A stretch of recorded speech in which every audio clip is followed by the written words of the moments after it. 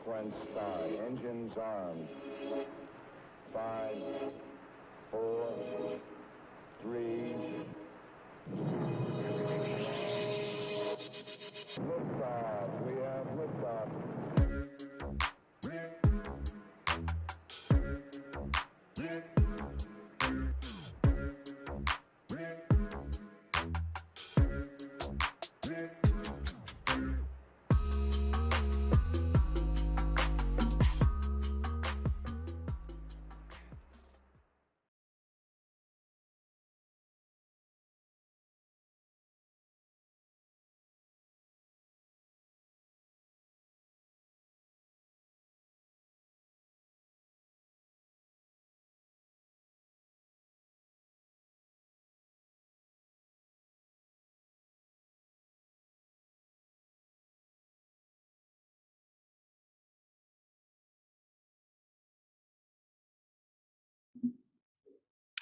Hello and welcome to the 5th annual Citruspace. I hope you guys are all excited. We are all excited for this special GDSA alumni 5th annual Citruspace. So yeah, gonna share a little presentation. But yes, welcome. Hope you guys are all doing good today. Okay, so what is Citruspace? So Citruspace is a free event that the GDSA, the Graphic Design Student Association, hosts every year at UCF. This is the 5th annual one, so yay, let's celebrate. But yeah, so this event is focusing on connecting the student body and our members of GDSA with working professionals in the graphic design and creative field here in Orlando. This year, our conference is virtual like last year's, but we are still excited to feature an all alumni cast today of speakers. So that's very exciting. So we're going to explore different possibilities of design opportunities, connect with our peers and professionals, and create meaningful design pieces that can enrich not only your portfolio, but can inspire others in the design community. And if you wanted to find out some more information, you can just go to www.citruspace.com and just check out our website, and then we have even more information on that. So just to run down on our speakers today, we have Kathie Baptista. Kathie Baptista is an art director and brand designer with her own creative studio. She just launched her website this week, so go check it out at Kathie. Okay, yeah. And then Mitchell Bernstein is an AI design lead at IBM Watson Studio at IBM, and he is reshaping how people build artificial intelligence. Vanessa Flores is an illustrator and worked at Scholastic Book Fairs for several years, and then she got inspired and is now designing and illustrating children's books as well. So that's very exciting. Matt Verdier is a designer and illustrator who strives to use subtlety and balance to convey big ideas in sophisticated ways. And he owns his own company called Just Okay Company. If you've seen it, it's got some really cool stuff. Yeah.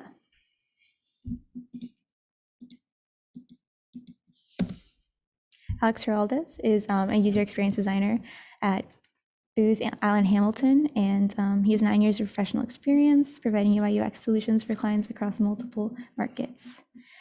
And Alayna Sibille is a designer and owner of her company, Lost Luck Company. Kaitlyn Osorio is a hand lettering artist with a passion for bringing brands to life. And Jeremy Fogleman is a senior designer at Human Design with a specialty in branding and package design. So we are very excited to have them. Here's basically a schedule for today. We have our countdown and our launch, and then, here we are starting the event, explaining everything. Then from 10 to 10:45, we're gonna have Kathie Baptista. 10:50 to 11:35, we're gonna have Mitchell Bernstein. 10:40 to 12:25 p.m., we're gonna have Vanessa Flores. And then we're gonna have a break for lunch. And so for our PM session, we're gonna have Matt Verdier, Alex Heraldez, and then our final alumni panel presentation with GDSA alum, Alayna Sibille, Kaitlyn Osorio, and Jeremy Fogleman. So yeah, we're also happy to announce we have our merchandise available for sale on citruspace.com. So we have a sweatshirt for $45, a t-shirt for $25, and then bag or a tote bag for $10. And if you purchase them all, it's only $75. Great deal. Basically get the tote bag for free. So yeah, go check it out. Yeah, so we'll be right back in a second and we're gonna get started. We're so happy to have you guys.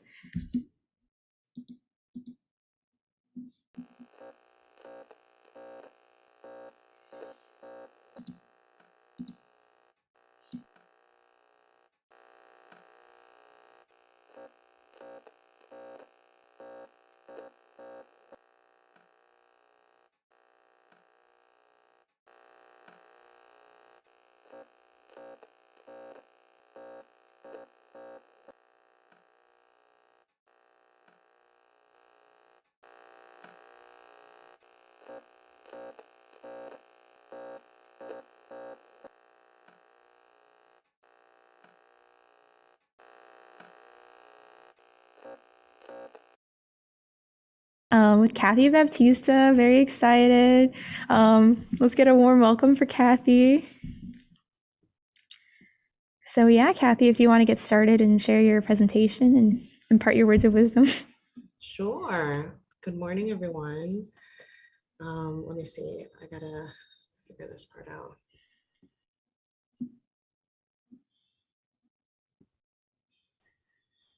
Okay. Is it working? Do we see my screen? Yeah, I see your screen. Are we good over here? Are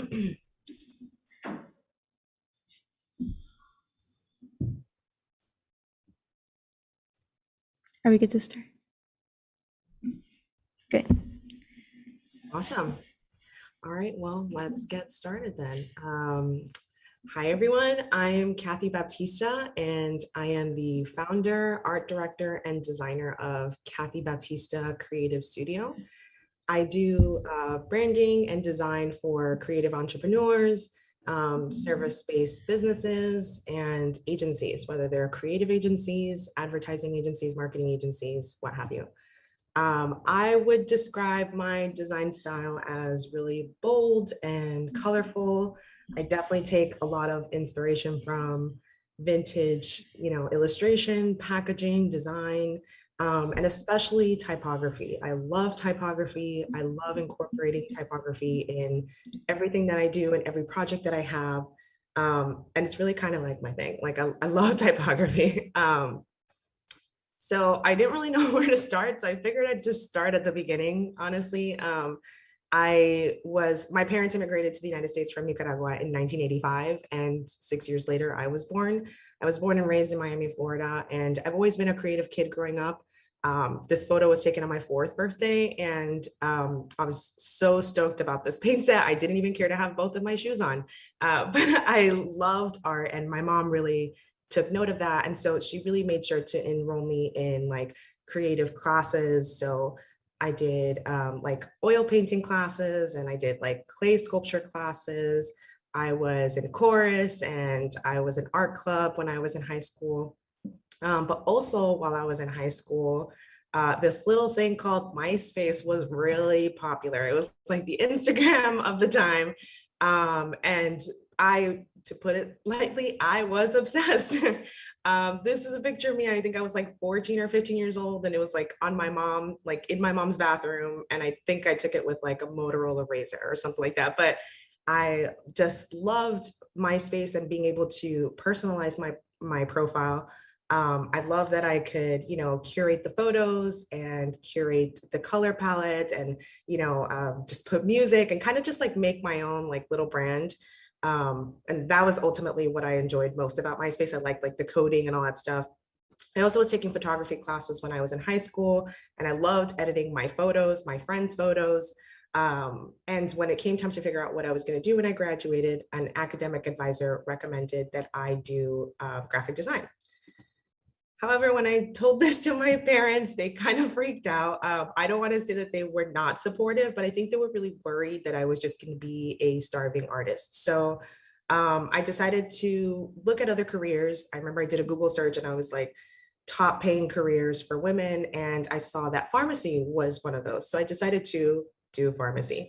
I enrolled in all the classes. I got all the biology classes, chemistry classes. I even got a job as a pharmacy technician. And I did this for about a year before I realized it was not for me. I was not good at studying. I was not like just grasping you. I just really struggled. I just was not that great at it. I hated my job. People are awful to you in a pharmacy. And after a year, I just kind of gave up. I decided I was just going to pursue graphic design. That's what I really wanted to do. I dropped out of my university and I enrolled in a local college and decided to just take design classes. After a few years, I got accepted into UCF and I made it into the graphic design program. And this is UCF graphic design class of 2014. Nice little bunch here. Love all these people. Really early on though, once I got accepted into the graphic design program, I heard about the AIGA mentorship program and I was like first semester, junior year, I applied, I got in, and honestly, I probably should not have been in. Like the level of skill sets that I had, I was super elementary in comparison to a lot of the students that were in the program. But I will say that the program was a huge opportunity for me to be able to learn about the different aspects of design and learn about different areas of design that you can get into. I learned a lot about the Orlando creative community. I had no idea just how talented everybody here was. We got to go behind the scenes at Rifle Paper Company and we spoke to Nick at Mama Sauce. We went to Purple Rock Scissors. It really was an amazing experience.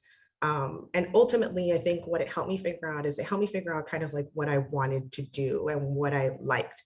I knew I liked like vintage art, vintage typography, vintage design. So for the mentorship program, and I loved lettering. I actually was like getting into lettering a lot in this time. So for the mentorship program, I decided to do a time capsule. And inside the time capsule, I just filled it with these little quirky little things that just were vintage inspired, like an old ticket stub or a telegram, that just kind of gave a little bit more information about me. I had my resume and a few pieces of my portfolio. And then when you flipped it all over, it became a typography piece.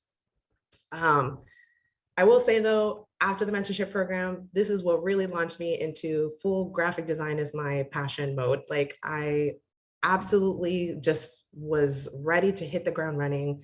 I got my first job at Career Services in UCF, and that was really cool. I learned a lot. It was a great first job. I got to work with a lot of different people, a lot of different departments.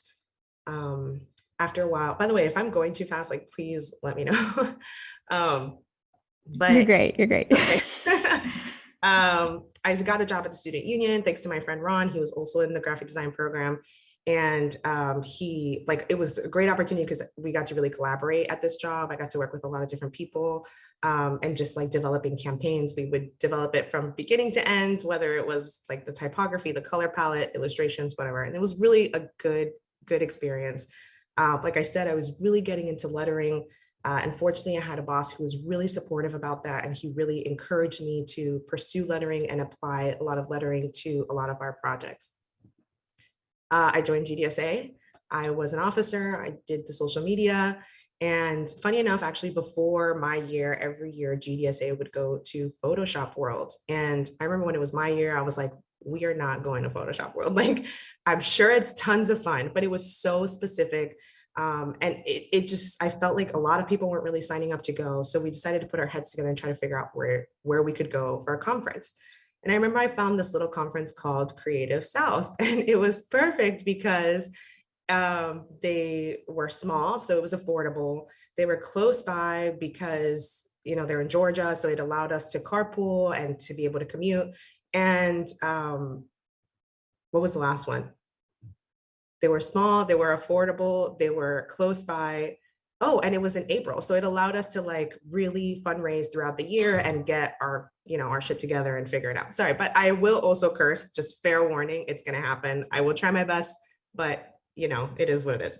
So anyway, we decided on Creative South, pulled the strings, and that was actually the first year that we got to go. It was a small little group, and I remember we all had such a good time. We were just so inspired. We really, honestly, it was a really great experience, and we all really bonded. Truly, never forget it. Throughout my senior year, I really just decided to keep pushing the lettering. I tried to incorporate lettering in any projects that we had, and I really wanted to beef up my portfolio so that when I graduated, I could get more lettering jobs in the future. So that was my school time. After I graduated, I moved to Charlotte, North Carolina. And when I moved, I knew no one and I had no connections and I needed to get a job. So I did this thing that a lot of people nowadays like to call shoot your shot. And I essentially just sent out cold call emails. I sent it to anywhere where I potentially thought I could work, whether it was printing companies or whether it was magazines or stationery companies. I knew I wanted to work with paper and print. I wanted something that I could use lettering in. And I, at the time, was really interested in the wedding industry. So I sent a lot of emails kind of like this. I basically was like, hey, my name is Kathie. This is what I do. This is where I'm from. I'm moving. You got a job. You know, like, I like what you do. I want to get in the industry. Here's my resume. Here's my portfolio. Check me out. Hit me up. Sometimes nobody responded. Sometimes they would respond and they would say, hey, thanks. We're not interested. And then sometimes they would respond and say, hey, thanks. We like what you do, but we don't need you right now. We'll keep you in our back pocket. And that's kind of what happened in this situation. This email was to Charlotte Magazine. I was just like, you know, they responded and then I didn't hear back. Then a couple months later, I got an email from their art director and they were like, hey, we remember you sent us an email. We want to get you for lettering and illustrations for our September issue. This is literally the email. She essentially was like, this is the project. She gave me details about the project. We don't have the final information. The budget is this, and the deadline is June 24th. If you notice, she sent this June 12th. I had literally 12 days. But I was freaking out when I got this email. I had just graduated. It was an amazing opportunity. I didn't know how I was going to make it work, but I would figure it out because I didn't want to miss out on this. So I spent a lot of like sleepless nights, just, you know, working on this. And in the end, it all really worked out. I got to be in a magazine and my photo was in the front, and my parents, they were like so excited because they finally were like kind of getting it. They were like, wow, she's in a magazine and it's like a thing. And honestly, it was really a great first freelance project because I got to learn so much about Charlotte. It was a new city for me. And it was like, I was introduced to the city that I was now living in. And it got to be on the cover. So it was really cool, even just seeing it like in public in the grocery stores. It was really ultimately like an amazing experience. Through this connection too, I got more jobs, you know, like just from this single cold call email. I got to do another cover for them, and I got to do another spot lettering piece for another article. So it was a really great connection that I was able to develop. Another one of these cold call emails was to an art director at a local agency in Charlotte. And she actually emailed me back immediately. She was like, actually, I have a project right now that I need lettering for. This company called Natalie's Orchid Island Juice Company. They're wanting to redo their labels. They're really popular in this store called Publix, she says. And I was like, the Publix? Because there's no Publix in North Carolina. I mean, at the time there wasn't. They were about to build their first one. And I was like, these are in Publix? Oh my gosh, like I know all about Publix. I'm a Florida girl. But basically they wanted to go with a more hand lettering route.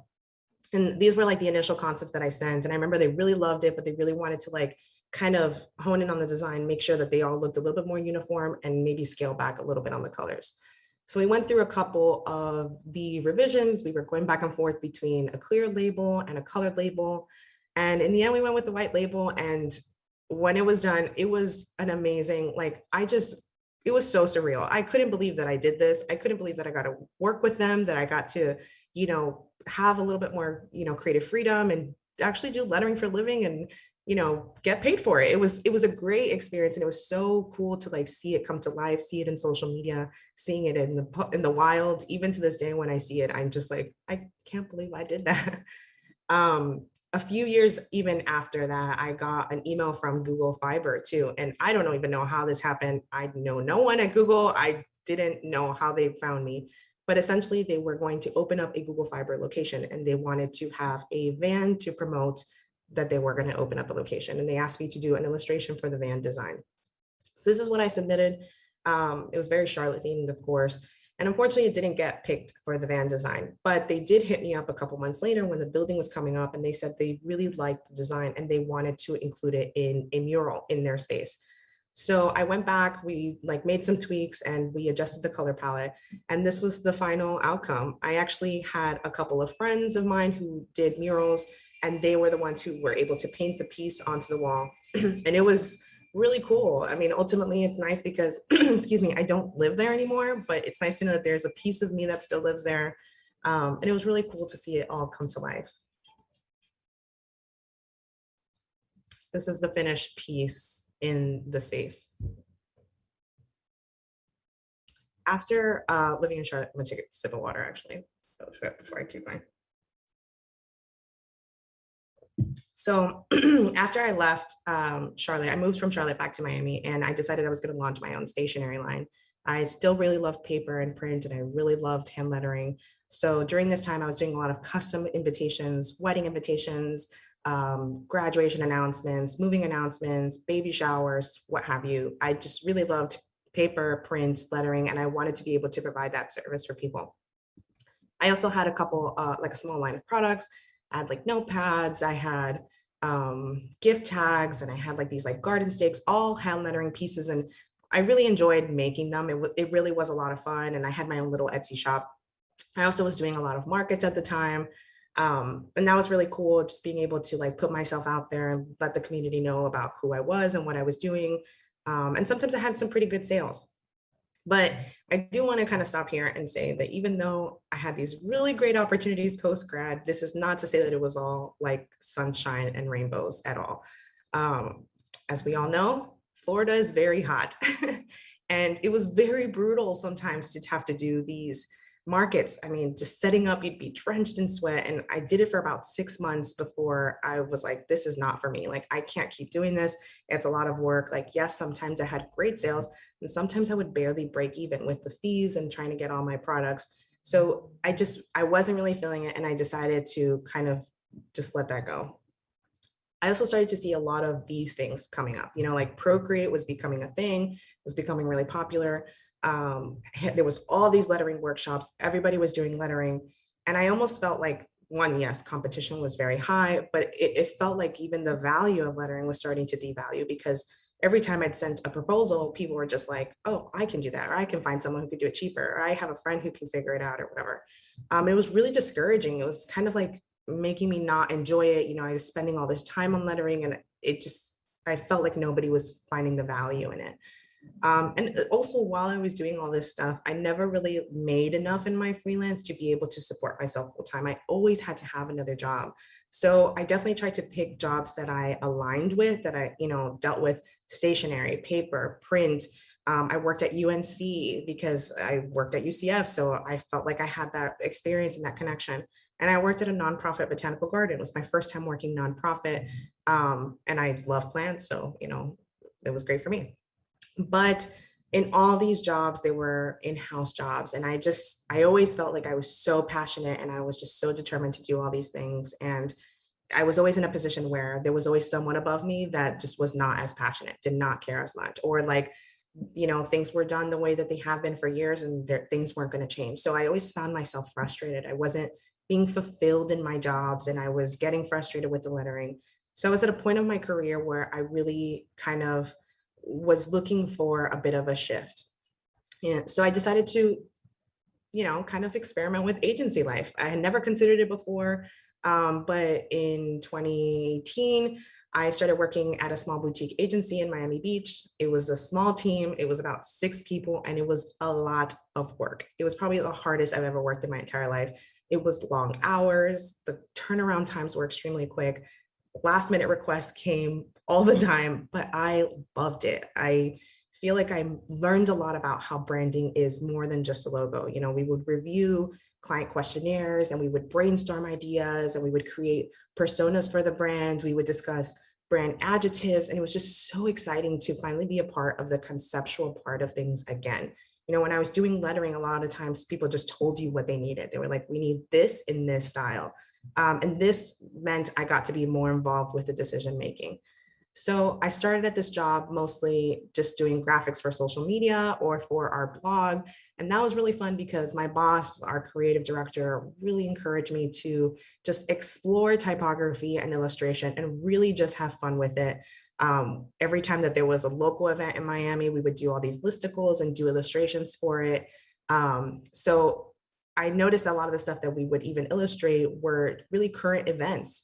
So it was either cultural or political, and the experience really taught me to use art as a medium to be able to take a stand, prove a point, raise awareness, or whatever.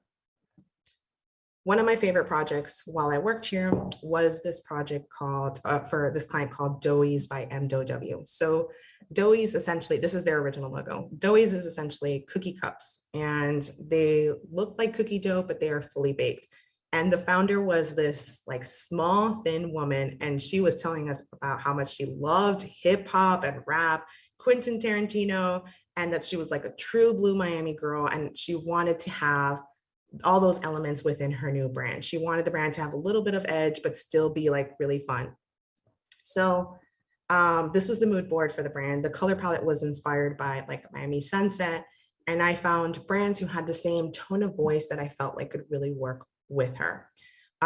So I was researching hip hop artists and rap music and all that stuff. And I noticed that a lot of Cooper Black, the font, was used in a lot of, photography and t-shirts.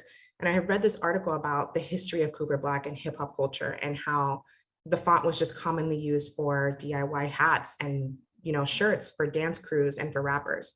So I really wanted to incorporate that into her brand. So this was the final logo. I designed it with Cooper Black, but I squished all the letters together so they felt all ooey gooey. And adding the drop shadow to the logo just made it really stand out and gave it a bit of a like retro vibe. The color palette really allowed it to be cool and casual, or colorful and bright, or dark and edgy if you wanted to. But one of the biggest things about this brand was definitely the messaging. It was filled with hip hop lyrics and references. And I remember that one of the biggest issues that she was having was that she said that a lot of her customers didn't know if the product was baked or not. So it was fun to be able to communicate that in a cheeky way that was also really memorable. It was really fun to be able to just develop the brand into a lot of elements, such as like the marketing cards and the merch, being able to develop it for social media and photography, and even just developing the packaging items for them as well. So this was a really fun, it was like one of my first like branding projects at this job, and I had a great time working on it. The other project that I really enjoyed there was for the Jill Zeter Group. Excuse me. And the Jill Zeter Group, they are powerhouses in the real estate industry in South Florida. They deal with multi-million-dollar homes in Miami Beach, billion-dollar homes. And they were essentially dealing with a merger where it was 3 real estate families that were combining into one.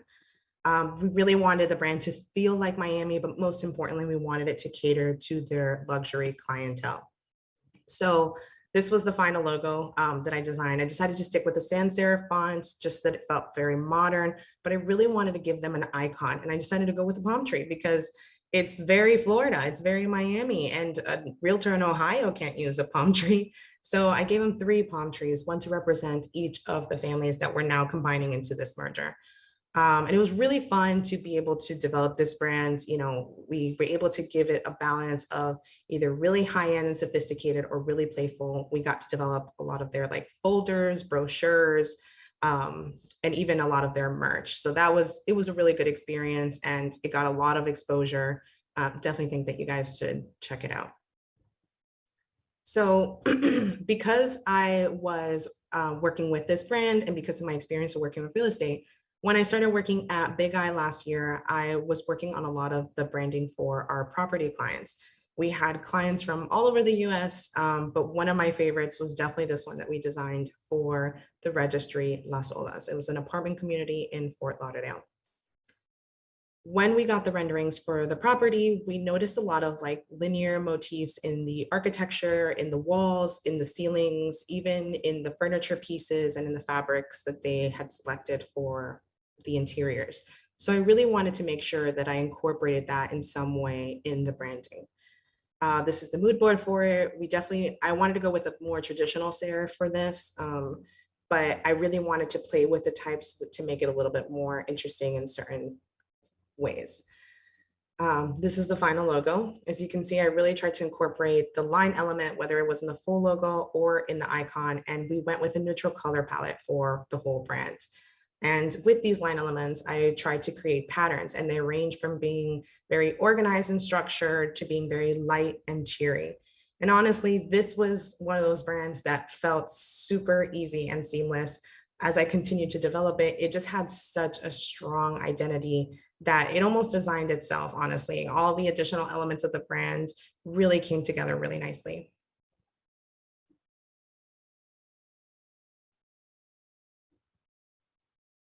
So now that brings me to freelance. I don't know how much time I have. I'm just going. So in between my agency jobs, I actually was without a job. It was in April of 2020 at the height of the pandemic, and I didn't know what I was going to do. I hadn't freelanced at that time for over 3 years. I hadn't done lettering.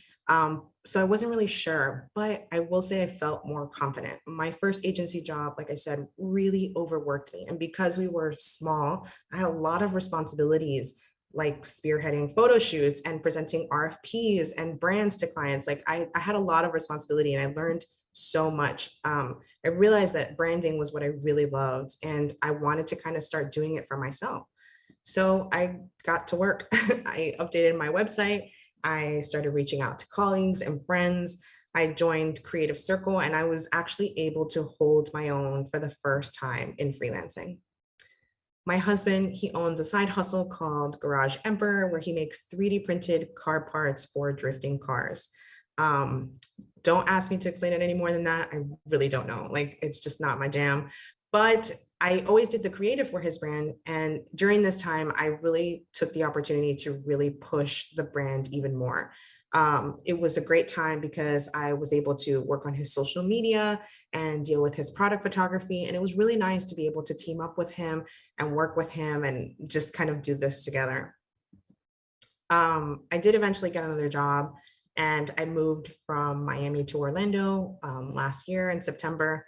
I really loved my job and I really loved my team and I loved the work that we were doing. But if I'm being honest, I always felt sad that I was so busy at work that I couldn't pursue my own stuff. I kind of had to take a bit of a hold because I was moving and settling in and doing all this stuff. But I missed it. I was so excited about what I had been building last year and I felt like I was not giving it up, but I was putting it on the back burner for too long. So in March of this year, I really manifested and I was like, I'm going to start taking on clients again. And it genuinely felt like the universe was speaking to me because I just started somehow getting emails from people, other creatives that wanted to collaborate, freelance requests, and just like all these opportunities. I got to do the branding for my best friend. She owns a copywriting studio and there's so much intention in these brands. That's ultimately, I think, what I've learned in my experiences, just to put more intention in the branding. But this was a great experience. I got to design the branding for a dating app. So that was really cool. Never done a dating app, so that was fun. Never even been on a dating app. That might sound like a flex, but I don't even know how they work. So it was kind of cool to be able to do the research for it. This is a sneak peek at some unselected concepts for a secret client, but I still want to be able to share with you. It was just a great opportunity for me to be able to use typography and do something really cool for a brand, a really big brand that hopefully you guys will see in April of next year. And I got to work on branding for a business that provides stock market courses and education for the Latinx community. So I was really getting to the point in my job where my job and freelancing was way too much. And I decided to just do freelancing again. But since I had a job, I really wanted to do it right this time. You know, like I spoke to a lawyer, I got all my contracts that had just been like a mix of old contracts and things I found on the internet. You know, like I got a lawyer to really clean it up and look over it. I spent months setting up my systems so that I would just make sure that my entire client process was seamless from beginning to end. I opened business bank accounts and I hired an accountant to keep track of my books. And I registered my business as an LLC. And in September, I officially took the plunge and I quit my job and I'm now running my business full time. So it's scary, it's exciting, but ultimately I finally feel like I'm exactly where I need to be. So I'll end it with this. I created this graphic a few months ago and I had posted it on my Instagram, but essentially when I graduated, I thought I knew exactly what I wanted to do. And I'm not gonna lie, when things weren't working out, I felt like I was failing, but thinking back, Everything that I did, every job, every client, every opportunity led me here to where I am today. Sometimes I had to do jobs and work for clients that I didn't really want to work for, but it was an opportunity to learn. And I was forced to adapt and to shift and try new things. And I had to do that a few times before I figured out what I really wanted to do. And who's to say that I don't do something else in a few years? But ultimately, I think the important thing is to always be open to what life is bringing towards you and to always be open for change and see every opportunity as an opportunity for growth. But that's it. Thanks, everyone. Awesome. Thank you so much, Kathie. That presentation was amazing. Yeah, it was really great and inspiring. Yeah, I think we're gonna open it up to like questions in the chat. I know we've had a couple already come through, but I want to start with a question I had for you. Okay. First off, like I love your style. It's amazing. Like bold typography and like bold colors is my jam too. So I really love seeing how playful and fun it is. Thank you. Huh? Huh? Oh, they're asking for me to tell you to stop sharing your screen. Yes. Sorry. There we go. Okay. Are we good for questions?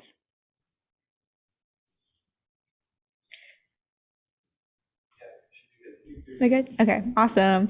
So yes, we have a lot of good questions from the chat. Chat was very active, but I want to start off with a question I had for you was like when you said when you're branding something, like designing and branding with intention is what you really learned. And I just thought that was like such a beautiful way to put it.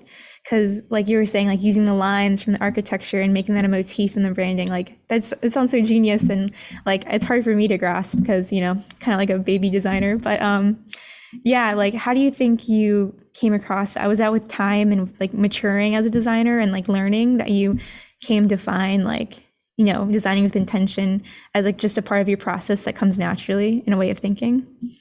I feel like at this point it does come a little bit more naturally. It definitely was not something that I maybe started in the beginning. You're just like, I need to make something that looks cool. I need to make it, you know what I mean? But I think when I started doing that, I mean, just being as a creative, I kind of like started, you know, like, oh, what if I did this? What if I did this? Oh, I noticed this, but I kind of want to take that and do this. I noticed that when I did that, when I started being more intentional, that's when the clients started being more responsive to it because they felt like they were being heard. They felt like I was listening to them. I was specifically looking at them and what their needs were. And for example, a property, I was looking at their specific property. I wasn't just giving them a logo. I was making something catered to them. So I would definitely say just to consider that whenever you do design or you do branding and logos, just kind of think of like, okay, I can make something cool, but how do I make it, you know, connect with this client? How do I make them feel like, oh, that's right for me. That's exactly what I wanted, or maybe not exactly what I wanted, but like it very much aligns with what I want to do. It's also about asking the right questions too in the beginning. Every project that I do, even when I was in an agency environment, there's always a questionnaire. And we ask a lot of really in-depth questions. What if your brand was a person, you know, what would they eat? What would they drink at like if they order a cocktail, what would they be wearing? And I think that all that kind of makes you think of the brand as a person. So when you design, you're designing almost for like a person, basically.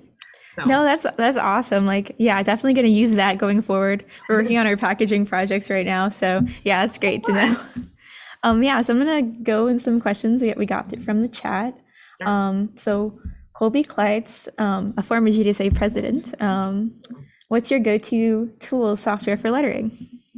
I actually, like I said, haven't been doing lettering in a long time. I didn't even use Procreate. I swear I started using Procreate probably like a month or two ago. Oh, really?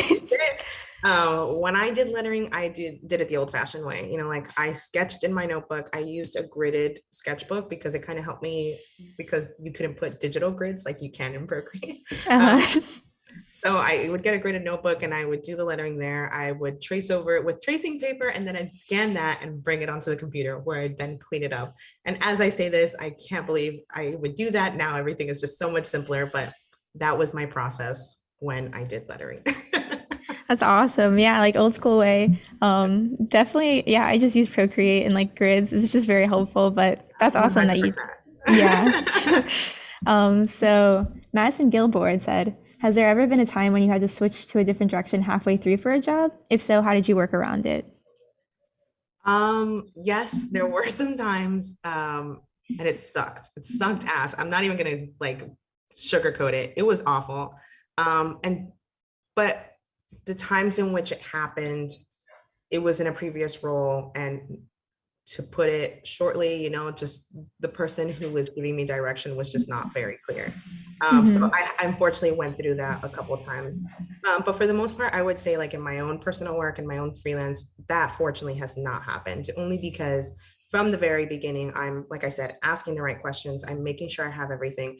And if halfway they want to go something completely different, then at that point, like it's extra money, it's extra revisions, because we've already done all the work. If halfway they want to like switch things up, it's like either they don't know what they're really looking for, or maybe I'm not the right designer for them. But fortunately, I have contracts and fees to help me Yeah. back me up for all that, and it hasn't really been a problem, honestly, in my own personal situation. Awesome. Okay, so Crystal asked, what's your favorite part of the design process? For example, sketching, mood boards, etc. I would say I spend a lot of time in research. Before I'm even designing anything, I am diving deep into like Pinterest boards, images, photography, all that. I would say that that might be my favorite part, just because I really like just like seeing the possibilities and all that. And then when it comes to actual brand development, as I'm coming up with concepts, like I'm trying options and options. Like I am searching for typography, and sometimes even just searching for typography will take me hours. I'm looking on websites, I'm trying different options. So the whole development process of the like actual logo, execution of the logo, is probably my favorite part. But I guess my top favorite part is probably my presentation to my clients. I don't know what it is. It's just like seeing the excitement on their faces, and like when I see them register like everything that I did and all the intention behind what I did, that's probably the most satisfying feeling, I would say. No, Yeah. that's awesome. Yeah, I feel like once I put like things into like a full presentation PDF and I'm clicking through in presentation mode, I'm like, wow, I can sit back. The work is I like did that. displayed. Yeah. I know it's like you like I don't know, the design process takes over your body for a couple of hours and then you can sit back and enjoy it. But yeah. Yeah, definitely. Okay, so Carolina Dominguez said, what was the most challenging when you were starting your career after graduation? I think what was most challenging was that in my particular position, I was kind of the breadwinner, to put it lightly. Like my husband or boyfriend at the time, he was going to school. That's why I moved to North Carolina. He was accepted into the University of North Carolina, and he was going to be in classes, so he wasn't really able to work. So it meant that a lot of the responsibility financially fell on me. And I think that that made it really difficult, because I was just starting out. I was just freelancing, and I was not getting projects like I'm getting projects today. It was like here and there. So that definitely put a lot of pressure. But I would say, because I had jobs, it wasn't really that bad. Like I at least had a stable either part-time or full-time job that paid my bills. So I think that was probably the hardest part in the beginning, just trying to get work, trying to be okay and not live like a college student, even beyond my college years. But there were some hard times, but eventually, like, things fall into place. I think just making sure that you have a support system and community, I think, is the biggest thing, because that's ultimately how I even got the positions that I got, either through cold call, emails, or through making connections with my community. They really helped. Like people would put me in touch with someone, or like, hey, you should meet this person. They have an agency, blah, blah, blah. So I would say that that was the toughest part, but community definitely helped. Awesome. Well, yeah, that's great. Do you think being in GDSA and really involved while you were in school really helped you as well once you graduated? Oh, hell yeah, 100%. I mean, I feel like if I wouldn't have moved, it would have been more beneficial, because I would have stayed here in the community that Uh-huh. I built. But still, it was really helpful, because I was in GDSA, even just like my classmates, like I was able to like push them to get involved. And we all like became really close. So now they're still like my friends to this day, most of them. Um, and even just like the connections that I made with AIGA, and them connecting me with people in AIGA Charlotte. And like my first year in Charlotte, I actually was on the AIGA Charlotte board because of that. Wow. Because Victor actually put me in touch with Adam, who was in, I can't remember, I can never pronounce his last name, but Adam in North Carolina. And he introduced me to the rest of the board, and he was like, you should join us, blah, blah, blah. And the connections really made a huge difference in my whole path. That's awesome. And that's crazy that you set up the tradition of Creative South. Like, that's amazing. Like, we're really excited to hopefully go this year because they've kind of been like, off because of COVID. I know. And honestly, it's been every time I've gone twice since that one time, and I always see GDSA there, and it makes me so happy to see everybody there, like just seeing that the tradition was kept alive. And just even seeing the impact that Orlando has now on Creative South, like I almost feel like it started up a lot of people wanting to go from Orlando to Creative South. So it's always really cool to go and see just what a little decision change made, and like the impact of that. No, definitely. That's awesome. Like, yeah, I feel like my time at UCF has just been hearing about like how great Creative South is, and everyone's like so excited to go. And like our point system is set up. Yeah, I know. But yeah, that's awesome. When I heard that, I was like, oh my God, you did that. So yeah. Okay, back to the chat. Lauren Alvarez said, hey, Kathie, what would you, oh, wait, no, I just read that. It's like, it was the same question. Sorry, I'm reading a doc. Okay.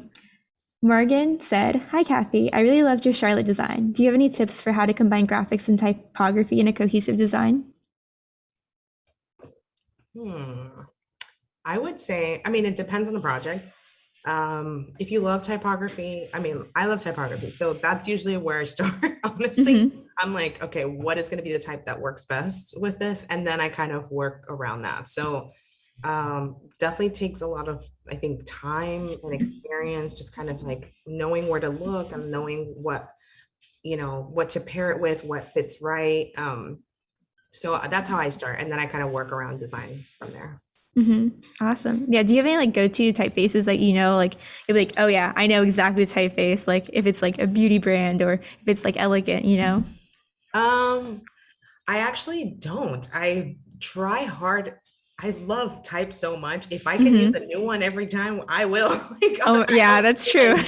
I try not to stick with the same ones too, because I also think about how, to be honest, I know it's selfish, but I think about how I look at my portfolio, and if everything in my portfolio looks exactly the same with the same font, it's just not like I'm going to look like the same. So I definitely try to choose typography that is true to the client, that will fit the client. Like in the end, I think that's ultimately the goal. We design and we want to create things for ourselves, but ultimately it's for the client. Like this is what the client has to live with for years or forever, honestly. So I try to pick type that fits with what I'm working with the project, with the client, with the product, whatever it is. But resources, I love Typewolf. Typewolf is amazing. I literally look for a lot of my fonts there. I have a whole folder in my bookmarks of just like type foundries that I have found throughout the years. And I just like will go through each one and just kind of like type out a word and look through each one and kind of figure out, okay, I like this, but I might want to change the A or whatever, it's definitely a process. Oh yeah, I've definitely spent like 4 hours just scrolling through Adobe fonts and just looking exactly what I needed. So yeah. Okay, so Taylor said, hi, Kathie. It's so inspiring to hear your progress. If you could give one piece of advice for a junior in graphic design, what would it be? I would say for a junior in graphic design, I would say look for design inspiration that's not design. That's probably like the biggest thing. I always find inspiration through a lot of different things. Sometimes it's design, but sometimes it's just like things out in the world, like signs that I see, or, the way that the sun hits a building or whatever. I don't know, like try to think or find inspiration in things that are not just design, because I think that will make you a stronger designer, because you're bringing in, elements of life, elements of the world into your process, as opposed to just being strictly pigeonhole design.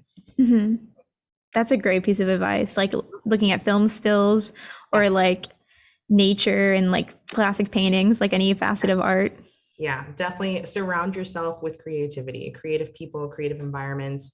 Yeah, I would say that's my biggest piece of advice as a junior. Awesome. Thank you. Okay, so Emily said, "Hello, Kathie. Your designs are beautiful. My question is, where do you find most of your connections? Through school, work, or in real life?" Lately, it's been a lot of social media. So social media is a little weird for me because I feel like I come from the generation that didn't have social media for a while. And then now we are on it and we are tech savvy enough to figure it out, but still not on it 24/7, like a lot of like the younger generation. Mm-hmm. But so it's been really hard for me to like really be, I guess, authentic and put myself out there in social media because that's just not how I grew up. Honestly, I remember like growing up, even like putting pictures of myself and like a boyfriend on MySpace. Like my family was like, "Oh my God, people are gonna see that. You can't have that." It's just like, now who cares? Really, who cares? Yeah. So that's been a bit of a challenge, but that's how I've gotten a lot of my connections now, just putting myself out there on social media. And when people reach out, actually talking to them, like making friendships and making connections. That's how I've gotten a couple of my last jobs, just people who found me on Instagram where we're just talking and then they're like, "Hey, I have a project. I'd really love to work with you." And I'm always just like, "Fuck yeah, let's do it." And it Yeah. works out. Awesome. So through that and like through friends too, like if you're involved in the creative community, you're going to events, you meet people and they will connect you to someone else. So definitely, as scary as it is, networking is a big deal. Yeah, definitely. I would agree. Like, yeah, being involved. GDSA is great. Yes. Just being here and like watching this because we have amazing designers like you and everyone else today, like imparting your wisdom, and you all started here either at GDSA or UCF in the graphic design program. So that's really cool to see where you guys have like grown and like branched out and moved Yeah. like with your career. So, Yeah, definitely. so Daniela said, "Hi, Kathie. Your presentation was really inspiring. What would be an important tip when beginning a branding project?"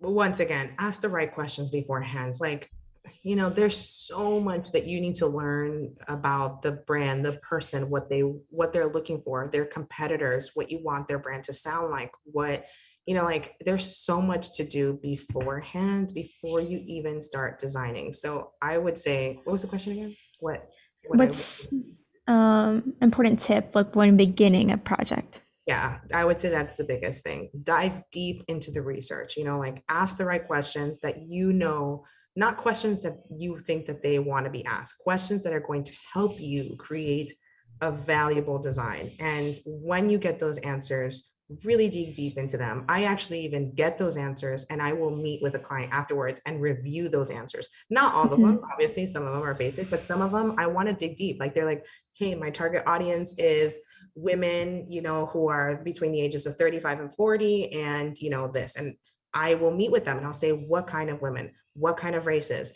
what was this ideal woman's experience before they used XYZ product?" I ask those deeper questions because that kind of helps me get in the right mindset and figure out what is the right branding for them. Yeah, definitely like, yeah, I guess just preloading like the preparation for it can like really help you like get into your design. Like when you start designing, like you have everything set up and you have like that intention like you were talking about, which I'm gonna think about that for the rest of the day. I just feel like intention in my design. Yeah, awesome. I think we have time for maybe one more question and then I think that's the rest, like the end of our time, sadly. Yeah. But Shane Rose said, "Hello, Kathie. Your work is amazing. What is your best advice for needing to do a quick turnaround time on a project?" I think it depends on the project. I will say nowadays with clients, sometimes it happens. They need quick turnarounds, but I do kind of limit it to be at least manageable for me as a designer. And I think that that's something part of the mindset that of us as designers, we're so either excited and we want the work, we want the job, we want the client that we're just like, we say yes. But also be realistic about what your needs are to even successfully accomplish this. So if it's a quick turnaround time, like I bump those fees up one. I'm just like, I can do it. If I realistically can, I can do it, but it's going to cost you a little bit more. And if they're still into it, then that's when we like run full force and kind of do it. I definitely like make them my full priority. If I have other clients, you know what I mean? Like they might take a bit of the backseat. I don't tell the clients this, obviously, but like some of the things will take the back seat and I will focus solely on that. But definitely I don't take on like, hey, I need this tomorrow. Hey, I need this, by the end of the week or whatever. And they're emailing me on a Wednesday. I don't do that anymore. It's setting me up for failure doing that. I believe, Mhm. you asking me for a quick turnaround time, unless it's like obviously really fast, but if it's a big project, I just don't do that anymore. Sorry. Uh-huh. No, definitely understandable, but yeah, definitely charge more if like you can do like great work in a short amount of time. Like that's 100%. more effort. It's definitely about like making sure that your client understands your value and your time and that they Hmm. respect it too, because in the end, they need you. Obviously, they need you to do this. They need you to provide this, create this. And yeah, they can go to someone else, but they came to you. And if they go to someone else, honestly, like Yeah. let them go to someone else because, sorry, I know this is on YouTube, so who knows? Yeah, it's fine. Flagged or No. something, but in the end, if they don't want to work with you because you're not going to spit something out in 24 hours, let them go. You know what I mean? They're not the right Mhm. client for you. That's Yeah, it. and I think what you were saying earlier about like your career path was like spaghetti and stuff like that. Like if everything's an opportunity and like ultimately turning that down might seem bad, but yeah, maybe in the long run it's better because it would have been like a nightmare client. Exactly. And maybe something, it leaves you open for something else to come up or anything like that. So Hmm. 100% agree. Yeah. Awesome. Well, thank you so much, Kathie, for joining GDSA today and talking to everyone and like giving your knowledge and experience in the field. We really enjoyed having you. Yeah, of course. Thank you for having me. I'm so excited to be here. And if anybody else has any questions, you can shoot me an email, follow me on Instagram, send me a DM, what have you. I'm here. And check out her new website that just launched. It's looking amazing. Thank you. Yeah. Thank you. So we're going to go into a 5-minute break, and then our next speaker will be Mitchell Bernstein, UI UX designer. So yes, everyone say thank you, Kathie. Hi, thank you. I will be right back.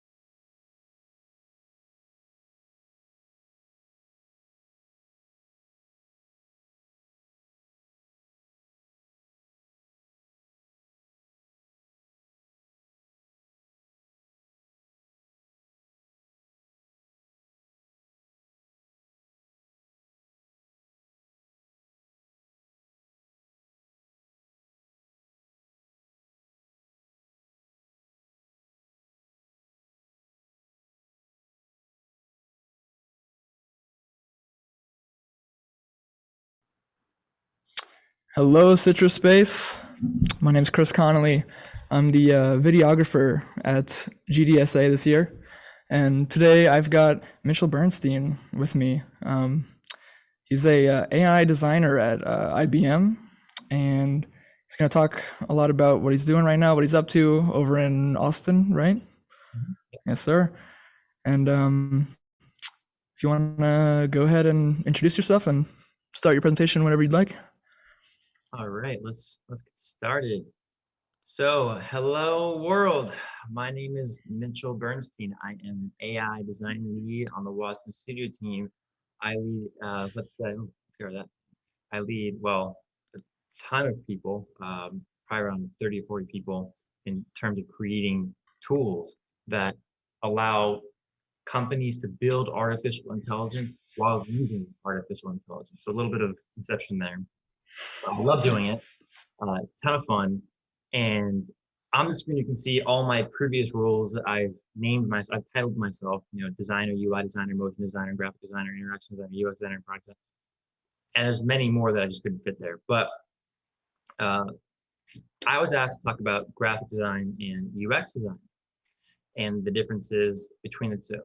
And I started listing out some commonalities, things that just came to my head, like what graphic designers focus on versus what UX designers focus on. And graphic design is typically like logos, branding, editorial, wayfinding, that kind of stuff. But then when I started to make the list for the UX design, which was like focusing on like software, making websites, focusing on the organization of objects, ethics, AI, different technologies, service design, I was realizing that there actually is very little difference between the two, which is why it's great that you're learning graphic design, because in my opinion, design is one of the very few industries that exists not for itself, but for others. Without other industries, there is no design industry. There wouldn't be a need for it. So we exist for the sake of the others to support the other industries. And that gives us a creative license to investigate and be curious, unlike the other folks. Because like if you're a doctor, you got to stay in your lane, right? You can't fix someone's head or do their heart, or to have a heart surgeon come in if they're a podiatrist. So that doesn't translate very well. You can't do that. And same thing with law or accounting or any of the typical kind of tropic roles and titles. But designers, we have an intrinsic value for others, but we have a hard time defining who we are. And here's a chart that I found online, which is not bad. It's just a lot and it's crazy, but this is just depicting the different overlaps of the different titles that people have in this industry, and specifically more towards creating software, I would assume. But a lot of this stuff also applies to stuff that you're doing.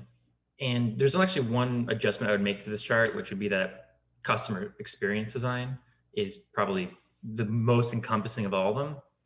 But just looking at this real quick, you can see there's a ton of different titles, but they kind of overlap, they kind of do different things. And this is only one company's perspective of what these titles are. If I was to apply this to IBM, which is where I work now, this would not work because these roles are completely out of line with what we do, because our company defined them a different way. There's not really a great sense of standardization across our industry. So I'm going to get into all that, kind of talk about my past and explain kind of how I wrestled with titles, because I think that that's important, especially starting out, coming out of college. I've had a lot of conversations with your professors about this and other colleagues at the time, and even to this day. But first and foremost, hi. I am Mitchell. I'm originally from Florida, moved to Texas. I was in San Francisco for a short stint, and I'll talk about that for a minute, but I have a pup named Zeus, and I work on the design systems and AI stuff at IBM. Design systems meaning the way in which we prepare components and patterns for all the software across the company. So all 1,000, 2,000 pieces of software, they have to go through all these patterns. They have to use these patterns so that they don't come up with their own. We have to help transition them off old patterns to new patterns and create something that everyone knows how to use without learning how to use it for the, like a tutorial. They just know how to use it right out the gate. And for the AI stuff, I actually helped create, and I can't show you, but it's coming out next month. So that's why I can't show you, but I helped architect the world's largest cloud-based AI-focused operating system, which connects every tool and every service at IBM together so that customers can collaborate in a shared space towards whatever goal they have. But not only that, the system that I created is modular. So as they create these containers of work, these collaboration spaces, it actually adapts to their needs using AI. So it's going to be really exciting when that gets launched. I also can juggle, and I'm a hula hoop champion of my hometown. And again, all my work's NDA. So if you want to learn a little more about how things work at IBM and how design systems work and how we scale it to new technologies that don't exist, check out my talk, bit.ly UX patterns. Thanks, Sketch, for giving me the bit.ly URL for that. But I worked with IBM and on behalf of Sketch to talk about how we use Sketch to handle all this kind of stuff at scale. And I know many of you are Figma users. We can fight afterwards if you want, but let me get into my story and how I got to here with Sketch, and then maybe we can talk later about Figma. So as everyone does, it probably starts out with some sort of digital experience where we did something on a computer. I did when I was 5 years old, drawing on this pre-Macintosh. It wasn't even a Macintosh. It was like a Apple Quadra 800 or something. And then iPhone came out. So I knew that I liked drawing on a computer. I knew I liked computers somehow. I didn't know what it was, but then the iPhone came out and I was like, boom, that's what I want. And I was walking around my middle school and I saw this kid, one of my friends, Aaron, I remember him, and he had an iPhone that looked really different. And I was like, whoa, why does your iPhone screen look so much different than mine? He's like, because I jailbroke it. I'm like, what does jailbreaking mean? And if anyone knows what that means, it was the most beautiful time, I think, in technology of the modern era, where we were able to use a new piece of technology that's been completely unexplored and experiment with completely wild ideas. And it was just such a magical, amazing time. And I got to make so many amazing connections at the time. And I was very much involved in that industry, or that group of folks back in the day. I was like, oh, I can make icons and I can replace icons. Oh my God, that's so cool. How do I make icons? Oh, Photoshop, boom. So that's how I got into Photoshop. That's how I got into, the iOS community. And then I met this fella named Sonny Dixon, who he was, now technically he can be considered a hacker. And he hacked some software that I was using to, understand some of the folder structure of the system, in the code. And so we bonded over that kind of geeky, nerdy stuff. And we actually created a company together to create apps. And he led me to my very first client, who was an MMA fighter. This is not him. This is another MMA fighter. I believe it's Puri. I don't know how to pronounce his name, but he just fought Conor McGregor. It was really funny because he won to McGregor. McGregor broke his foot, and this guy in the picture actually broke his foot earlier beforehand and was not going to fight McGregor. But my dad, being a podiatrist, actually fixed his foot so he can get back into the ring, which is great. So, anyways, so this MMA fighter, don't even know who he is anymore. He paid me $500 for 3 people to build an app that would help you learn MMA fighting. And I was like, oh my God, it's so cool. But like, I designed one screen and then my developer's like, yeah, I don't know how to do this. I don't know how to code. So not a very good developer, right? But the project fell through, we got the money, he never asked for it back, and he never actually contacted us back. So we were like, all right, I don't know. And then I got an opportunity to work on this thing. This is a new version of the icon.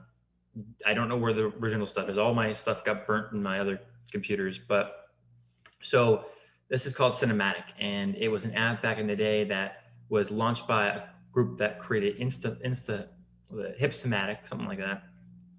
And they were a competitor to Instagram at the time. So that company ended up folding, opening back up, folding again, opening back up. But they paid me $2,000 to design, the icon, the menu, the first couple screens. I was like, what? You can make that much money off this? It took me 2 weeks to make $2,000. I'm like 15 years old. I'm like, this is insane. I can make so much money doing this. But I hated client work. I did it again and I was like, I'm never doing it again. Like I did it one more time. I was like, nope, I hate it. It's not for me. I don't like working one-on-one with clients. And this was me back at the time when I was, very young. So my perspective's changed since then. But so then I came across a group of folks, and if you don't know this logo, you should. They were another hacker group, a little more famous. And I got in touch with a friend who wanted to work with me on an app. And he's like, oh, I have a bunch of developer friends. They'll be fun. I'm like, okay. We got on Skype, and it's these guys. And I'm like, hello, what's going on? This is not a good idea. And they wanted to build, looking back, they wanted to build one of the scariest things I could ever fathom. And at the time, I didn't really realize, like, oh, cool, this is gonna be cool. This is cool technology. Yeah, nice. And they wanted to build an app that you can take a picture of something like a bottle of water, and you can tell how much volume the water is taking up in the bottle, how much does the bottle weigh, how tall is the bottle, what are the dimensions of it, et cetera. Not only that, they wanted to extend it to people. So they wanted to be able to take a picture of a person, have it connected to a network, and understand everything about that person with a single click. So similar to what China's doing, you know, with the social credit score, understanding exactly who people are and being able to monitor them. And we do this in the US right now. There's another company that does this, which has a lot of problems legally and ethically. And even IBM last year said, we're not doing any more facial recognition stuff. It's not good. It's not healthy for society. And so there's probably more reasons than being ethically sound. IBM didn't do it probably for profit, that they couldn't make a profit off it, but they were in the right direction and making the right decision to not move forward with that. So after designing it for a little bit, I was like, I don't think I can do this anymore. And I kind of hid myself and kind of stepped back a little bit from that group. Yeah, so it was the first time I realized that design, we actually have a say, but we also have an impact on people all around the world. And we decide, as well as people who are also working on, like developers and managers, we decide if it's going to be used for good or evil. So take that how you will. And then I got into Ringling College of Art and Design for a summer program for a couple weeks. It kind of helps them see helps us and them see if we're a good match for that school. And I loved it, kind of. I had a great time, but just gonna say it like it is. Hanging around a bunch of art kids and only art kids, it ain't for me. I love them to death, and they're some of my closest friends, and sometimes we talk, it's been a long time, but I wanted to be around people who were not thinking like me, that were in different majors, that were in different disciplines, and they can bring a multidisciplinary perspective to other, outlets that I was pursuing. So I kind of ended up leaving, although, like I was saying before the call, actually, I got to work with professors that worked on amazing, movies that they helped animate, like Nemo, Lion King, and whatever. And I got to actually learn stop motion animation, how to do that. And it was a wild experience. It was lovely. It was just not for me. Didn't really entice me enough to sit in the basement and do 3D modeling when, I could be out in the world talking to people. I was more of a people person. So I was like, can't do that, which led me to UCF. And had a really great time with these two folks and many of the other professors. But if it wasn't for that program, I wouldn't be where I am today. Plain and simple. If I wasn't there at the exact same time, it wouldn't be here. And the reason for that is because there's a lot of connections that you can make in college. You couldn't really make that many connections in Ringling. You go to Pixar if you're going to Ringling, or DreamWorks or whatever. But at UCF, you so many more connections. Everyone knows someone somewhere. And it was just insane. And I'm so thankful to have those and all the other professors to help make my career what it is today. But what ended up happening was a couple of Victor's students who graduated, they ended up getting to IBM's internship program. And they came back and they're like, hey, you got to apply. I'm like, what's IBM? I don't know what that is. I don't care. And they kept telling me. And then I ended up going to Las Vegas with Victor for an AIGA conference. And I met Jessica Hish. I met Michael Beirut. I met John Maeda. And absolutely mind-blowing experience. It's kind of funny.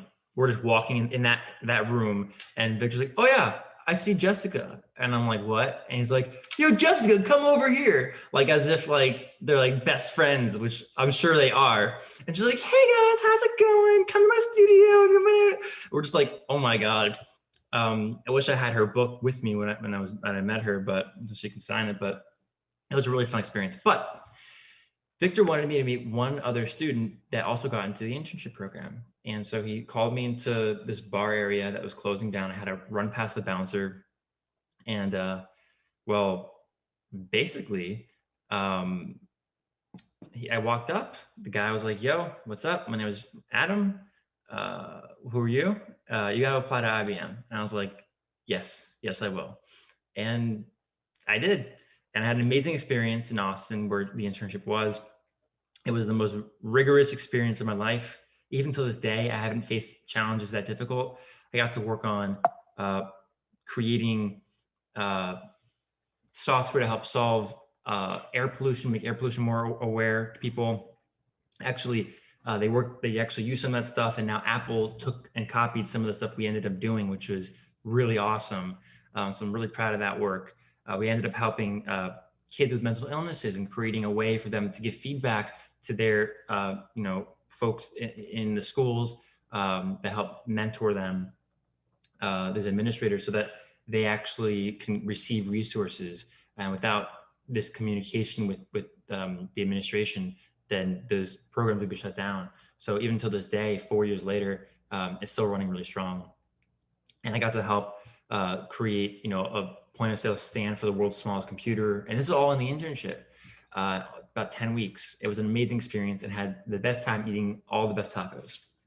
And then, eventually I landed at IBM, but I landed in San Francisco. They sent me to San Francisco, which was a decades old dream of mine to move there. Live the startup life, be with all the other tech founders. Wasn't for me though. Didn't end up liking it. After 11 months, I'm like, transfer me back to Austin, please. And I came back here. And now I work at the center of how IBM's focusing on AI, which is really exciting. And I do things like this. I draw on sticky notes and tape things to walls. And this is my coworker's apartment. We couldn't go back to the office because of COVID, but this is actually a really exciting pivotal moment in our career. We came up with this amazing idea of how to solve something, how to communicate it, and it worked out really well. We had a lot of fun at IBM. So, we're an enterprise company, but we go hard on Halloween. And I mean hard. There's a lot of drinking and a lot of dressing up. It's a lot of fun.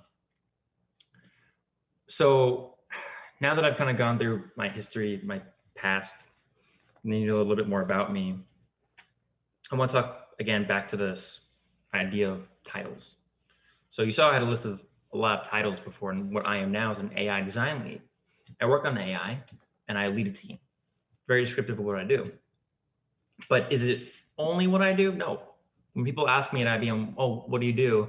I say I mop the floors and clean the windows, because anything somebody asks me to do at IBM, I do it, not because I don't know what to do, but because I'm at that point, or at least I'm exiting that point in my life, my career, where I needed to say yes to everything, get your hands on all these opportunities. So when I first came to IBM, we had a presentation, like an onboarding experience in the beginning, and the guys were like, look at all these things I get to do. And only because I said yes.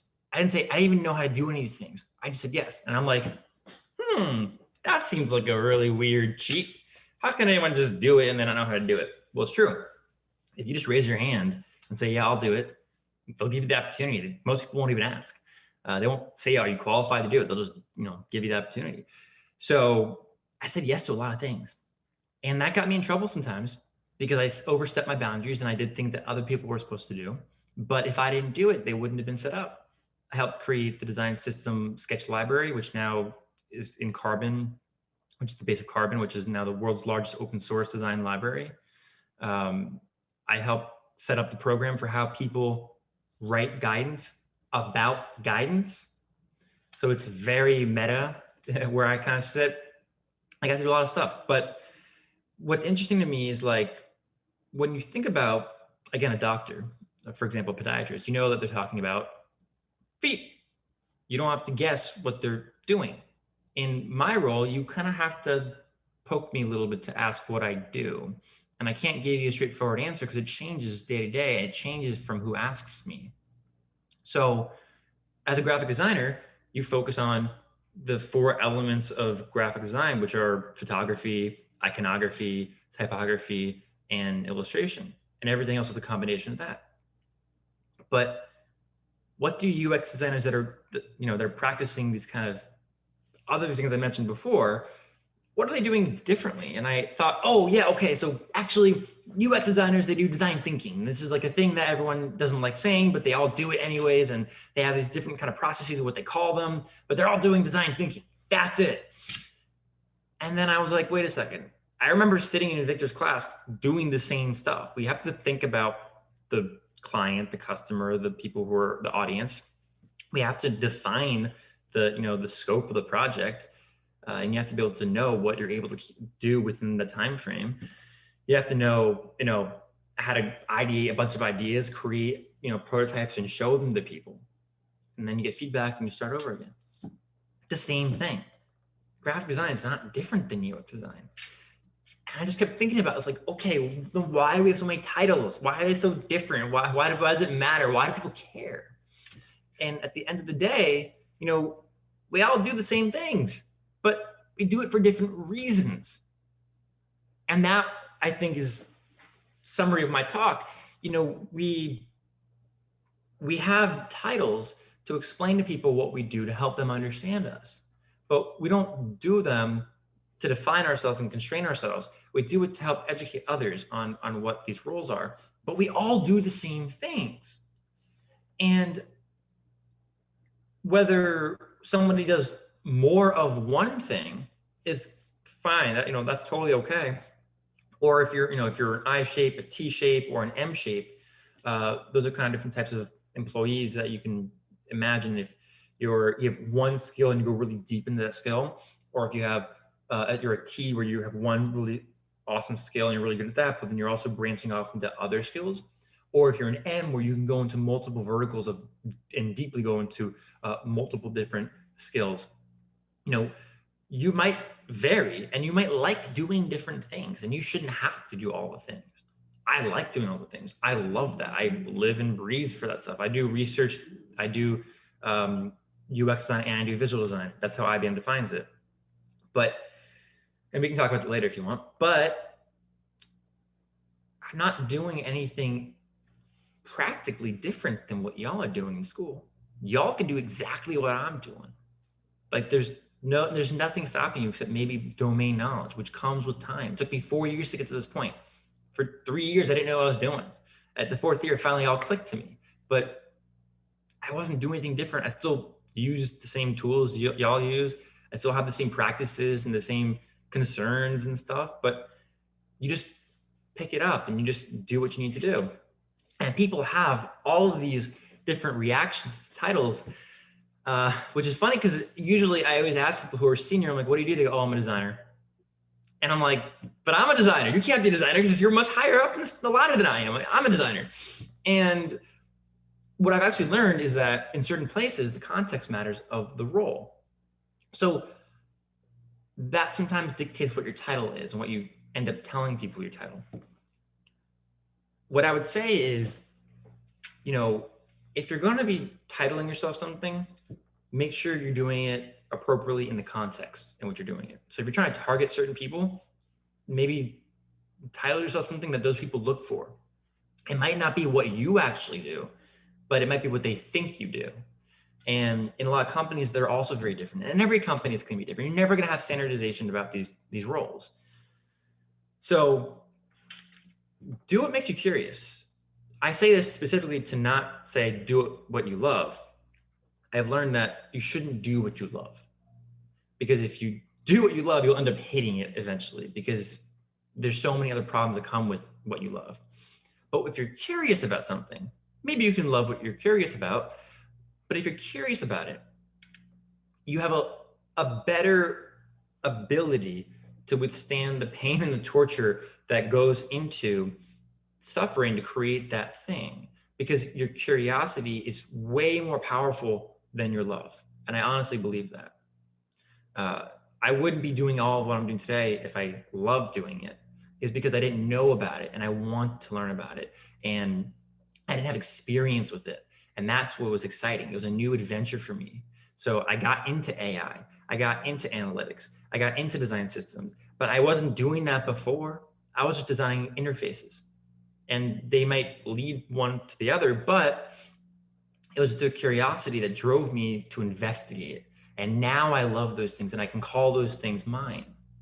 But I didn't start out saying, I love doing that, I'm gonna continue doing that.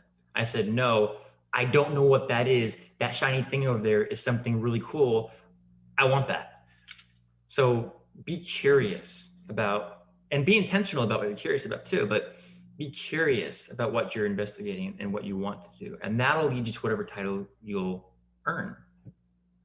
So thank you. Awesome. Thank you so much, Mitchell. That talk was about as interesting as I expected it to be. So appreciate it. It was short, but yeah, I mean, bring on the questions. Yeah, absolutely. So it seemed towards the beginning of your talk that you had something to say about Figma and Yeah. other, design software. So if you want to elaborate on that, love to hear it. Yeah. I am very heavily involved in the Sketch team. I'm the CEO of Sketch. Every so often, I work with their team and their managers and their product designers to create Sketch to be for enterprise. I actually help tell them, no, you should move the button over here, or that's a very bad example. But and I can't tell you what I'm doing with them because it's all NDA.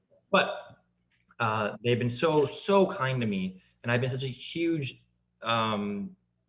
proponent of Sketch. I support them in their mission. I love what they're doing, and I think that they're on the right track. That doesn't mean other stuff like that, right? I started out with Photoshop. Photoshop's king of software design. You cannot make it better than Photoshop. But Photoshop's hard to use. It's hard to learn. It's clunky, and it's not fast. Not just loading the damn Photoshop, but actually using it. It's not fast. It's very difficult. There's too many things going on. Sketch and Figma, they're super slick. Even Adobe XD, super slick. Use the software that makes you happy, that you know how to use, so that you can make amazing things. Don't use something that somebody's forcing you to use if you can avoid using it. I don't have anything inherently against Figma. I actually went to a conference in San Francisco where they hosted, right next to where I was living, this amazing Figma event where we got to meet all these people that I've been, drooling over for a long time. Got to finally meet my heroes. And I was getting food, and I turned around and I was standing on something, and I looked down and I was standing on the shoes of the CEO of Figma. And I was just like, ah! And then I ran. So should have apologized. Didn't know what to do at that point. But I don't have anything against Figma. A couple things against Figma, but it's just pretty much my taste of how to use software. I don't want to think about how to use it. If I use Figma, I have to relearn how to use it because it's not native.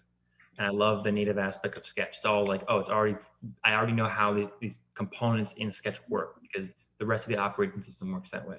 But Figma is a fantastic tool. It's free for students. Get on it or anything and get to work. That's what I have to say. So would you say that's a good starting point for anybody who's interested in pursuing UX and UI design? It's just like hopping on. Yeah. Explore, test out what you like, test out what you don't like, and see, why you enjoy using something versus something else. Because if you are given the question, which software would you like to buy? And the company's waiting for you to get an answer. You have to figure out what's strategically best for you. So if you're faster in Figma, go with Figma.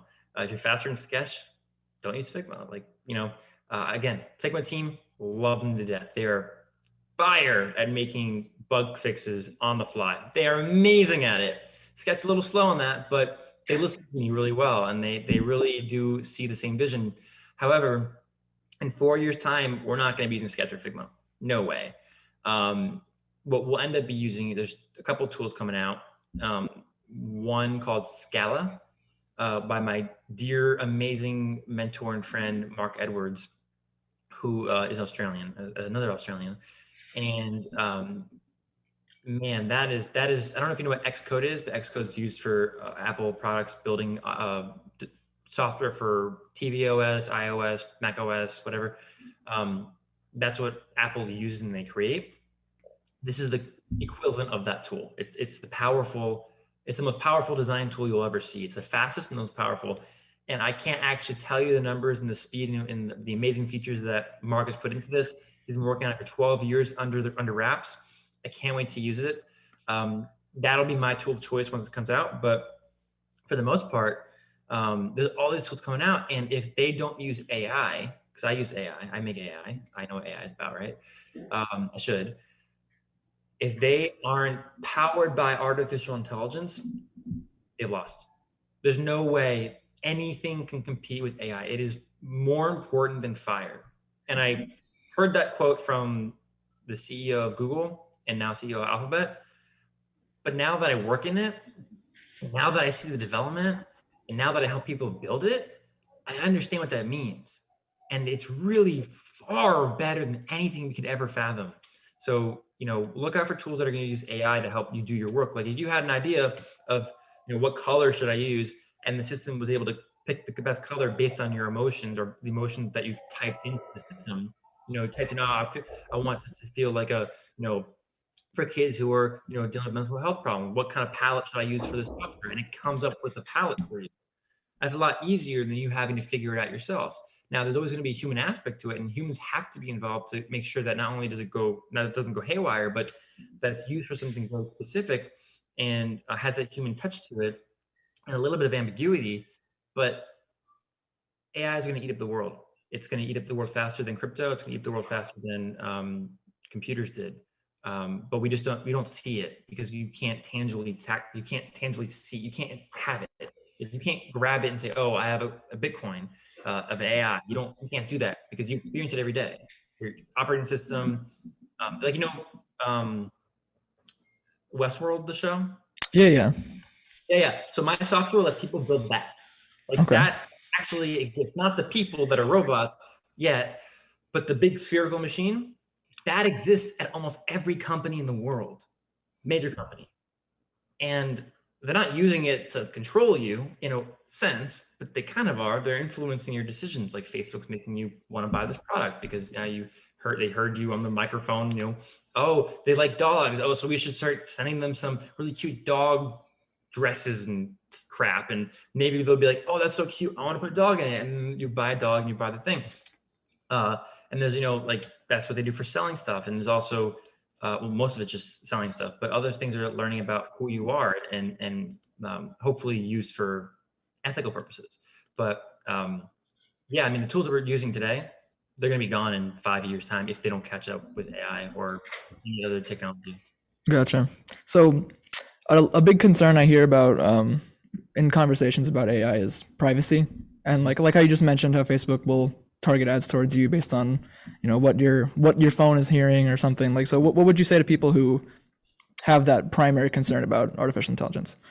Help solve it with me. That's what I do. I'm trying to figure out how to consciously make systems aware of privacy ethics issues.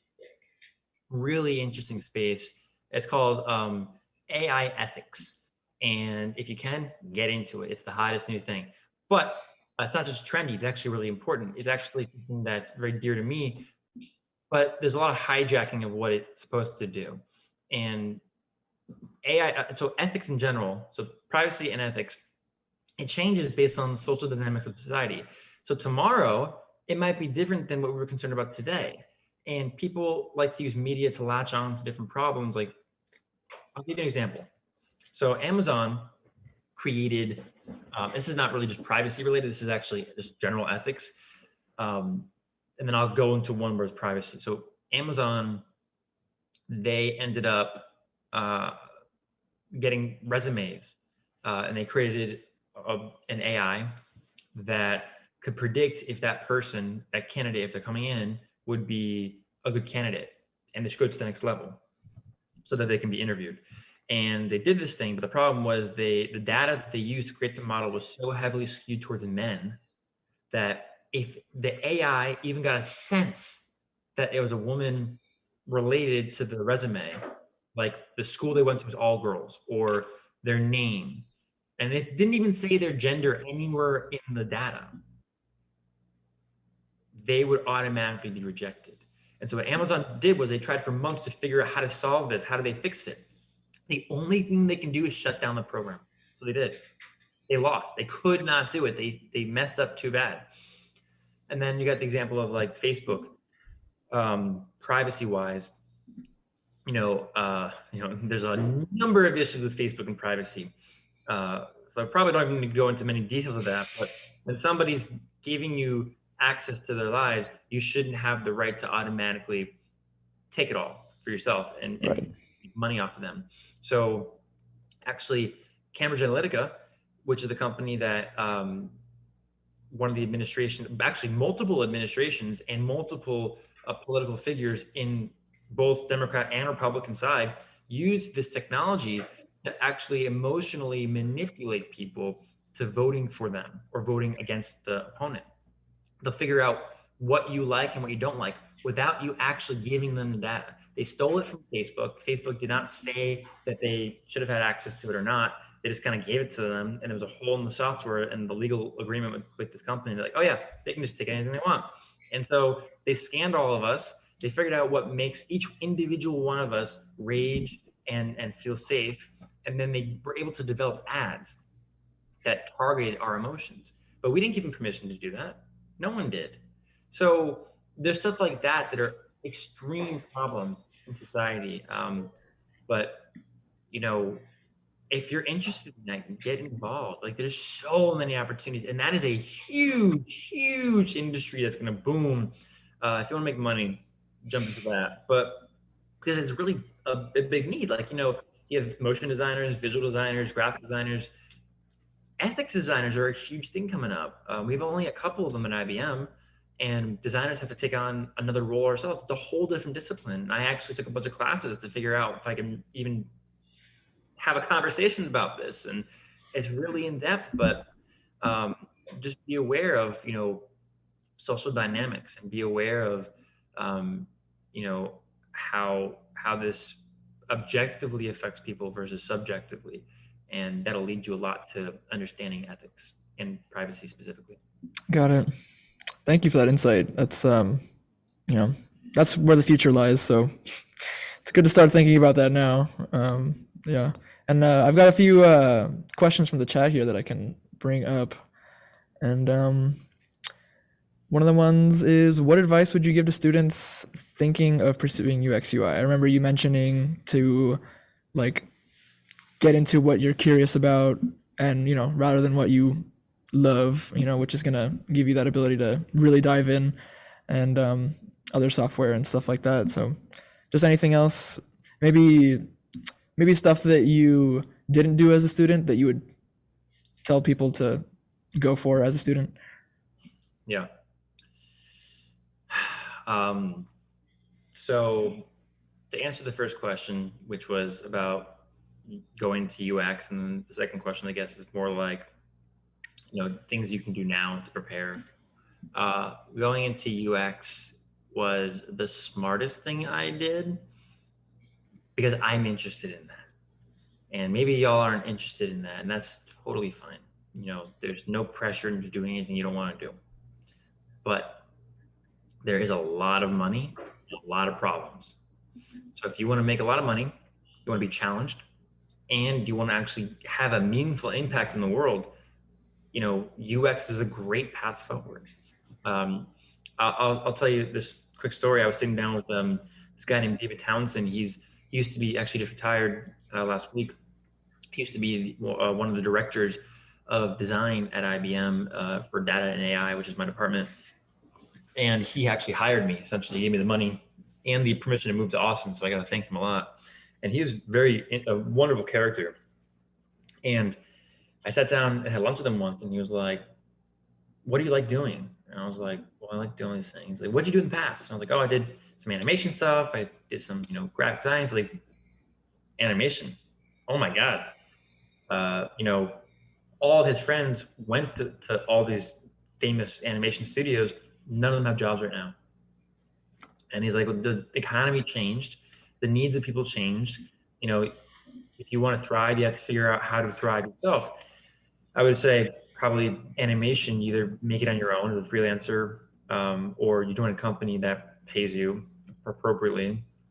But it's very difficult, especially for 3D animation, to do that kind of stuff, or even stop motion, for example. But there's a lot of opportunities if you get it, but there's very few opportunities that are geared towards a wide range of folks. Usually it's very specific folks that get these opportunities all the time.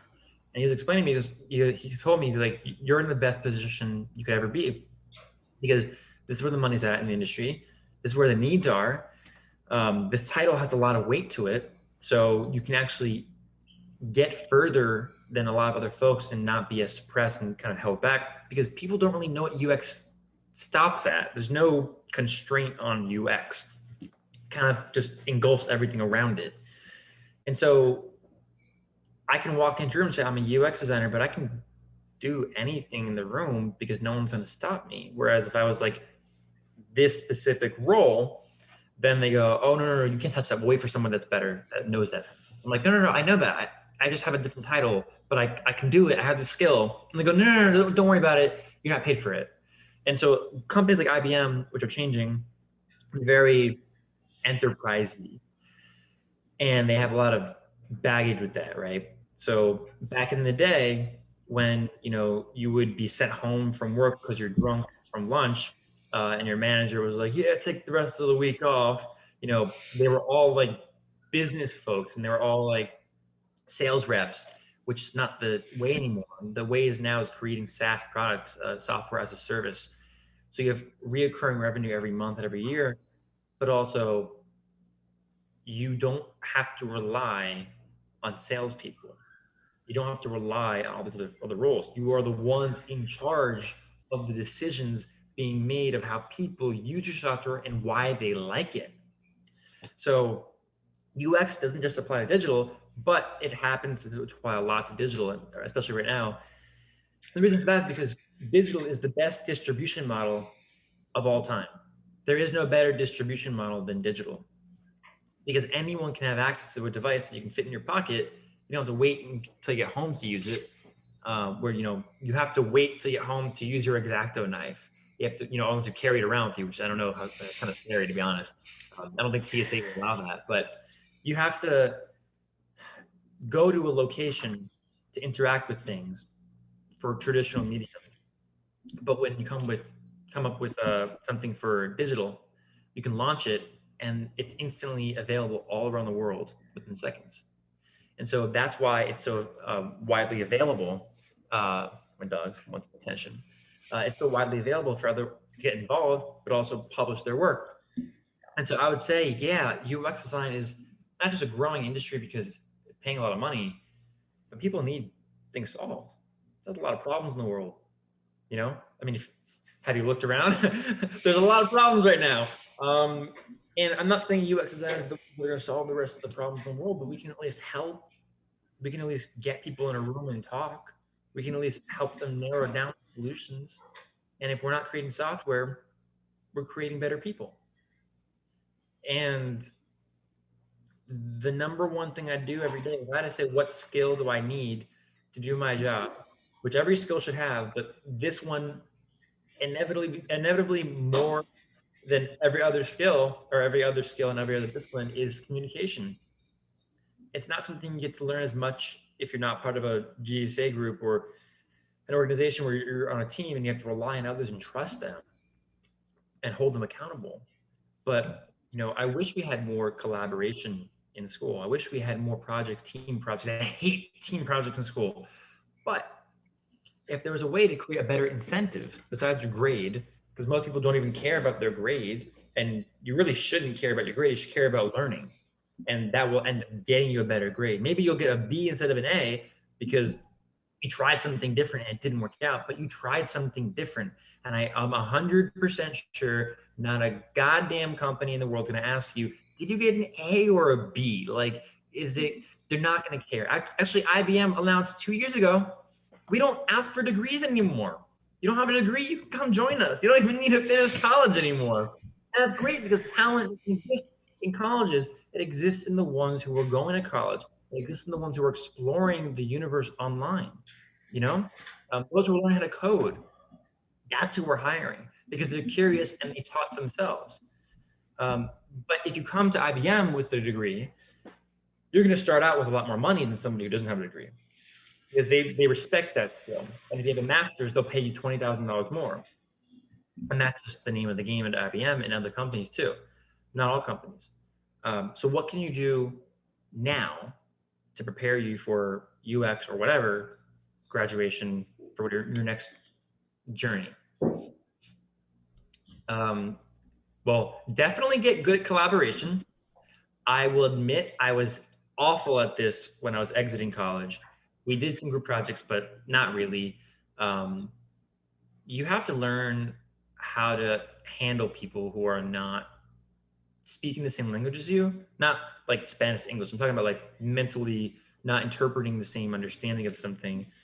And you have to learn how to handle adversity through communication, because a lot of us in class I remember this very distinctly. They go, oh, I want to be freelance, or I want to do my own thing independently. I don't want to work with other people. There's not a single way in the world you cannot work with other people in some capacity, because you could totally launch your own business online and sell a product that you make and just have a bunch of people buying it on Shopify. Yeah, you can do that. Go for it. Like, I encourage you to try that. But you're going to have to deal with bad customers and people who are in the right and in the wrong. You're going to have to deal with companies that are supplying you the software. Like, can you get a better deal? Can you help ask them to hook you up with something?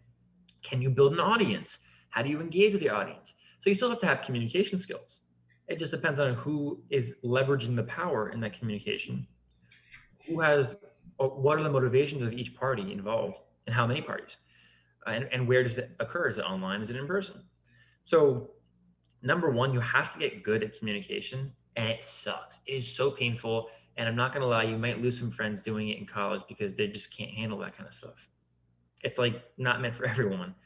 But you know, you have to worry about yourself too and your future. And, you know, you might move away from college or from Orlando and, you know, not talk to those people ever again. And, you know, not intentionally, but, you know, you have to learn the skills to handle things. And you're in the perfect position to fuck up right now. It is the best opportunity in the world to fuck up right now. Excuse my language, but even at IBM, I would say IBM is the best company in the world. Not because it's like the best benefits or because it's the best, you know, people, but it's the best company in the world because you can fuck up and not get fired. You have to kill 3 people to get fired, at least.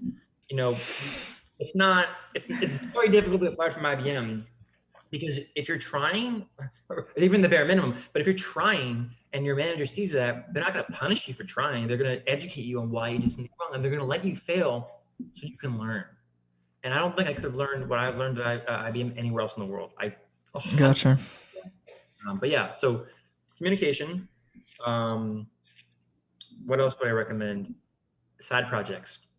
You don't have to launch anything, but just do things on the side. Like, just do fun things, like explore new technologies. Like I was talking. Whatever you're curious about, like you were saying earlier. Yeah, whatever you're curious about. Yeah. Gotcha. Well, Mitchell, I really appreciate you answering these questions for us. That is all the time that we have right now. That was a great session. I learned a lot, and I'm sure everybody back home learned a lot as well. So I just want to thank you again. Yeah, reach out to me if you guys need to. Absolutely. So everybody, we're going to head to a short break before our next speaker, and we'll see you very soon. Thank you. All right, thank you.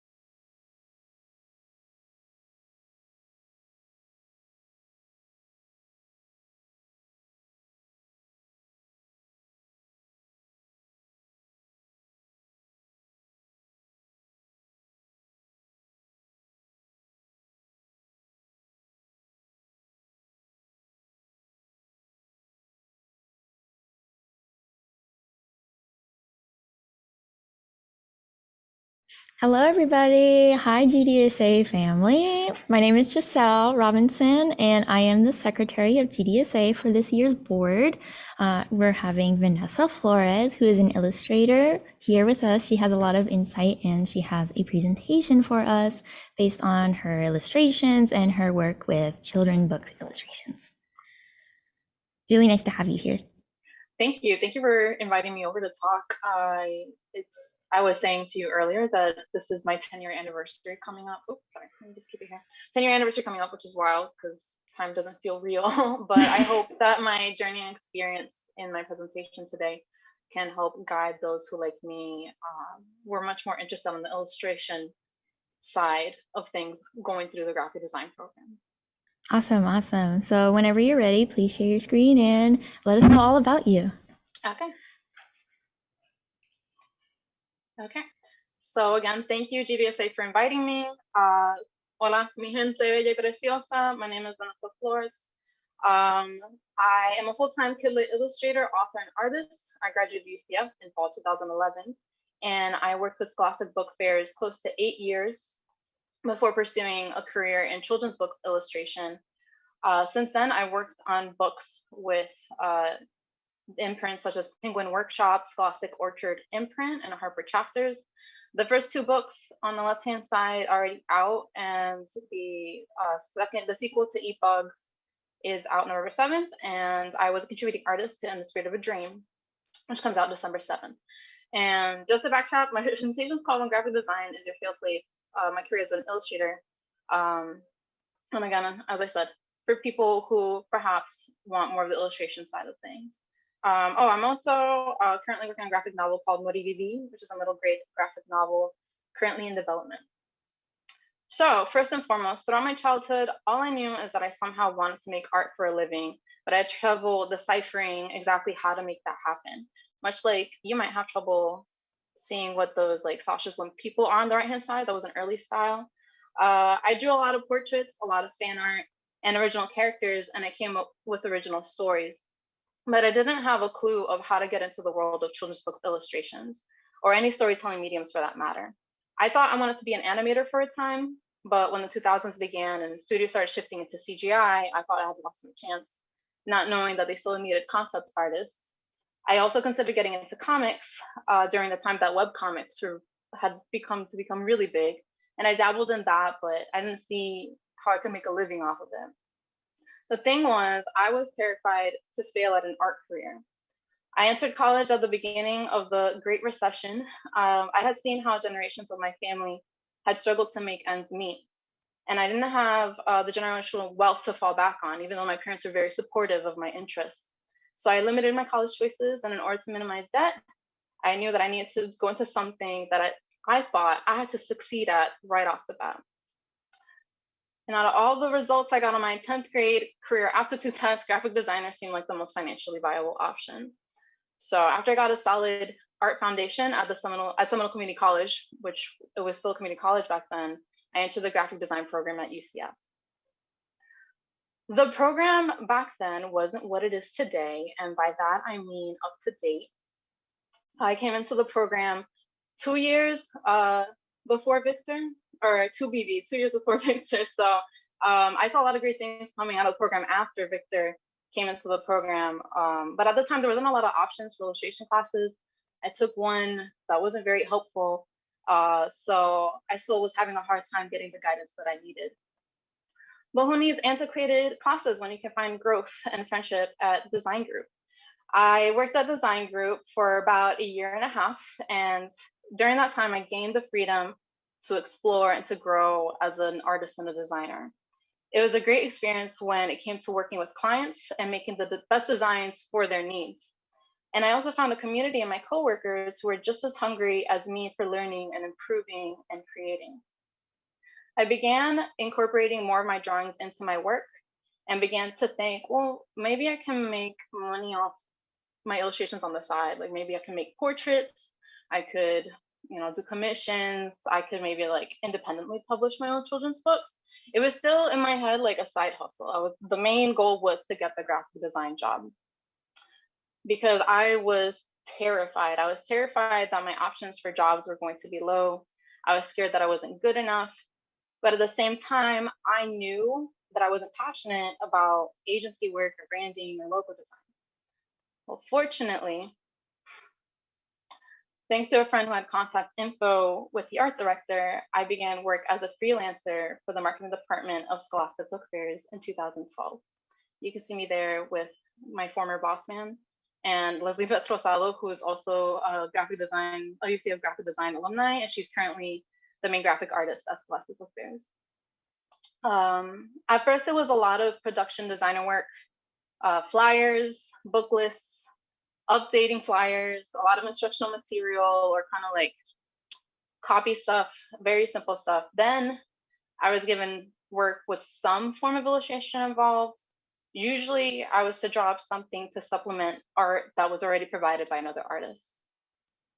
So for example, these are some props that they would do with the themed fairs, and a lot of the background art was already kind of done by other artists. I kind of went off of their style to create the characters in the foreground.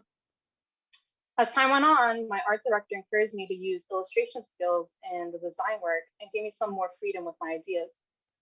But there were a lot of instances of higher ups printing something they saw on the internet and handing it over and saying, make it like this.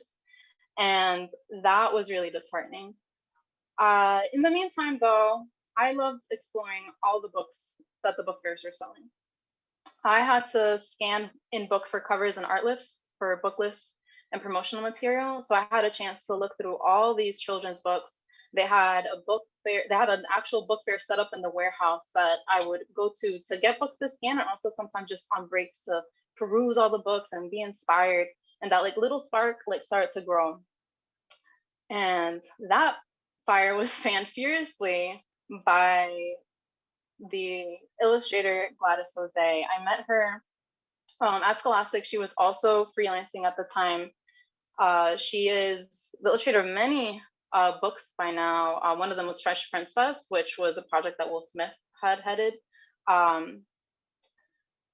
And she also wanted to be a children's books illustrator, but she had like this wealth of knowledge that I wasn't even aware of. So first of all, she introduced me to School of Visual Storytelling, which is an online storytelling class. Jake Parker was involved with Inktober at the time. If you've heard the scandal, this was way before the scandal. But I did learn a lot through the classes. Thankfully, I talked to my art director and kind of pitched it as something that would be helpful for my art within book fairs as well. So Scholastic agreed to pay for me to take the classes.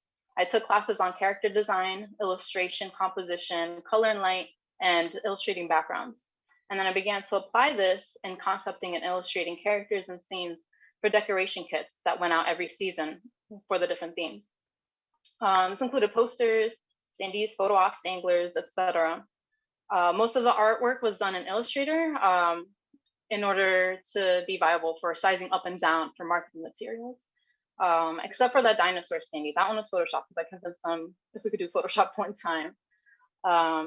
I saw that the art that I was making was finally kind of like going with my style. It was finally looking like my art and not somebody else's. Then Gladys introduces me to the Society of Children's Book Writers and Illustrators. This is gonna sound like a plug, and it kind of is, because I encourage anybody who's interested in children's books to check out this organization. It basically has chapters all over Florida, all over the US, that offer great resources for budding authors and artists who want to work in children's publishing. And this is books anywhere from like picture books, chapter books, middle grade books, and even young adult novels. They offer workshops, portfolio reviews, critique groups, and opportunities to enter judge contests that are going to be seen by industry professionals such as art directors, editors, agents, etc.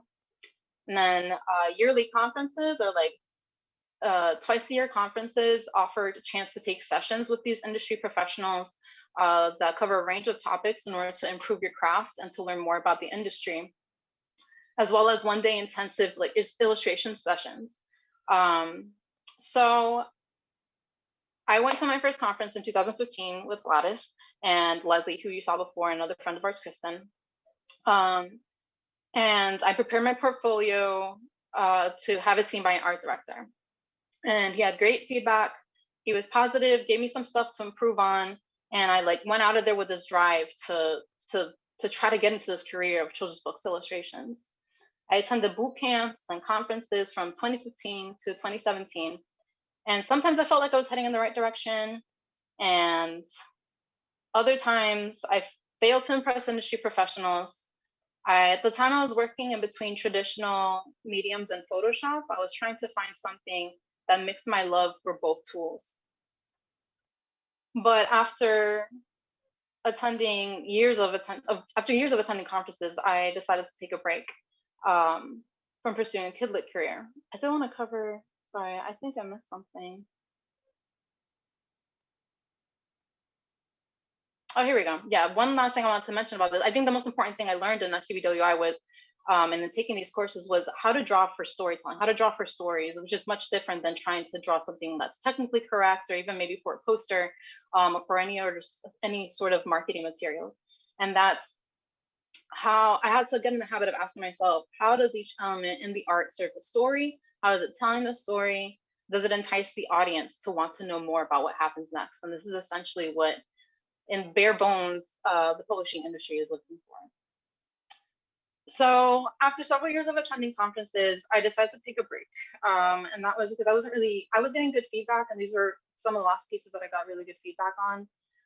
But I wasn't really happy with my art. I didn't feel like it was working for me. I think compositionally these pieces work, but I just wasn't satisfied with the style, with the scanned art look. I felt like I wasn't accomplishing what I was intending to do. So I decided to take a break. I decided to take some time for creative exploration and self-discovery.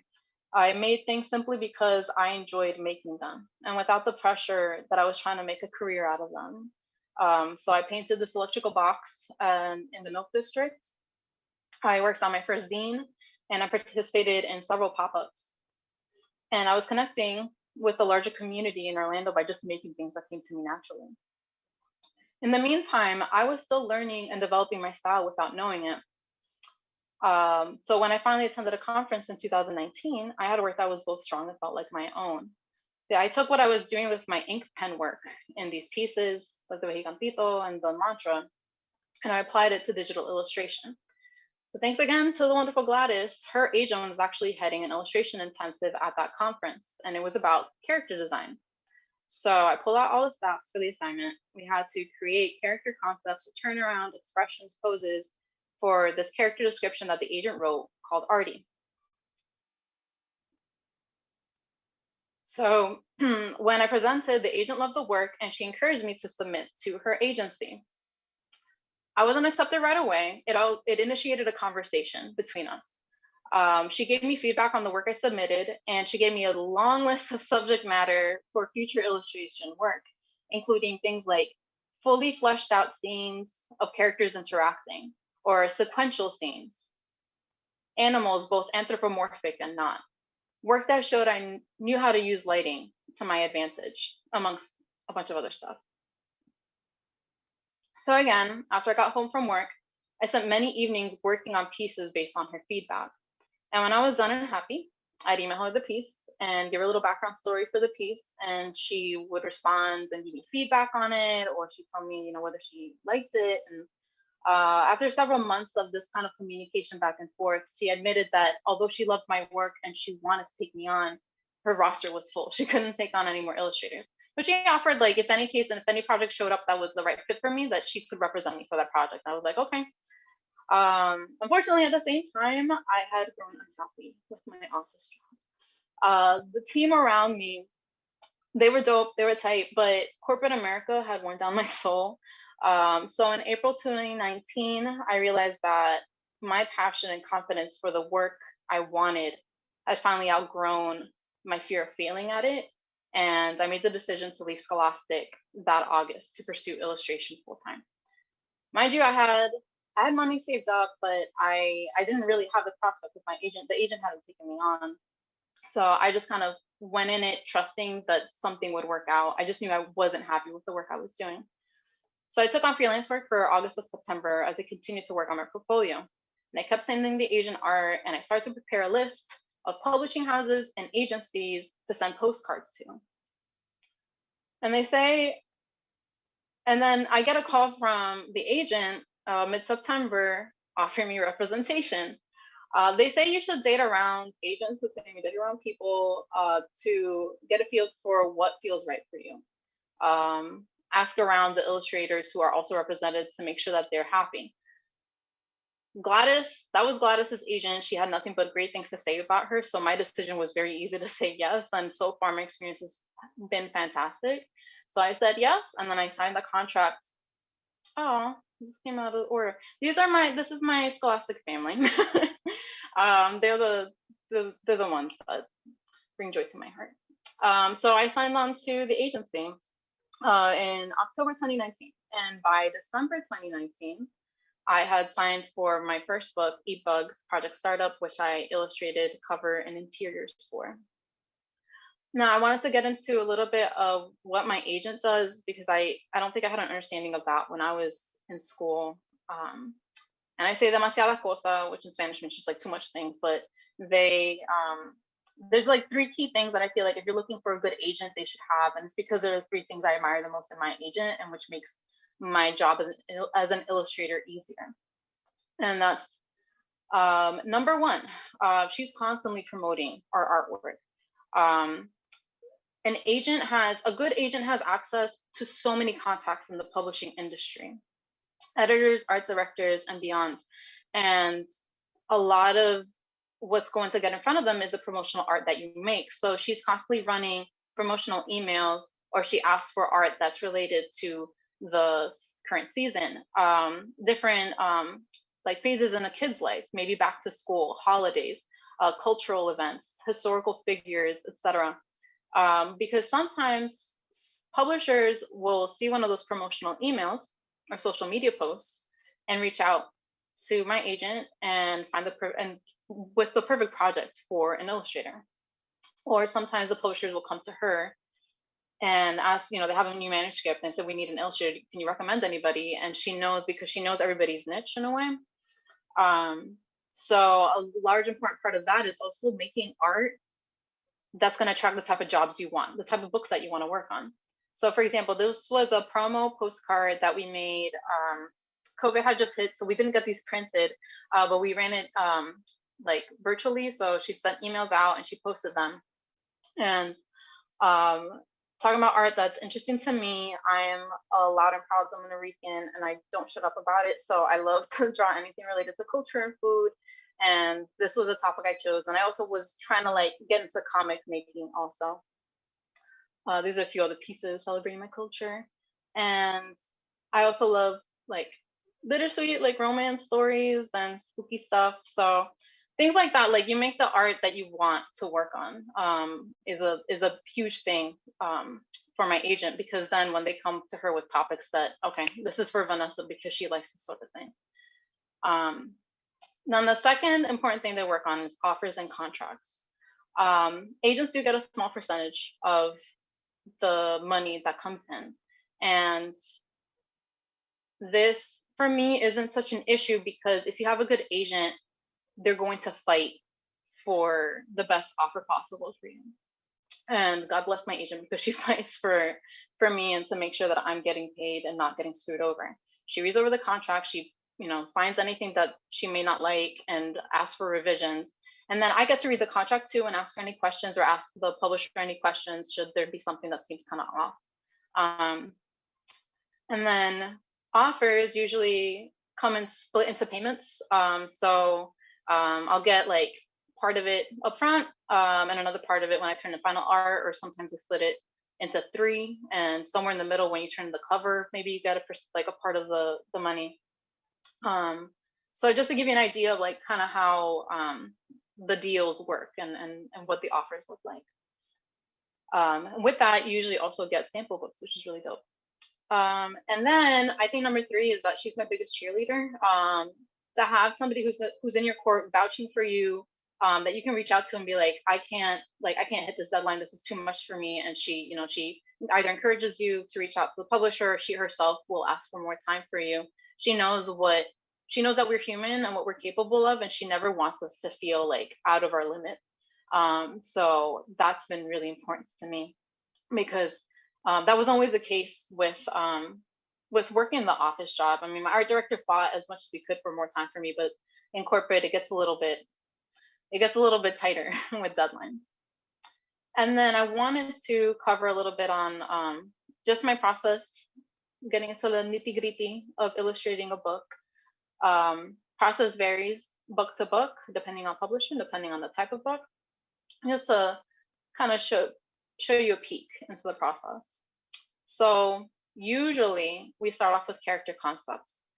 This includes also when you're auditioning for a job, which sometimes can happen. They can pay you for a sample, and sometimes they want to see character concepts first and a spread.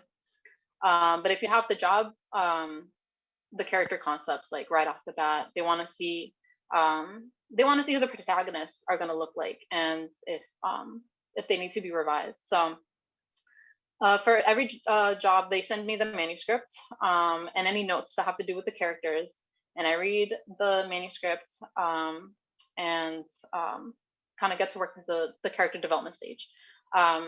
The author and the illustrator are rarely in contact. Your point person will be the art director. And I say this because I've witnessed a lot of artists get screwed over by independent authors, either intentionally or not intentionally, because they might not have the amount of money that their art is worth. And also on top of that, maybe go through rounds and rounds of revisions and unfortunate contracts. And I think that is a plus of working through the publishing side, that because you have the protection of the contract and your agent and the publishing company being the point person, it really is a lot of stress off of you. So once I read the manuscript and make notes, I start preparing the characters. They're usually in color. The more personality the concepts show, the better. This is important if you're providing character concepts as an audition for a job, as I said. They want to see that the character already has a life of its own. So I play with the posing, the expressions, the clothes, and accessories to connect these characters to the words on the manuscript page. These are done in black and white because these characters are mostly going to be interior for black and white. And this for Eat Bugs was an early concept. They're kind of in the same position they are on the cover because it was also kind of like slash of cover concepts. But these are the initial concepts for that art. Speaking of covers, I usually provide about 3 to 4 black and white concepts, unless otherwise directed. I'm given notes on the direction of what they want to see on the cover. Sometimes they're really open about it. They kind of say, oh, like maybe you can pull from here and there. Sometimes they're very specific about it. And you can always ask, I always ask questions to specify certain things, because I think the more tight you get with the direction, the better, because you're not having to guess their minds. I'll go through several rounds. It depends on the piece. For Twins versus Triplets, it's the first in a 4-book series. And I think they were trying to get the look for the series, so it took much longer than it has for the subsequent books. As you can see here, these are 3 different concepts I initially sent them. Then we go through like some color comps, depending on the publisher. Again, I went through some color comps with them and could continue to kind of revise the look. For this book in particular, they asked me to design the title. That's not the case with everything. I didn't do it for Eat Bugs because they have their own book designer. And then this was the final product for Twins versus Triplets. And then interior art. So sketching for interiors goes through a similar process, except I only do 1 set of concepts. For the publisher sends me the final PDF of the book layout. It's a work in progress, but it kind of it has all the notes, as you can see here. This one is for half a page, and it has a note about what they want to see in that half page. I also learned the hard way that you have to like reread the text on that page again, even though I had read the manuscript before. Like, read it again to make sure to pick up any like context clues or any other things that might need to be in the scene or might be coming up. So this one, it was David with his tidy backpack heads towards the front door. He's very excited for school. I pulled the PDF into Photoshop, so I have the sizing, and then it also helps like for the orientation of where it is on the page. So like I kind of cater the composition to the layout of the page. I start with a crude stick figure doodle because I also learned the hard way that when you go straight into detailed sketching, that can take a very long time. And if you're a perfectionist like me, you might be at it for a while before you get what you like. So by removing all the pressure to get it right, for it to look good on the first go, I just read the whole thing, the whole manuscript, pull it onto Photoshop, and just do one thumbnail after the other, just like not even thumbnails, just like on the page itself, and do it really rough stick figures just to visualize what it will look like and think of I have to like take whatever I'm envisioning here and putting on paper to see if it's going to work. It also helps me, again, let go of the need to be perfect on the first go. And these are just for me, because then I go from that to actually sketching it out. I use pictures of myself. I have a ton of selfies. I take pictures of my family and friends, position them in the ways that I need them. I use I started using Clip Studio Paint. The modeling software is really good to set up characters in scenes that I otherwise, like if it's like bird's eye view over 6 characters, I couldn't. It took me a long time to figure that out by taking pictures of myself. So it's a really good tool for that. And of course, iStock and Google when I need just images of things like cupcakes and umbrellas and things like that in certain positions. So I turn the sketch in, all the sketches in for the whole book. And then after a few weeks, I get back feedback. For this one in particular, I was missing a mat under his leg, so I put that in. And then once they've approved all the sketches, we go to final. So every final looks different. For this book, they're in black and white. For eBugs, they're actually 2 colors. So the first book is black and a PMS, like it's a PMS color for blue, and in the second book, it's a PMS color for purple. Each of these 2 books have a different amount of illustrations inside. Also, they're 2 different targets. So this book is for early chapter book readers. So there's an illustration on almost every page, and it nears about 70 illustrations. For eBugs, it's about 50 illustrations, but about half of them is like a kind of like a journal type look to it. So it's almost like doodles. And then the rest are actual illustrations. And they range from like half page, full page, quarter, like spot illustrations. For In the Spirit of a Dream, to which I was a contributor, it was a little different. I was sent the poem by Aida Salazar, and I was just provided a couple of concepts in black and white, and it was pretty straightforward. They picked the bottom one, and then I went straight to final. They didn't need to see color comps, and then it was good to go. So every project is completely different. Some take forever through the revision process. Other ones are very smooth. So once the final art's turned in, after 1 or 2 revision rounds, it's done, and then the agent sends an invoice for the final payment. And then I usually don't hear about it for another like half a year to a year, depending on when it's coming out. And in the meantime, I'm so busy with my own work, with like the upcoming books, kind of forget about it until the publishing date comes, and I can like finally post artwork online. And I get shipments of books, and this is like brand new. I just got this 2 days ago, so you guys are the first to see it on the interwebs. This is for book 2 of eBugs. And it's super exciting. I think that's the point where you feel like the most vindicated. It's not the right word, I guess, just like fulfilled, because you've worked so hard on this. It's kind of, you can't post anything about it until it's actually time to promote it. So to actually have it in your hands and see like where all your hard work went is beautiful. And then I don't know if we have time. Are we good on time?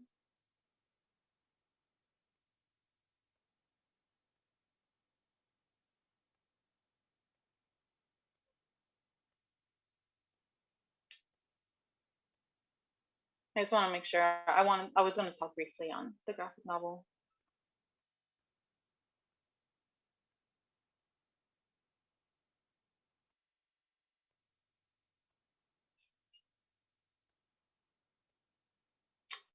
Should I keep going? Yeah.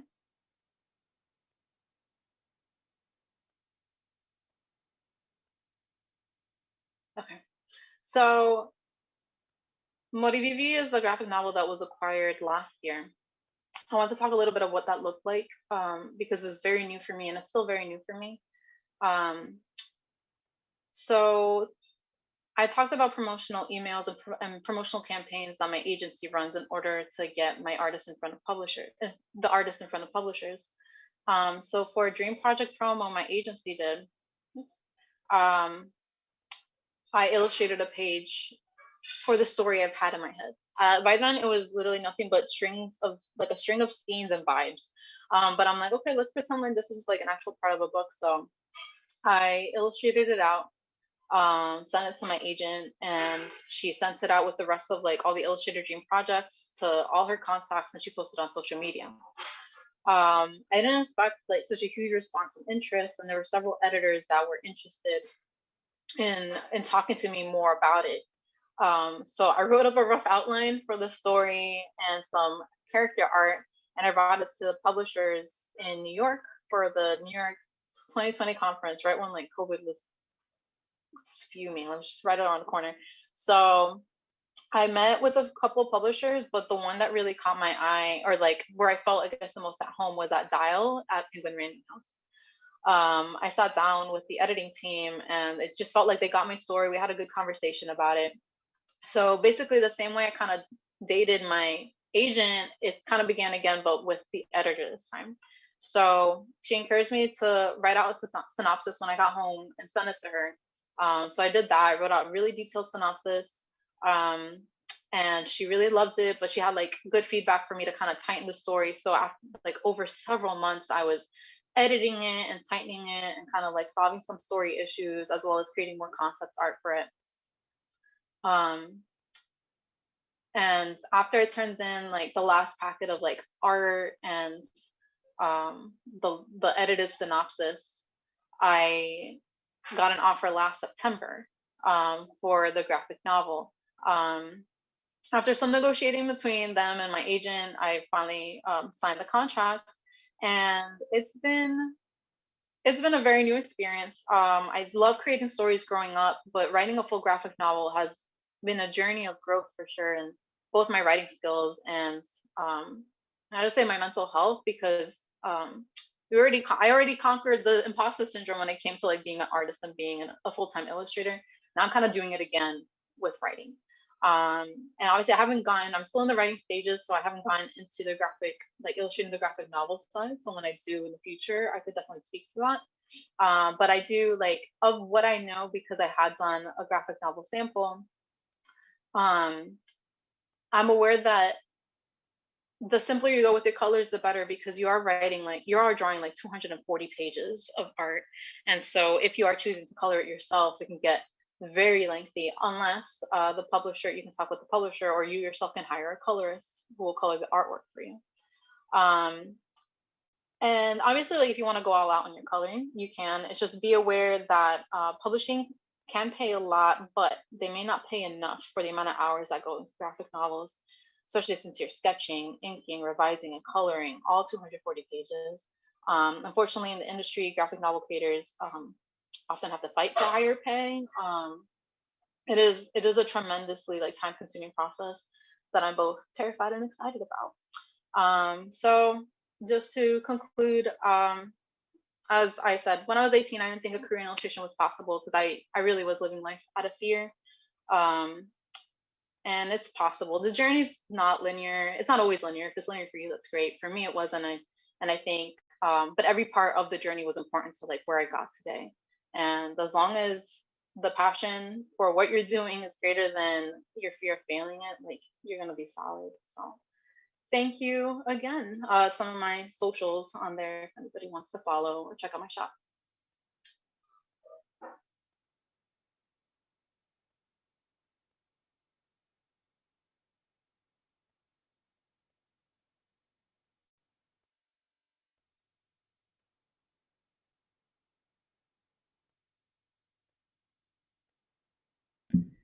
Thank you so much, Vanessa. I really loved all of your artwork. You have a really amazing insight, and it was just really nice to hear that like you are also like someone who has worked in design group, because I also work at design group at UCF, and I do a lot of illustration, and I relate to you so much. It's like you are like almost a part of me, just like from the past. It's really incredible. Oh, it's incredible. So we do have, oh, I'm sorry to cut you off, but we do have about 10 minutes before we take our break. So we will do a quick Q&A. We do have some questions for you from our chat. Yeah, for sure. And I have some questions too, if we can get to them.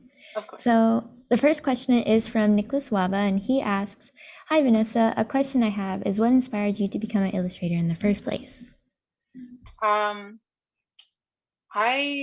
I think it was just, thank you, Nicholas, for the question, but I always love stories. I love, like I said, I grew up watching a lot of the Disney animated movies, so I think that was like the start right there. And then I love stories, and then for me, illustration was the way to go, because I think I like naturally had an inclination to draw well, and I enjoyed drawing. And I wanted to do something in my life that I enjoyed to do. So obviously, as as you heard, the journey there was a little wavy and not completely straight, but I don't know, there's something about like being able to visually describe like what's in your head and kind of like something that has never existed before, and be able to put that on paper is really magical for me. Like if I have something in my head that like I think is really funny, it would be really cute or whatever, and like to draw it out, I don't know, it just brings me a lot of joy. So that's why I chose to be an illustrator. Awesome. Oh, I love that so much. Now we have another question from Andrea Paradilla, and she asks that you mentioned you have to wait several months to see your work in the wild. Is it more gratifying to see it later on, or is it a little frustrating when you really love a certain project? Thank you, Andrea. I think the frustrating part of it, when I really love something and I want it to be seen, I think it takes a toll on the side of like, I think on that like sense of like wanting to perform for people to see things. Because I think as artists, like, unfortunately, a lot of like our craft is like the audience. Like we want people to see what we're working on. So for long periods of time, I'm absent on social media, or like I don't post anything because I can't. And I would love to share some of the stuff I'm working on, but I can't. So after a while, you kind of forget about it. You kind of like focus on the work you're doing. And when it comes out, it's so great. Like I'm so excited to post about ebugs too, and share with you guys all the art for that. It's like being able to relive it without having to go through the work of it. Like, okay, you've already done the work of it, so this is the fruit of my labor. So it's really exciting once it gets to that point. Mm-hmm. That's awesome. It feels almost like it's a reward to watch your work like finally out there. For me, like my experience is if I'm working on something that I feel is almost like too long, sometimes I get quite sick of it. But then when it's actually out there, it's just gratifying to see like, oh, people really enjoy it and that it was really worth all of that trouble or all of that like, you know, back and forth between like a client or something like that. So it's really gratifying to see. Yeah, absolutely. And I had the experience of seeing my book, like the first eBugs book. I went to Barnes and Noble just to find inspiration. I wasn't looking for my book, and it was like present, like on the shelf, like facing out. And it's the first time I'd seen like anything I illustrated. And I would tell you, I was having already kind of like a crappy day. So when I saw that, it was so uplifting to see. I'm like, okay, this is why it's worth it. It's there. It's like, oh my gosh, I did that. Wow, look at me. Yeah. I love that so much. Okay, so we have another question here. Lydia asks, I really love how your style has developed over the years. Was there anything specific that inspired the development in your illustration style? Thank you. I think a lot of like style comes from problem solving. Like I said, I wasn't happy. I was doing traditional stuff, and I think I moved on from that, or I was itching to move on from that because I wasn't happy. It wasn't what it looked like in my head. And I couldn't get it to do what I wanted. And if I tried any other way, it felt like I was imitating somebody else's style. So that's why I took the time to explore on my own, to do stuff for myself and kind of I don't know, like develop things. I guess like draw how I wanted to draw, like without like having to please. The reason why I had dropped off in that time when I was using like the cut paper, like the skin and textures, I had gotten feedback from my portfolio to like lose a line work. And so I decided not to use line work. Like I was trying to do like very solid like coloring, as you've seen that style before. And I did some stuff that I liked, but a lot of stuff like I was just really frustrated with. So I used to bring a sketchbook with me everywhere I went, and I used to like ink a lot. Like I used a lot of ink pens, and so I really like what I was doing with ink pens in my sketchbook. I'm like, okay, I want to kind of do this like for like actual pieces. And a lot of it again is exploration. And then I finally kind of hit like that sweet spot of like, oh, this looks good. And it also feels like me, and it also feels natural for me to draw like this. And I'm actually going through a bit of that right now because I'm finding myself kind of hitting rough spots in my drawing in Photoshop. And I recently got into Procreate finally. And I feel like I can be much looser in Procreate. Whereas Photoshop, I feel I overthink my lines a lot. I think I want to be enjoying my artwork as I'm making it. And if I feel like I'm not, then I feel like it's time for a change. It's almost like the uncomfortable spot you're in order to evolve into the next stage. And so I just try things out until I'm like, okay, I like that. Awesome. That's a really good like mindset to have too. Really cool. Okay. We have a question from Viveki who asks, hi Vanessa, what would you say is the biggest pro and the biggest con of working a corporate job? Hi, Viveki. The biggest pro are the benefits. It's really nice not to have to worry about health insurance and 401k, and also to be able to take the time off when you need to, and also that you can kind of leave your work at the office when you come back home, and have that distinct separation between your home life and office life. And obviously, like I had my peers that I enjoyed working beside also. The biggest con for me is that a lot of corporate is about pleasing the shareholders. And oftentimes when me and my other like design coworkers tried to pitch things to kind of like push the company in a different, like, or push like the designs or the artwork into like a forward direction, sometimes we were shot down for that, or we were like worked to the bone, like for deadlines, like things had to be done. And so I lost a lot of morale with that, because I think I eventually felt like I was just a number to the company. And I didn't have any desire to rise up, because there was really nowhere to go. So that was probably the biggest con. Mm-hmm. I see. Interesting. Okay. Now, I know that you mentioned before, like kind of going out of your comfort zone and doing things that you're not very like used to doing, but like feel like you just have to do it. And there's a question by a member named Thien. I'm so sorry if I mispronounced that, but have you ever thought about incorporating 3D artwork because of your love for different aspects of art, like illustration and graphic design? Oh, that's cool. No, I haven't. I think it's funny because I was just talking with Giselle earlier about kind of venturing into other forms of artwork, maybe not like putting it into my actual illustrations, but recently got into wood carving, and that's just another way of creating. For me, that's like on a 3D plane. It's not like computer 3D, but it's definitely like hands-on 3D. So I use it. I think the 3D aspect of it, because I also work with like polymer clay and stuff. For me, it's a great tool to draw from. So if I create something on some sort of model and I can kind of turn it around and use it to draw from, then I use that more as like a background tool to then get to my drawing. Interesting. Cool. Now I have a question for you. We have time for about maybe 1 or 2 more questions. So Okay. one question, like something that I get a lot as an illustrator, is people telling me very often like, oh, I can never do what you do. Like, how can you do this and all of that stuff? So I would ask you, what is some like good advice that you would give somebody who says stuff like that? Like, what is your initial thought whenever somebody says, oh, I can never do something that you do? Is that from somebody that's like also an illustrator? It could be someone who is like a graphic designer, or someone who doesn't even Okay. have any experience with like art and design in general. Right. I don't know. I know it's like an uncomfortable question to be or like comment to be told. Mhm. Is That's a toughie. I think I sometimes get in the habit of telling people like I worked my ass off to like get to this point. I think it starts off with talent. I'm not gonna say like I think there are like general proclivities like towards like things that we like, but I think it's the fact that we like them that like drives us to getting better at it. I'm not saying that's the case for everybody. I've certainly tried things that I like that I'm not good at, but yeah, it takes I don't know like what to say to somebody like that. I guess like thank you. I guess like it's not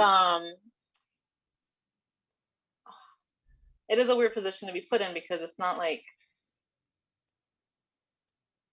I'm going to tell them like, well, of course you can do what I do, because like I don't know that. If they are truly interested in doing what I do, then from there I can kind of like provide them the resources and the guidance for that. But if they're truly just saying it like as in passing, I guess like I wouldn't know what to do with that sort of comment. Mm-hmm. Yeah, I understand that. And although to end on sort of an uncomfortable question, unfortunately, we are going to start with our break. We will be back at 1:30 for everybody who is watching the stream. Thank you to everyone so far who has came to watch GDSA Citruspace for 2020. And thank you so much, Vanessa, for coming to speak with us. I really appreciated hearing you talk and just seeing how far you have came. And it was just really incredible to see your process and where you are today. Thank you. Yeah. Thank you. Yeah, thank you so much for coming. Really appreciate it. Of course. Bye. Thanks. Bye-bye.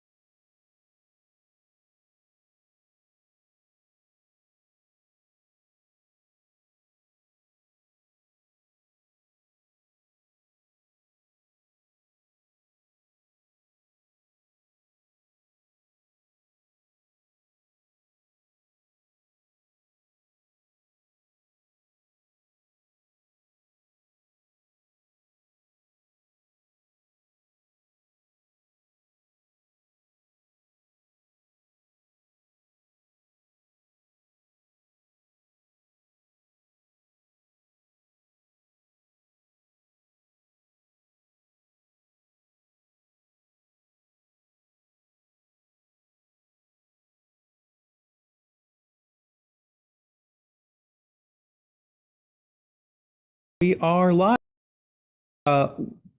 Welcome back, everybody. So happy to be here. My name's Will Andrews. I'm one of the PR officers with GDSA. And now we're going to be joined by Matt Verdier. He is a freelance designer and business owner, and he's just going to talk to us about his process and kind of how he goes about design. Anyway, and also before that, I'd just like to apologize for the technical difficulties that we had. Had a little hiccup with the stream, but I believe we are now back up and running and everything looks golden. All right, Matt, whenever you're ready. Yo, thanks, Will. And hello, Citruspace. I'm stoked to be here in the digital world with you all. This is actually the first time I've found myself in any remotely official position of sharing my story to fellow computer graphics nerds. So I'm really grateful to be invited and really thankful for your time. And here's hoping I say at least one or two things that give you some further permission to really juice your gift of having a graphic design brain. Because graphic design brains just want to dance in the cosmos. And I should let you know there's a bunch of blank slides in here because I thought I was going to be able to have a slideshow as my virtual background and I'd be able to move my picture around there, but it messed up a bunch of other stuff. So when there's just like a yellow slide on the screen, use that as an excuse to not be looking at a screen because I'm sure y'all do enough of that already. Anyway, my name is Matt Verdier. I'm a graphic designer and I also own and operate my brand called Just Okay Company. And I've been doing that as a full-time gig out of my house and garage for about 4 years now. And here is a bunch of design things that I've made in no particular order because I only recently started having a sensible filing system. As you can see, I might not be the person to ask about how to develop an identifiable style, but regardless, I'm going to speak with authority on that later. So how did I get here? Well, I think I probably decided without real word or thought that I wanted to be a graphic designer when I saw the intro to the Batman animated series for the very first time some evening in 1999. I mean, look at this stuff. Look at the perspective, the exaggerated perspective, this perfect suggestion of atmosphere and weight. Every line and movement is dynamic and it tells a story. These like heavy Saul Bass contrasts, they let you know immediately this is going to be dark. Everything works together to create a feeling in you, and it was like expertly crafted to do that. I was like 7 or something, so I didn't understand any of this, but like I felt what the artists were doing. So naturally, I started drawing lots of Batmans and trying to replicate the angle of Bruce's highly stylized square jaw and the folds and curvatures of the capes. I just somehow knew that these details were like important to how everything felt and that they just looked right. And of course, at that time, I couldn't put a name to that other than drawing, right? Like I was drawing superheroes like any other 7-year-old. But I think I was really drawn to the elements of design themselves.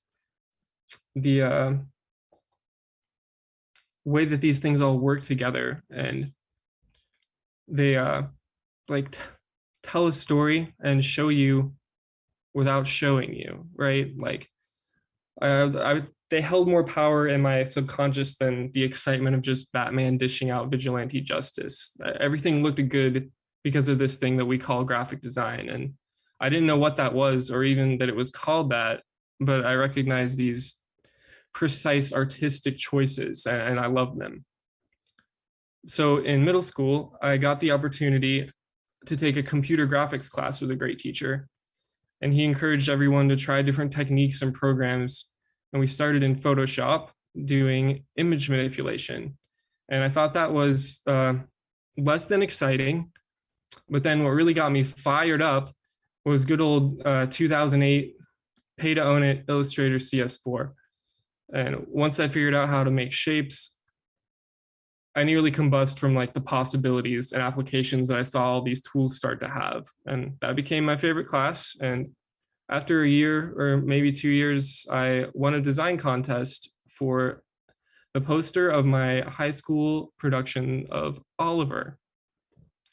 And then I became a theater poster guy, which was awesome. I got to really see how cool it was to like watch something you get made be distributed and used for a bunch of different things. The cast always got prints of it and signed each other's, and it was on the programs and tickets, and I got to feel what it was like to have something I enjoyed making bring other people enjoyment. My first time though, I guess really applying the tools and skills that I learned from these classes in a way that felt important to me was designing and printing t-shirts for my band in high school. I bought one of these speedball screen printing kits from Joann's and just had to figure everything out. I had like that bright garage light you see to expose it. I just put some weights on the frame and pulled prints.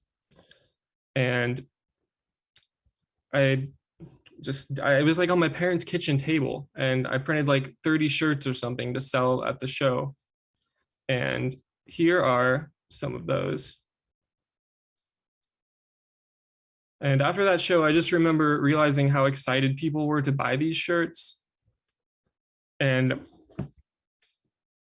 I mean, when I say people, I guess I really just mean my friends and my parents, or if they're their parents' friends and stuff. But as I kept selling them, I started to realize that I didn't know a lot of the people that were buying them, which kind of forced me to believe at the time, true or not, I guess, that I could make cool shirts. And I'll also add that I was using pretty cheap shirts at this time. So the money was pretty good for a high schooler. And that was like a small taste of what it was like to make money off of t-shirts, I guess. So next influential moment in graphic design would be when I saw these posters by the great Ollie Moss. I just lost my shit at what this guy was doing. The incredible like wit and skill that he had. Every poster that he had, like, I thought was a masterpiece and was stylistically perfect. And these textures and stories that he was able to tell with just shapes like in this medium really blew my mind. And it was kind of the same way that Batman animated series did, but this time I had an understanding of how and why that was happening. So this really got me more into print design and poster compositions, and definitely making a lot of things that might have been ripping this guy off a little bit. But I think actually for my final project in the design program, I did some posters, and some of them were a little more derivative of his work than I wanted to admit at the time. And that's okay, by the way. I'll take this time to say that's a trap that's easy to fall into, where we decide we need to be totally original all the time. It doesn't ever fully work out, and it just stops you from playing around with things. And it took me a while to really realize that in practice. I once watched 3 minutes of one of Aaron Draplин's. Hey, Matt, really quick. Sorry, I think we were having a little bit of technical difficulties showing your slides. Okay. Let me Let's see see. if I can fix that real quick. Okay, awesome. Are you seeing anything?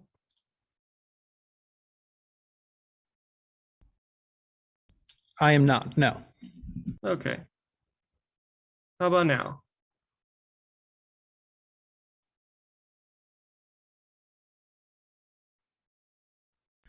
We can just take it from wherever you're comfortable with. Are my slides available now? Do you see them? Yes, I can see them just fine. Okay. I will take it from, I was talking about these Harry Potter posters that were a little more than derivative of the great Ollie Moss. I was saying that I like once watched one of Aaron Draplин's type tutorials, and I just like blacked out at the keyboard and woke up in a pool of maple syrup or whatever with this thing on my artboard, and I was like, this isn't really me, but it was fun to make, and I learned things doing it, and I think that's important. Anyway, the idea of wit and symbolism as like a driving factor of what it meant for me to do graphic design was pretty influential, and like it still is. I actually remember Victor talking about the importance of that in my time at UCF, and yeah, it's just something I'm always searching for if the project allows. Like I have to ask myself, is there a connection that can be made here between the narrative story and the visual story? Like, can I make the logo or whatever have more than one level of meaning that tells a story or identifies something? So after high school, I go to Ringling College of Art and Design, like Mitchell talked about actually. And I didn't feel like I was learning much, which is no fault of theirs, because at this time I was just more focused on continuing to do music and design related to that. So I probably wasn't soaking up everything that I could be. And ultimately I thought it was an awful lot of money to not feel like I was getting an especially fancy or extraordinary design education. So I go to my community college for a year, and then I came over here to old UCF and I got into the design program here. And I immediately felt better about this program. I really liked the projects and the professors. I was really excited to try new stuff like the drawing and professional, the printmaking methods, like letterpress and everything. That stuff was so cool to me. And it built on the excitement that I had all those years ago making t-shirts. So I graduated in 2016 and got a job with a small family-run marketing company like ASI Distributing and T-shirt company. And I did a bit of design work for clients like you see here. And I did a lot of shirts and designs for the company's shirt brand called Orlando Shirts. And here I learned a lot about how a small business was run. I got the idea that it was possible to make a living outside of a more corporate setting. And when they had to disband to pursue other things, I already had the idea that I wanted to make cool apparel. And so I started to think of like possible designs and names for a brand that allowed me to do that. My friend actually came up with the name Just Okay Company, or Just Okay Things rather, was the name that he came up with, which I used for a few months. And then I kind of realized the things I wanted to make didn't really align with that name or the logo that I came up with for it.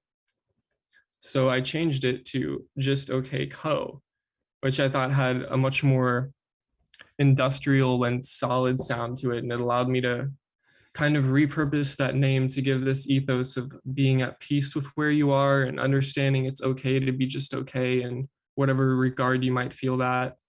The designs at their core eventually kind of became self-affirming or absurd, I guess, generally lighthearted takes on things like metaphysical concepts and mental wellness.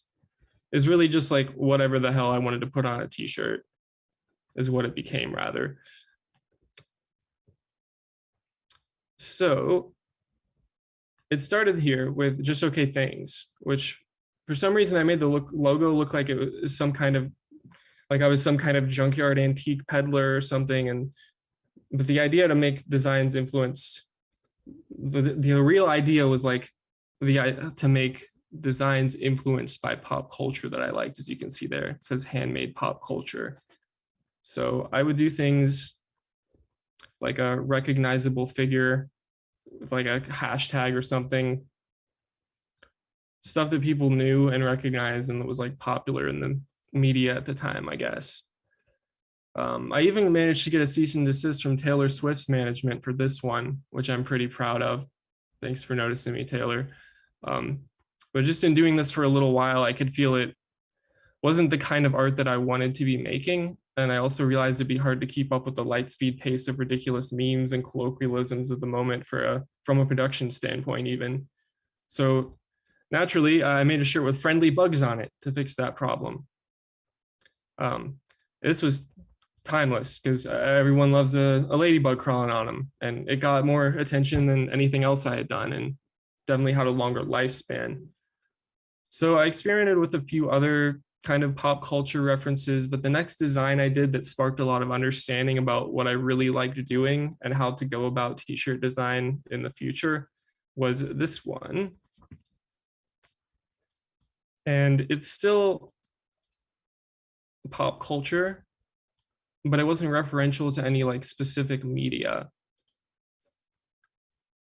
It was just like no one got this shirt and said, that's the typeface Captain Howdy that was popularized by the William Fuld Mystical Oracle board in 1902, but they still loved it and they bought it because it was somehow familiar to them to see all these random metaphysical things that I just thought looked cool.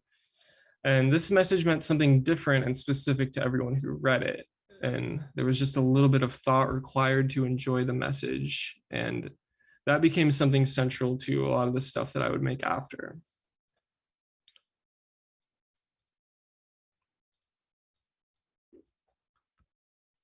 So that was probably the first lesson that t-shirt design really taught me, is that we are attracted to visual cues that we're familiar with, which is kind of obvious, yeah, but I saw this more as giving myself permission to not attempt to try and please people with specific things that they've seen, but rather make things that I enjoy just a little more familiar or attractive.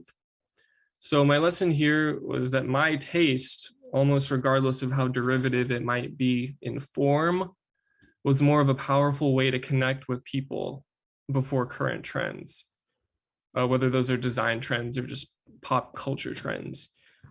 And it was hard believing in this for me. It was hard to think that I don't need to try so hard to pursue an audience because this was my only way to make money and I needed it to work. So it continued to seem counterintuitive not to think that people would not think that I should be making things that people want to buy. But every time I did it, and all along, it kept proving to myself that the weirder, more authentic designs that I was excited about making would almost do better sales and have more people talking about them. Besides this one, which I still think is really cool, but it didn't catch on, and that's okay. It really came from the heart, though. And the next lesson I got to learn in the same vein of this kind of was about where my personal satisfaction came from and how that relates to trusting your taste over trend as well. This was a really early design that I didn't really think anything of at first. I wanted to use the brand name in a simple, like, positive slogan that had a hopefully validating a number of interpretations. I knew I sometimes went really hard into detailed illustrations, and I knew that simple text stuff was something that I saw a lot of walking around. So here's an example of chasing a trend and it working well for the most part. This shirt was a pretty big hit from where I was standing. I was still like a pretty small brand, if I could even call myself that. And I always sold quite a few of them at market events, and it always caught people's eyes when they were walking by. So many people would just walk by and, like, I guess, feel divinely compelled to read it aloud, and they'd say it's okay to be just okay to their friends. And I couldn't help but being just a little bit bothered by this feeling that it was a rather simple design and it really wasn't reflective of all the other stuff I wanted to make, or even that I had available at the time. So even though I jumped on this trend with an authentic idea and made a very likable product because of that, it didn't feel super rewarding. And you can make of that what you will. And I've learned to love it for what it is now. I just recently reprinted it in some delicious friendly puff ink. but maybe I have less ego now. I don't know, but I think that's a somewhat valuable part of my story to me. What felt much more rewarding was the success of this bad boy. This was my real first go at not having any expectations and making something that I thought would be cool and funny and even helpful. The Just Okay company drink water long sleeve. It's gone through a lot of refinements, as you can see here. But this is what just made my love of quality water and thinking that people should remember to be hydrated and having some slightly embellished factoids on the sleeves of the way proper hydration benefits our minds and bodies. This did really well, and it solidified the idea that I could attract an audience that would resonate with pretty much whatever I wanted to make, if I could make it look cool enough. So that's kind of the reward of trusting your taste. That was the lesson for me. When you make something you feel good about with no real attention to trend or markability, it feels so much better to have people say, this is literally me right now. I will buy 4 of them. And I realize that might be a little specific to illustration other than other disciplines, but I think the concept is really always in effect. No matter what you're making, this mutual validation that you and your client or audience or project manager get when both parties are resonating with something that's authentic, that's like a true mark of good design. And I think when we really get a grasp on that idea that refining your taste is more important to your design brain than making something that is sellable or popular, you're much more free to explore ideas that come easier to you because you're not training your creative brain to be so quick to focus on what has already proven to be popular. Especially in the freelance world, your style and taste are like recognizing why you like the things you do, and that will kind of allow you to help others better, and you'll be able to charge more money for it. And in comparison to someone who can just religiously and very well do exactly what the client wants 100% of the time. So your taste is powerful. And being able to recognize when other artists is following theirs is valuable, and developing the design brain and developing as an artist, at least in my experience, has come from refining my own unique perception of cool or good and trying to pay as little attention to what's trending as possible, because you'll absorb it anyway. You'll see it without seeking it. So I'll talk about style for a little bit because I hear a lot about it and feel like I kind of just realized a few things about it, but I hear a lot of talk about like how to develop a style and how to sort of make your art look like it's one body of something. And the answer I always hear is that it just develops over time, and it develops the more you design and draw. And I think that's true, but the thing that I want to add is that it's harder to develop a style when you're very concerned about having a style. At least for me it was. And when I stopped wanting everything I did to have the same identifiable flavor, it was kind of easier to just try and execute the design in the most sensible way that I thought worked well. And I just kept doing that. And when I looked back, like literally a few weeks ago, I thought, it kind of looks like the same person did all this. And I guess I have a style now. At least with Just Okay stuff. When I do stuff for clients, it's experimental. And if I want to try a different approach, I do. But I would just say it's cool to have a style develop, but also give yourself the grace to bend and break it and not be terribly focused on it. Part 2, side quests enrich your adventure and may grant you boons more useful than the road to the pointy turtle's castle. So I was talking about my unexplainable love for the Batman series at 7 years old, and I would encourage you all to sort of do the same and look back to your childhood or early adolescence and think of the things that you were really drawn to, even if it's not related to graphic design or art, those things that are still running around in us and helping inform our design decisions if we know that they're there or not. And they might be able to give us some kind of inspiration to interact with design in a new way. Maybe you always really loved video games or going to the library to look at book covers. Maybe those things that would be really fun to let your design brain experiment with. I mean, that's not news that everything is design, but I know sometimes even now I get worried about trying different things and neglecting more practice to really master one thing.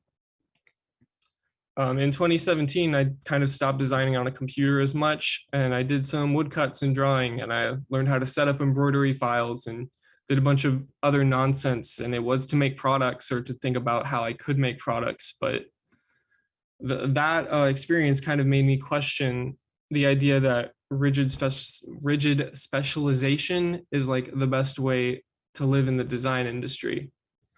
And you know, there's definitely a lot of instances where it's good to have a wealth of knowledge on something, but is that always a helpful message for us to be receiving? Does that allow like room to experiment and kindness to mess up and inspiration to get into something totally weird that just feels like it might be fun?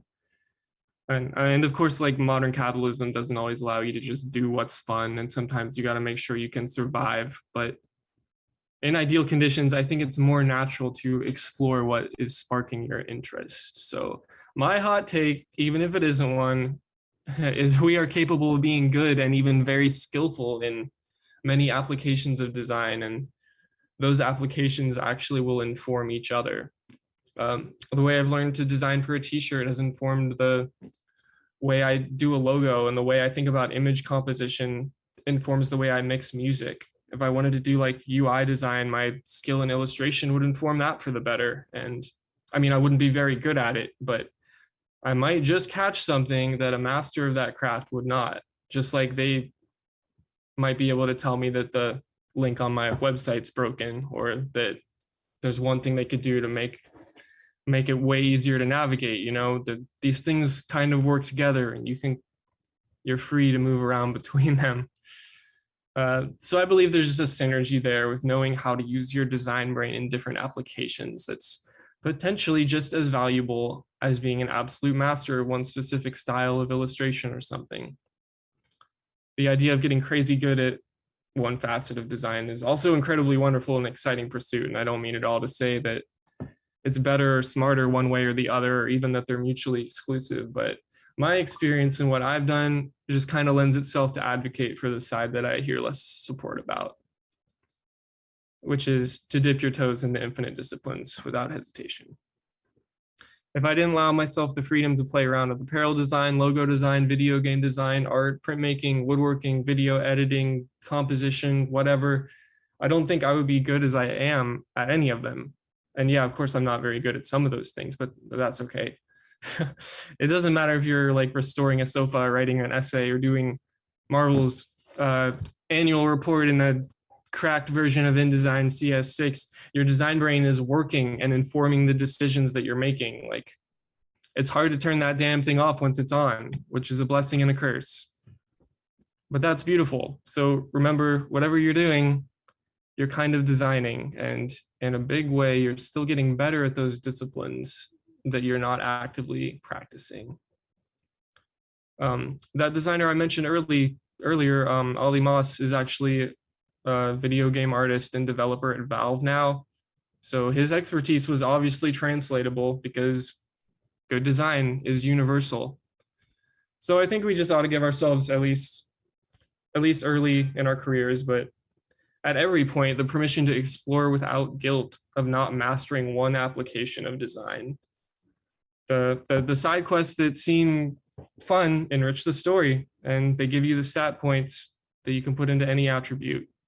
And sometimes you think you need to focus on vanquishing Calamity Ganon, but in reality, it might be equally important and helpful to make sure all those little leaf people are okay. Part 3.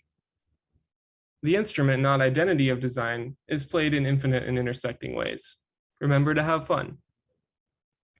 So after I got into the hang of selling enough shirts to survive, I feel like I started to feel like I wasn't doing design right, which now I think is kind of ridiculous. But at the time, I wanted to do more work for clients. And I thought that I should be making logos or always working on a project for someone else's company to be a real designer. And I almost felt like focusing so hard on my apparel brand that I wasn't using a lot of what I'd learned in college in a way that I could survive on. a lot of my friends and acquaintances in the industry took a lot of freelance work or worked at agencies or just had these massive portfolios with notable brands that kind of led me to believe that that's what you needed to do to be a designer, to be a successful designer. And it's this sort of imposter syndrome that isn't about skill or competence, but about relationship to the craft itself, I guess. So in 2019, I think I maybe had like 3 or 4 freelance clients, and the rest of the time I was just working on making designs to put on t-shirts. And I kind of didn't want to lose the identity of being a designer, whatever that is. So I changed the company's name to just OK Design Company to make it absolutely apparent that aside from designing and selling weird t-shirts, I would also be more than happy to work on a responsive logo system for your online writing community or literally whatever. So I started to market myself as a freelance designer a bit more, and I got more jobs like that. And the more I did jobs like that, I realized that maybe 50% of the time, I just wanted to toss them in the trash and start a new design for the brand. And as you all know, working with clients has a lot of minor and major annoyances sometimes, but the biggest thing for me was the compromise that usually had to be made to get to a final product. At my level of this stuff, which is fairly intermediate, to be honest, I would by no means consider myself like a seasoned freelancer. There's just this back and forth to come to a final product. And I feel like 90% of the time, the attractiveness and sensibility of whatever I'm working on might end up suffering just a little bit because of a strong request the client had that I ultimately had to concede to. Not to say the product doesn't always do the job, but there's often a part of me that knows if I could have hit that mark a bit better for them, if I was either a better communicator or they were more trusting of my skill. And yeah, I guess that doesn't matter in the long run, but my reason for bringing it up is that I was kind of trying to do something for the sake of being a working graphic designer in a way that I knew people were successful in, but that wasn't giving me a fun result or a fun process. So I eventually just began to accept the fact that the brand being a source of income for me was like an incredible privilege, and that it could allow me to just be very selective about the freelance work that I did take on. And the brand's following kind of gave me the credibility to charge them what I wanted to after a while.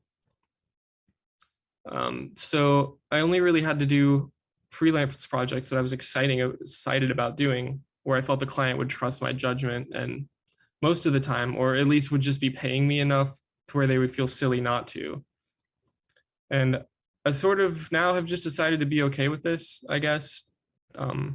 Your identity as a designer does not have to be some prolific freelancer who's branded every coffee shop in the Bible Belt, or be some or art director at an agency. Then none of that truly matters. Like, I think starting to make these judgments and really caring about who I'm spending time working with actually made my freelance work begin to get better than before. And doing this also seems to bring me more of the same clients that I do enjoy working with. And I'm sure you hear that you should show the kind of work you want to do. It's also maybe more true that you should do the kind of work you want to do, which the only semantic distinction there is that even if you show all the stuff that you want to do, you still had to do some stuff that you didn't, I guess. If you're only showing stuff that sucked you into some kind of transcendental pen tool flow state, you're still putting all the energy into that other stuff that didn't. And of course, that might be perfectly smart sometimes to do that, but if you have the means and ability, I think it's important to have fun and make things for yourself sometimes. Work with people who respect you, and the product will usually reflect that good relationship. And like, remember again, I am speaking from the place of privilege where I have a paycheck from peddling freaking sick t-shirts to pay the rent, while I send all my emails that say, I don't think I'm the right fit for this project. Let me recommend you some people. And this might be a hot take to some, I don't know, but I think there are times where it might be more beneficial to get a job at a bike repair shop or work on designing like exactly what you want to and exactly the way you feel like when you're not at work, than taking a design job that ultimately makes you resent the craft in any way. And that's really all to say that in the context of my journey so far, I've kind of realized there's a whole lot of ways to be helpful to yourself and to others with your design brain. And sometimes it's nice to be involved in a few different practices, so you're more available to get the best of all of them. Your identity as a designer is far reaching, and I'm starting to think it's more like about how we see and create and less of what we're creating. And we can be writers and printmakers and teachers and craftspeople of all kind. And that realization kind of helped me begin to let go of these sort of identity-based imposter syndrome things. So that's the advice I would have given to myself. Don't get too caught up in being a designer. Think of it less as a profession and more as a language that you're always evolving your understanding of, or however you might be speaking it.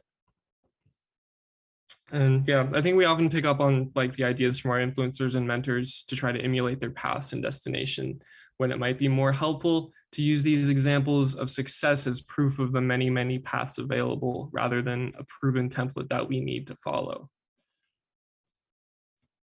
So I'm gonna recap everything here. First of all, remember to have fun. I really appreciate you all listening to my abstract stream of consciousness here for this long, and please disregard any part of what I'm saying that doesn't vibe with you or relate to you. And everyone's perspective and goals are different, and these are just some that are open to interpretation, and they're things that I've absorbed and only recently begun to grasp. Number one, trust in your taste in design, and trust you don't need to do anything in a certain proven way to be seen or be successful. I've seen this firsthand, that there is a larger and more loyal audience waiting for your most authentic take on what you do, and the excitement and fun you have making something unavoidably makes that finished product more attractive, both to you and everyone who sees it. Number two, be wary of telling yourself there's certain paths that you need to take to get to positions where a designer can make a lot of money or something. Instead, I would encourage you to seek out the places where you and your design brain can play around together and get in a flow, rather than feeling like you're using it as a utility or something. If you're smart about it and you allow yourself to have fun, the money is going to have no choice but to come and find you. That's what I believe. Remember that there are infinite and intersecting paths to be a designer, so don't get caught up in how successful other folks are doing it, because that won't necessarily be the way for you. It's okay to be a jack of all trades, especially early in your career. Dip your toes into every application of design that calls to you, and really take advantage of this time in college even to notice what projects you feel the most of your flow state doing. Those are probably where your perspective and taste will be most valuable. And remember that perspective is translatable between different avenues of design. And be cautious of developing any kind of concrete idea of what a designer is or has to do to be one. It's all nonsense. And finally, if this whole endeavor with Just Okay Company has taught me anything, it's that there is room for us, and there's room for you to interact with design in the way that you want to and make the things you want to make it, if you can believe that. There's some like beautiful treasure palace in the industry made just for where you are, and you'll be excited about solving like every problem that comes your way, or mostly every problem. Our design brain desires to play, and every design brain has fun playing with a different expression of the language of design. We have an incredible gift that gives us the privilege to experiment, explore, and create all kinds of crazy things. And we get to see the world in terms of form and contrast and tension, and we get to shape those intangible concepts to influence how people feel and interact with their environments. And I think it should be of the highest order of importance for us to make sure we're doing noble things with that gift, and to make sure we're having as much fun and exploring our favorite parts of it as we can. Design brains just want to dance in the cosmos. There it is, there's the talk. Thank you, Citruspace. All right, yeah. Thanks, Matt. That was awesome. I feel like I have a lot of feelings about what you said, but I want to give some time for Q&A because we have a few questions coming in from chat. Absolutely. Yeah. So first from Daniela. Hi, Matt. Why choose to be your own boss and start up a business from scratch versus working for an established company? That's just something I think. Oh, hi, Daniela, first of all. I think that's just something that I sort of was always drawn to, as I never had like an incredible desire to work at a company. I just always felt like I was having more fun when I was doing my own directed stuff. I'm more in control of how much money I make. I essentially create my own salary, not to talk about money. I don't like talking about money in a way that's like, oh, we need to make a bunch of money. But I can, if I want to make more money, I can make cooler t-shirts, and like I can do things to do that. And I think that's a big draw. I also just sort of can be guided by what I'm having fun with, kind of like what I was saying. I've had some experiences with the corporate stuff. A little while ago, I worked at a corporate company for like 2 months, and I was just like, I'm at this particular company, I am not making anything that's benefiting anyone in a real tangible way. I love the feeling of someone getting one of my t-shirts and being like, I infinitely resonate with this. And this like helped my day be better. This like helped me with this mental thing that I was having, or whatever it is. It's not the right thing for everyone, but if it's right for you, it's right for you. And for me, sort of not working for a company just seemed like a natural thing. I enjoy the perks and scheduling of being my own boss. Awesome. And if you wouldn't mind, could you take the screen share down? Oh yeah. Just whenever you get the chance. Yeah. Right. Next question is from Jake Fenimore. Hey, Jake. Hey, Matt. Where do you gather inspiration from at the start of any new design you're working on? That's a very good question, because that's a very yeah, that's like pretty much different every time. Sometimes, and lately, I've been just thinking of a phrase.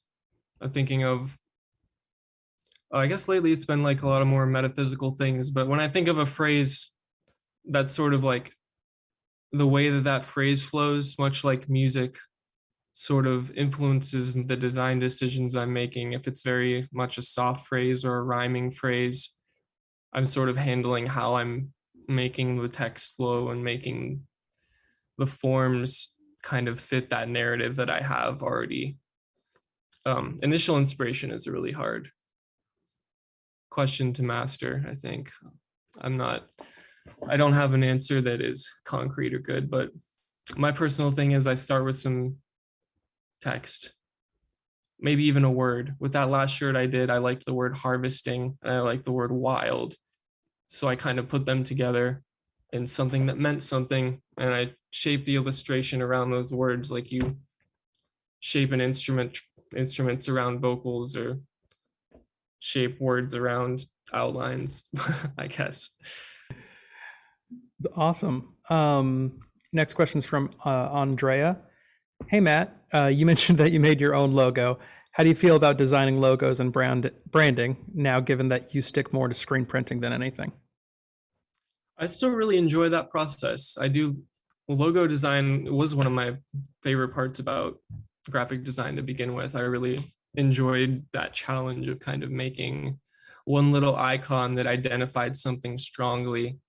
And I still do a little bit of that. Some of the ones I showed in there were like super recent, but I just do it for clients that I respect and that I know respect me, or that's something I'm interested in. I do it for like musicians and designers and other shops and stuff, and it's usually a better relationship with that. But no, the discipline of logo design is like very important to me, and I really love doing it.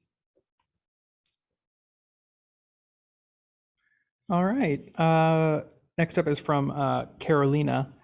What do you do when you have a creative block? I've usually stopped creating. Yeah, I let it happen, and sometimes I try, and that's a method that a lot of people say, go for it and get through it. Draw stuff you're familiar with, draw stuff that you've drawn before, just do things to do things. I usually don't do that. I usually only if I have a creative block, I have a creative block, and I'm going to go find something else to do at the time. Because again, I have the privilege to do that. I can take 5 hours off if I really want to.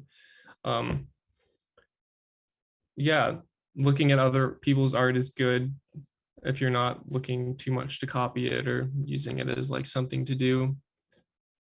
But I would almost encourage you to see if just not trying to fight your creative block does anything for you. Go outside, ride a bike, watch a movie, talk to your friends. You don't always need to be creating to be a designer. That's what I would say. I think that's a really good answer to that question that I think everybody who's listening right now has probably dealt with at some point or another. Oh yeah, that's the thing. It's not fun, but Yeah. it doesn't have to end your day.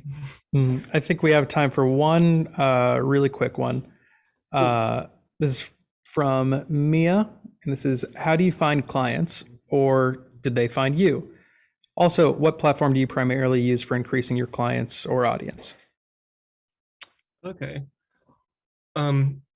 Lately, clients have been finding me, and I've kind of like made that easy to have happen. And it's like not something that, again, like I guess it's a little privileged to have that happen, because as I was saying, like I have this brand following where people are seeing my art all the time. And it's like, if they see something on Instagram they like, they will come to me and be like, hey, can you do this thing for me?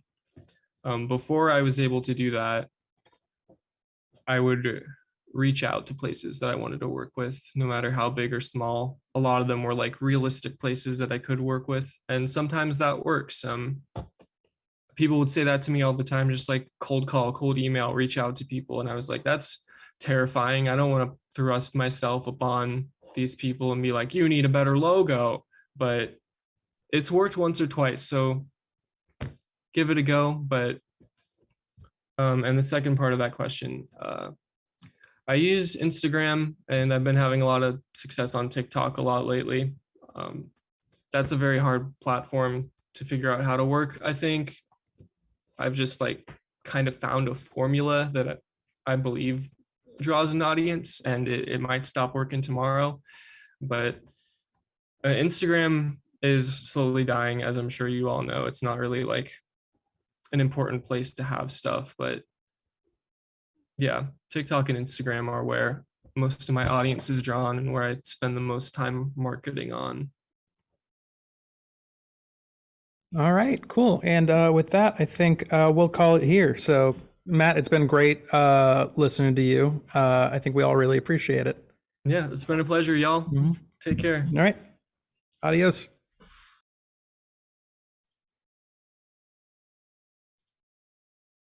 And sorry about that, folks. The next speaker is going to be on in about 5 minutes. And his name is Alex Rowland.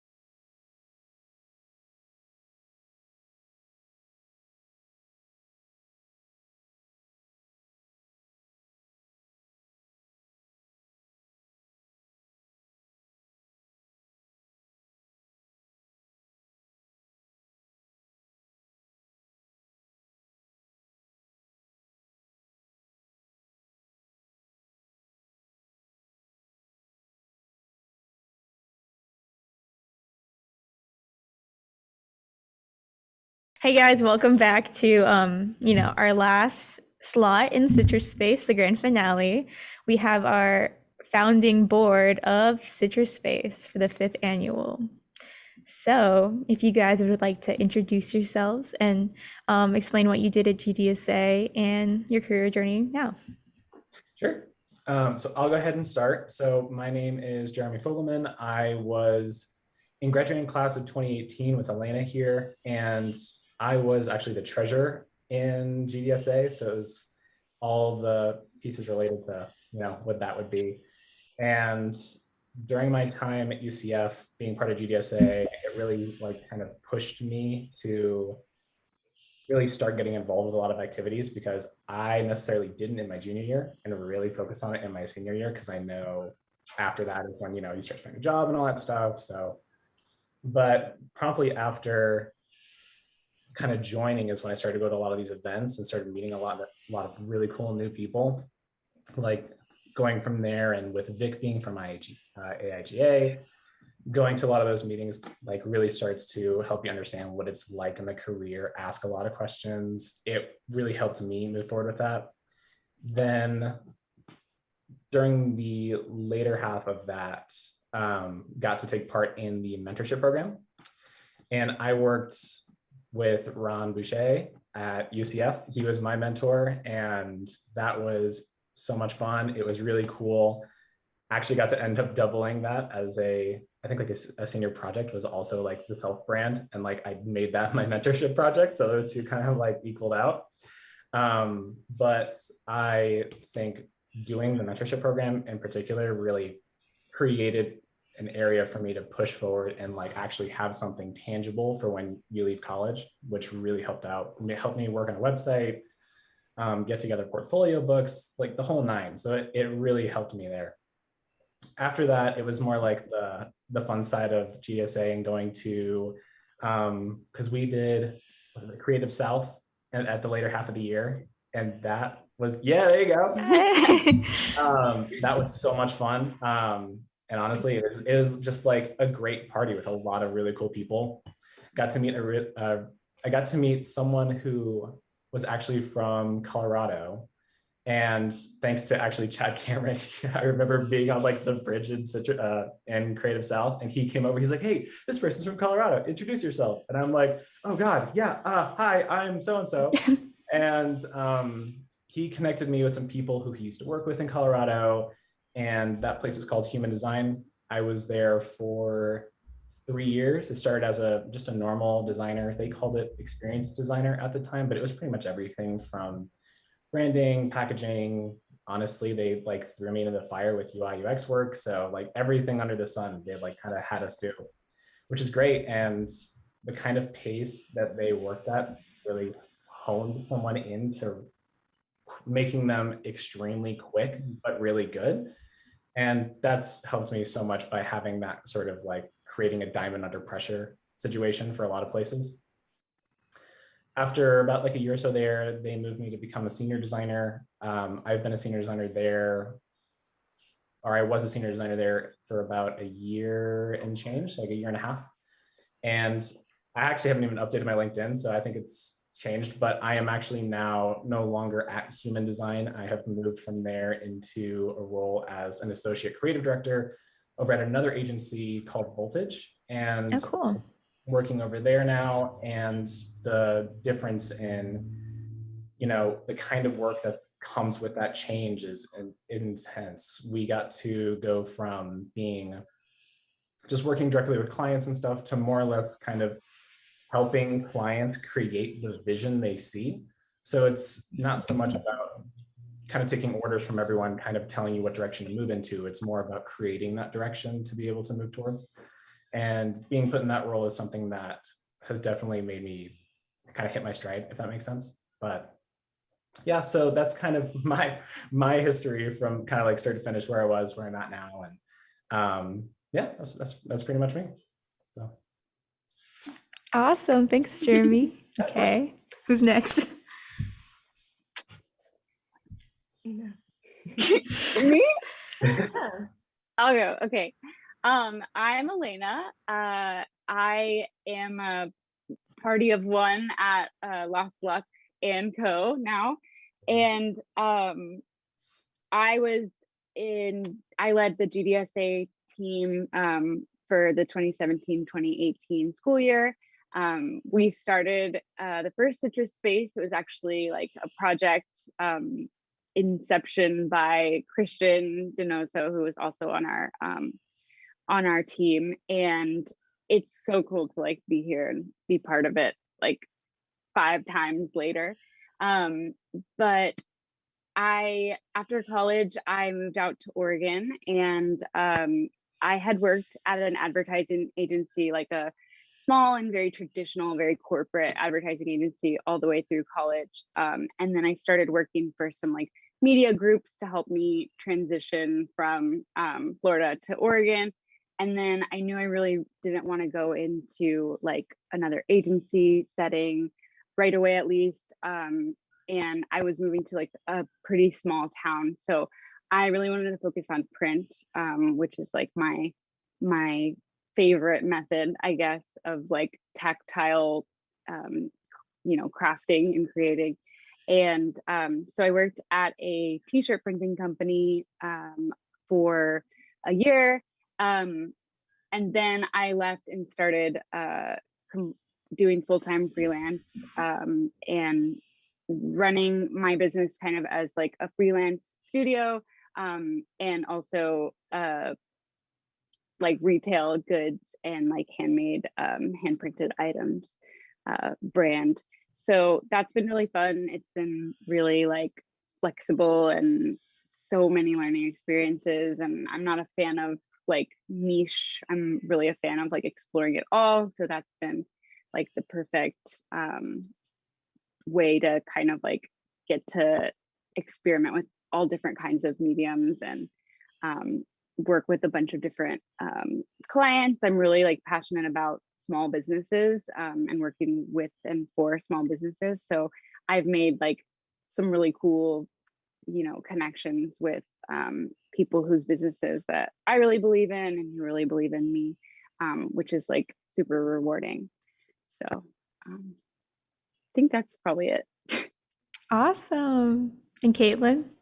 Hello, everybody. I'm Kaitlyn. I was too also on the Citrus board founder list. Let's see. I've been a part of GDSA since I was a freshman. I was, I think, an eager freshman, just trying to see what this world of design was, and luckily got to be a part of the board 2017, 2018, and then 2018 to 2019 as VP and president. And it was a great experience just to learn about so many different types of like ways that you can involve design at school and in your community, and also a great opportunity to meet so many people that just think differently, but are also creative. And I don't know, I treasure the experience to this day. Fast forward to my senior year, I applied for the MAPE internship, so the Multicultural Advertising Internship Program, and was lucky enough to be selected, and hopped on a plane to New York. And I was interning at what was McGarry Bowen. It's an advertising agency, and kind of poked my elbow and kindly asked my supervisor if I could work there full time. And I was able to get an opportunity and became an associate designer there over the pandemic, then got promoted to designer. Excuse if you hear a baby in the background, my nephew's crying. It happens. That's fine. But now I'm currently going to be transitioning to a new role. I'll be at UCF actually in November. Oh. Yeah. I'll be working at the communications and marketing department. So excited for change and trying something new but familiar. But yeah, no, ultimately it's just been incredible to see how GDSA turned into Citruspace, kind of turned into Creative South, and just like slowly has helped me personally and professionally just grow into a better designer, but also a better person. Yeah. Well, awesome. Thank you so much for, explaining your journey and like your part here at GDSA. I know everyone really appreciates it. And you guys, I know you touched on some things that we hear a lot about, like the AIGA mentorship program and MAPE. And we've been recently talking about that in class because applications for those programs are opening up. And so how much do you think those programs have really helped aid your career? And yeah. Honestly, I don't think I would have been able to move out to Colorado without it. Like, I sincerely think like not having that under my belt would have been a big hindrance on like where I would be professionally. Mm-hmm. Yeah.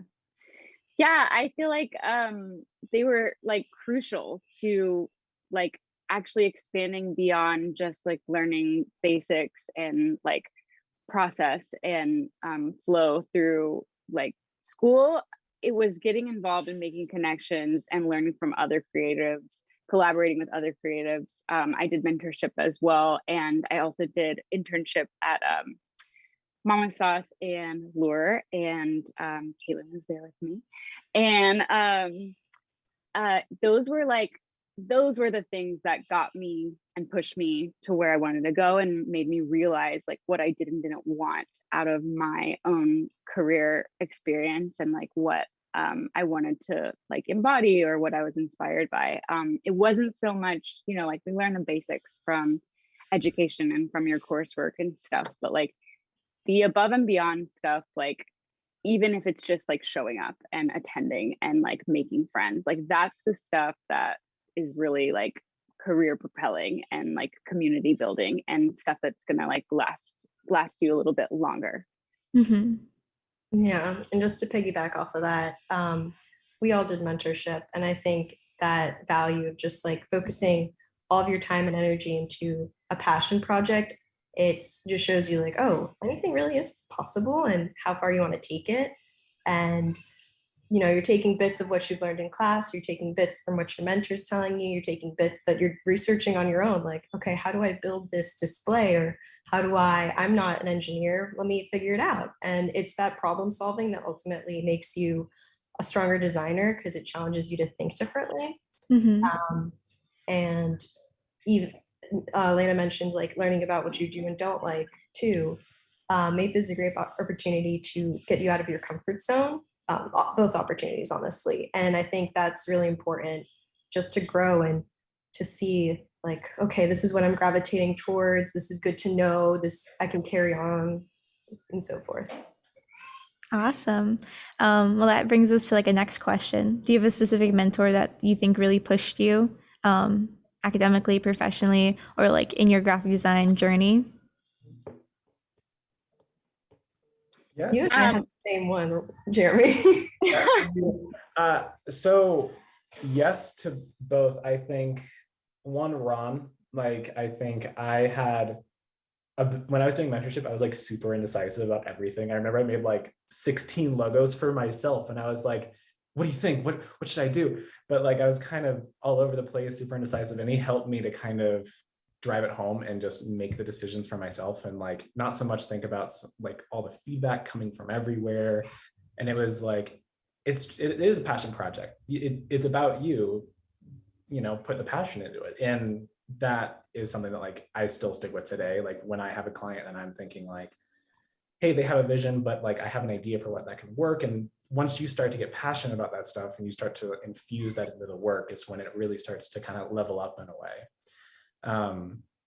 As for a professional, like outside of just, you know, college and those types of mentorship and internships kind of thing, but my old CEO at Human, he really pushed us on when it came to time, where it was like really like a lot of work in a matter of like 2 days. And I think that in turn has helped me become a lot quicker. And I know that's just kind of like more production style stuff, but it's always that alongside with, this is great, but can it be better? How can you make this better? Like one of the quotes he said is like, design is a gas, it will take any form you give it. And I always thought of that as like really interesting because it's like every piece is like super unique and interesting. And for your design not to fit that role for something, but does for something else, like that just helps to add to it. But yeah. Kaitlyn, you want to go? It's a fun game. We're like, who's going next? No, to add on to that, Ron was a great mentor. He was also my mentor for mentorship. And sorry, that's cool. And it's interesting enough. So he really made me hone in on like the concept. Like design can be beautiful, but if it doesn't make sense, then it's just that. So it's interesting to combine functionality with purpose and then aesthetics, of course. And with that being said, sometimes you do have to be your own mentor. And those moments, I mean, we're still in the middle of this pandemic, and it's sometimes difficult to seek these people. So you have to put that responsibility on yourself because you want to keep growing. And, you know, whether it's connecting with old people or old connections and researching online, it's like you putting that upon yourself. Like, okay, how do I keep growing even though the surroundings around me aren't letting me? Like, how do you push for it? So that's something to think about as well. Yeah, for sure. My mentor for mentorship was Clark Orr, and he was like an excellent mentor who really challenged me to like with my approach and to think differently and like concept building a little bit differently than I had ever thought about it before. And I remember during one of our mentorship meetings, he made me do this like exercise in my sketchbook that was like, I had like 30 seconds to do, to draw this one thing with only a few shapes. And then like I had a minute to like build on that. And basically the exercise was like taking a really, really basic thing and a time constraint, and then like being creative enough to like build upon that and make that like more meaningful over time versus like starting out and trying to make the perfect sketch, because that's kind of like I had this kind of like mechanical approach to sketching. And at the time it like really frustrated me, but like I think about that almost every time I approach like a client sketch concept now today. So it was like a super valuable piece of like learning that that I only got because of that mentorship relationship. And then I would also say like Victor and Chad are like some of the greatest mentors like that you have total access to, and they are amazing resources, like with the amount of connections that they have, with the amount of experience and knowledge that they have. Like tap that, like use, wow, that was weird, use that use that like resource, like they have like a lot to offer. And like I still reach out to Victor every now and then if I have a question or things like that. And he's, the way that they've made themselves available, like take advantage of that if you can, like build relationships with the people that you meet, people that you respect. Also just like being inquisitive and like reaching out to people on Instagram, like who are doing something that you might want to do, or the way that you want to do it, or are approaching a problem that like you've been struggling with, and just saying like, oh, that's so cool, I really respect what you're doing, like how are, would you mind sharing with me about it? And some people are more protective over like, how they give themselves, but a lot of people will just like be open and honest, and that starts a conversation where you can kind of like build off each other and help support each other. And like I think those relationships are extremely valuable in like growing your creativity.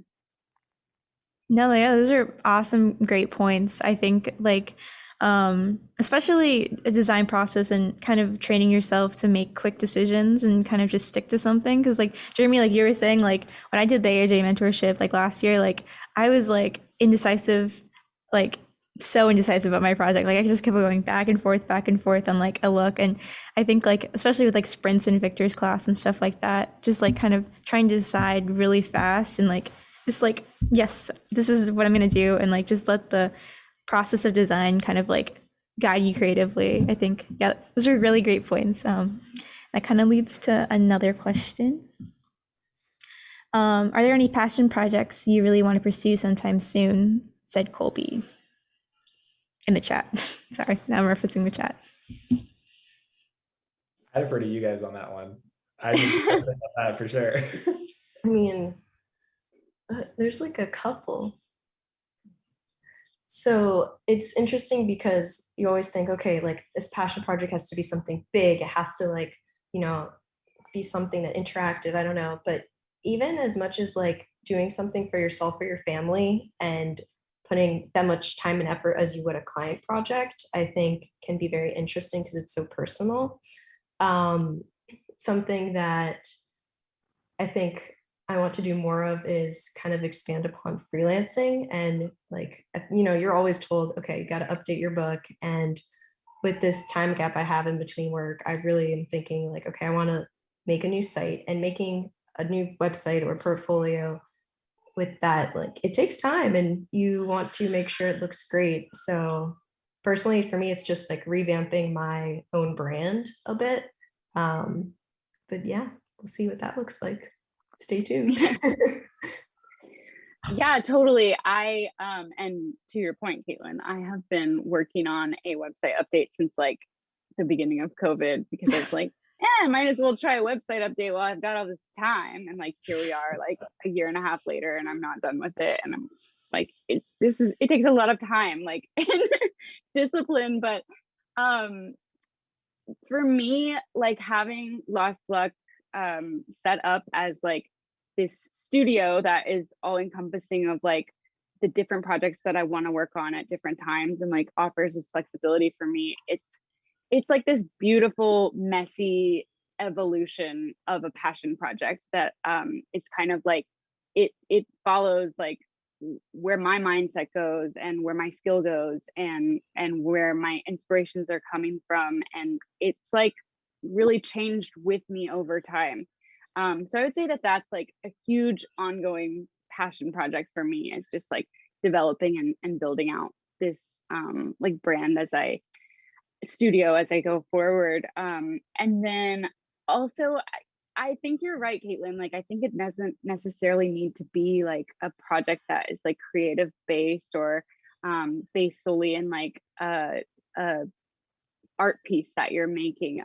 Like I would say I really realized a lot during COVID, especially like being a full-time freelancer and having like all this time where I was by myself, like in my own space, where normally I would be able to go to like a coffee shop and kind of have the feed off the energy of like people buzzing around me, because I'm an extrovert and that's what works for me. And like going to, meetings and community events and stuff, like that's the stuff that I crave and was missing, like everybody was missing during COVID. So I kind of like lost the, like, it became a lot about like what you can produce with your creativity is like the whole entire point, like, and if you can't produce something, then it's hard to like freelance when you lose like a spark for a little while, or when you burn out or whatever.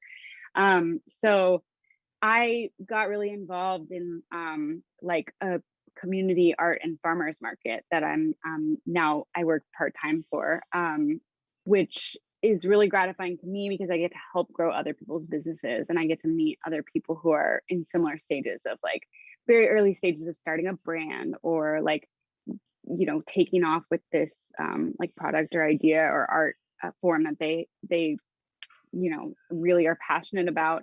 So I really like using the community as a passion project. Like that's always what kind of brings me back to center and realize like, what is the point of all of this for me?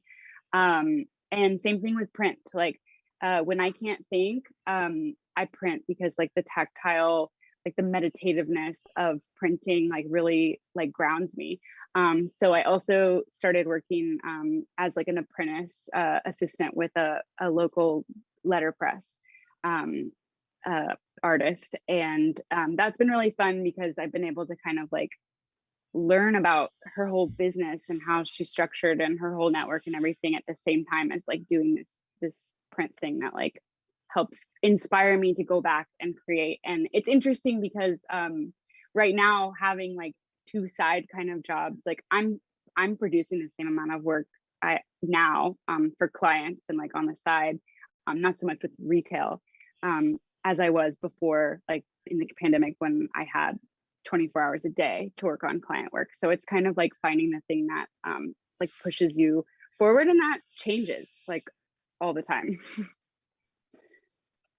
To your point on like making sure you're doing work that's inspiring and things that help to spark like those passion projects, I'd probably like be in line with you. Like if you're looking for something to kind of push that passion towards in general, for me, like I've been trying to get a hold of like more freelance work, because I mean, we were recently just talking about it the other day, but it's just not, I'm really bad when it comes to like doing freelance work, and it's more or less trying to like find it, if that makes sense. But being in the agency world, like sometimes you just kind of are so encompassed in other things that it's like the last thing you want to think about. But then when you hear stuff like, oh, well, I'm really interested in doing, looking for someone to help art direct, or for someone to come out and help me like workshop through a brand or something like that. Like there are things like that, Alayna, what you're saying is like pulling that out and just making sure like, if that's something that you're interested in and want to take part in, that's something that I think you should go ahead and go for. Because I know for me, like just hearing that is like, you know, I do want to do more stuff that revolve around things I want to do, like art direction and working with people who help create the vision and stuff like that seems like so much fun to do outside of just the normal 9-to-5 everyday thing. Yeah. No, yeah, I love the points you guys brought up about, yeah, I love that you have like an apprenticeship, like just like to learn or like to like just be able to do like tactile letterpressing. That's like amazing. Because like as creatives, especially doing design, like at an agency or in-house, or like it's your like everyday job. Like sometimes like you design so much, like yeah, the last thing you want to think about is designing more. So like when graphic design is like your prison, not your passion. So yeah, it's great that to find like another, because we are creatives, to find like another creative outlet to just kind of like have that for ourselves and just like really, you know, keep that spark. Like that's why we love design, is like creativity and problem solving. So to find another outlet that's like not like, you know, like stressing out like overworking our design part of our brain. Yeah, that's great. And that you never like stop pursuing what you want to do, like, or stop learning. Like once you have a career path, you don't have to stick to that. You can like pursue something else or just do something on the side. Yeah. Design is so flexible. Yeah. So flexible. It's so weird that you can like be stressed about one design, but the moment you think about something else, but it's still design, it's actually therapeutic. Oh my God, no, seriously, like I will avoid like homework assignments and work like for 5 hours on another design. I'm like, oh, I don't want to design, and then I'm just like in the zone. And sometimes you like gotta ride that. Like Yep. Yeah. There are so many online challenges or like accounts you can follow that kind of like will give you a prompt, or if it's something that, you know, during the beginning of the pandemic, I was a part of like, oh, okay, 36 type challenge. I'm naming it wrong. 36 days. There we go. 36 days of type. It's just something like, okay, well, I have this time. I don't want it to be digital. Maybe I can make it tactile. Let me just have fun and make it like a very small passion project. Once again, it doesn't have to be big. It's just like, how can I keep like making something new, creating, but not have like so much stakes or pressure going on. So stuff like that, just having fun with it. Yeah, definitely. Like, you know how like, I don't know, just like the same feeling you get, like the joy of like designing something, and like that's why we love it, just like to tap back into it. And like you're saying, remind yourself of why you're doing this. Yeah, it's really important, because it can get like really overwhelming and like really tiresome, and you're just like, why did I even sign up for this? But yeah, it's just the little things that remind you why we're doing this. Yeah, for sure. Okay, so back to the chat. Andrea says, what's the best advice for a graphic design senior? Jeez. The question, but yeah, this is a tough one. I mean, be involved as much as you possibly can. Like I can't speak for all three of us, but I know specifically without being involved, there wasn't too much of a trajectory outside that. Like you can do so much by just sending out cold portfolios and emails and website links to a bunch of people. But there's something about like meeting someone who knows someone, or the natural progression of meeting people. And I know it's hard now, but I know there's like online events like this and ways to get in touch, or even if it's just like, oh, hey, I really love Push. Like, I'm just going to shoot them up with an email and see like who wants to, like, can I get lunch or coffee with someone? Like some way, shape or form to get involved, or even just start conversations is the best way to do that. Even if it's just, like I said, even if you're just like trying to make it something happen from nothing, it's still possible. It's just trying to be involved as much as you can is probably my best advice. Yeah, I agree. Getting out of your comfort zone and putting yourself out there. When I first moved to New York, I really missed like the creative community here in Orlando, where, you know, there's always an AIG event, there's a GDSA event, there's some Fusion Fest going on, like there's something always going on. And moving to a new place or being uncomfortable, you kind of look for that. So there's a chapter, there's a big chapter in AIGA New York, and I went to an event. I ended up meeting another UCF alum, Adam Lehman, and I'd recognized him enough to go up to him and be like, hey, I know you kind of, we both had Victor as a professor. So you'd be surprised. It's a big world, but it's really much smaller than you think. And just that way, like if I ever had a project, I could ask him for advice or meet other like-minded people and just like, oh, okay, we're both kind of like in this postgraduate life. Let's have a meal. Let's talk about it. Like what interests you? And maybe they have an opportunity for you. Maybe they have a project for you, and it just kind of goes from there. Yeah, I feel like my advice is enjoy it if you can. Try not to take things like it's serious, but it's not that serious. Like make yourself open to possibilities and to change, and keep yourself adaptable, and also like appreciate things as they're happening, even if they're not like exactly where you want to be. They're a step in the process of getting you where you want to be. So like really put your all into that if you can. You don't have to go and get like, I mean, everybody wants to go after the dream job like the second they leave college, but like life is going to change like so much between like where you are now and where you'll be 6 months from now, or where you'll be 3 years after that. Like and your wants will change, and your outlook will change. So I think it's just like about for me it was like I was taking it very seriously, and I was really caught up in like being stressed with school, and that's all valid, but because you want to like get, you know, to where you're going next. But like these were some of the best relationships that I ever formed, and some of the best experiences. And also knowing like what you said, Kaitlyn, like not every city is like Orlando. Like when you go somewhere else, like you might be in a place that doesn't have a design community whatsoever. Like I live in a small town now, and there's an art community, but it's very like elitist and like fine art geared.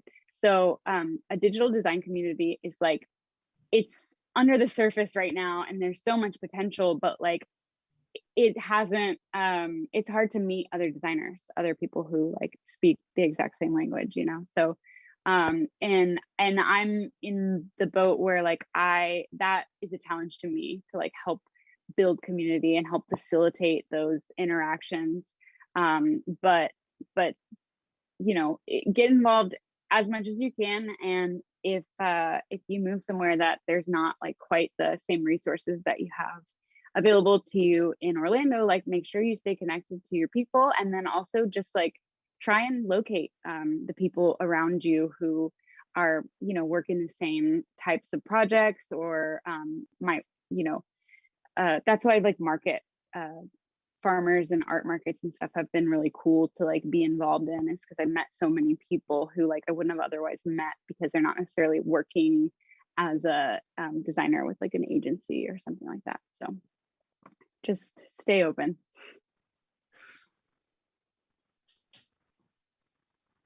All right, great answers. I think like as seniors, or if you're like at the end of your college like journey and experience, it's like you said, it's really easy to try and be like, oh, I need the perfect job when I graduate. I need like a job secured and stuff like that. But I think like with like COVID and the pandemic and missing so many years of college, or like a year and a half of like that kind of experience, it kind of makes me want to like, I'm scared to leave because it happened so fast. I feel like I was just a freshman, like, and now I'm a senior.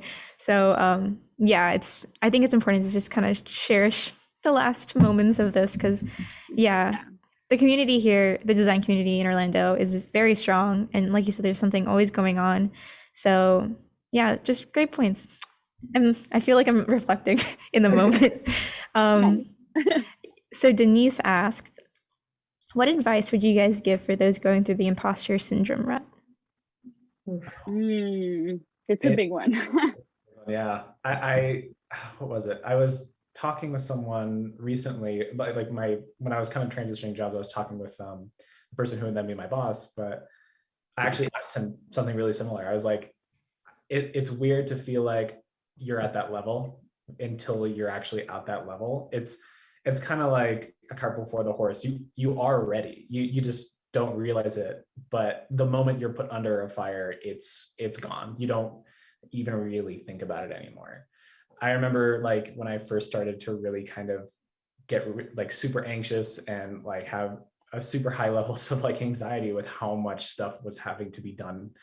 And you don't realize like for me in particular, I didn't even have time to really think about stuff like that. It was just like, it was done. By the time it's over and you're like walking out of the fire, you're like, oh, I did that in so much time or something like that. And it's moments like that where it starts to kind of cure the imposter syndrome. But a lot of people in this industry, like I have seen people who have been in it longer and like coming from this specific UCF's design track, they're kind of like miles in difference. It's hard to say like you're not ready or that you feel like you're an imposter, because I felt the same way. But the moment you get out into the real world, you'll start to realize like how well prepared you actually are. And that's one thing I can say about like how to deal with that, because coming from UCF, you think super highly of yourself, because some other people who are in this industry who come from here like will look to you for advice, even though you may not have as much experience or something like that.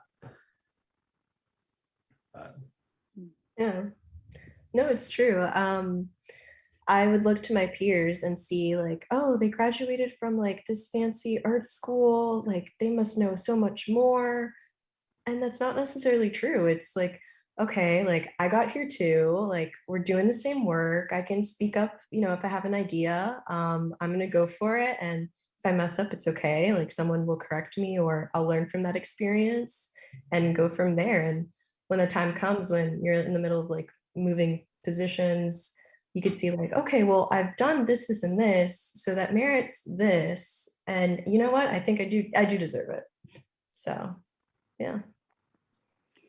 Yeah, this is something I feel like is like a lifelong process for most designers to work through in freelance and in going out on your own. I feel like it's a really, really big thing, because like you are your cheerleading team, you are your admin, like you are your, your own business partner, if you have another business partner, like you are the only person pushing you through. So I feel like in times like that, what I like to think about is like, you're awesome.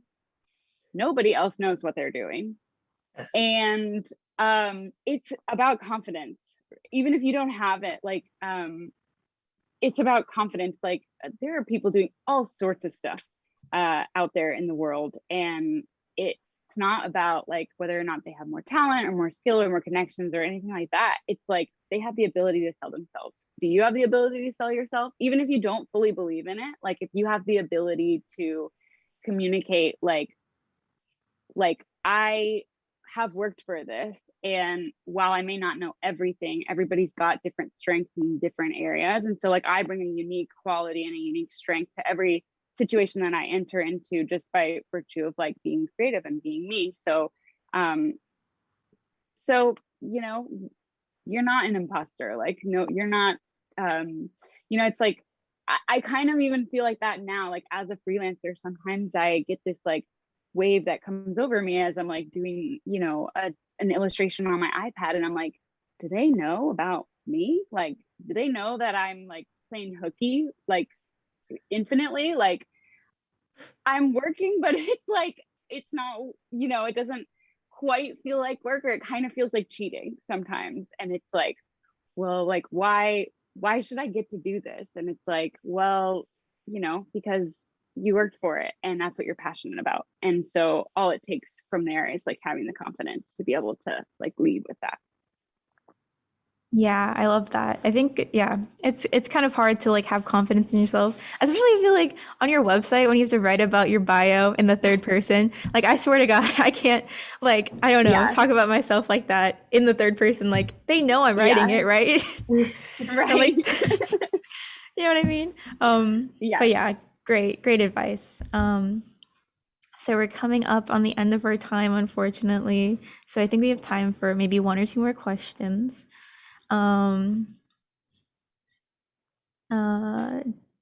Cassidy said, "Is there anything you would have done differently that you recommend to current students?"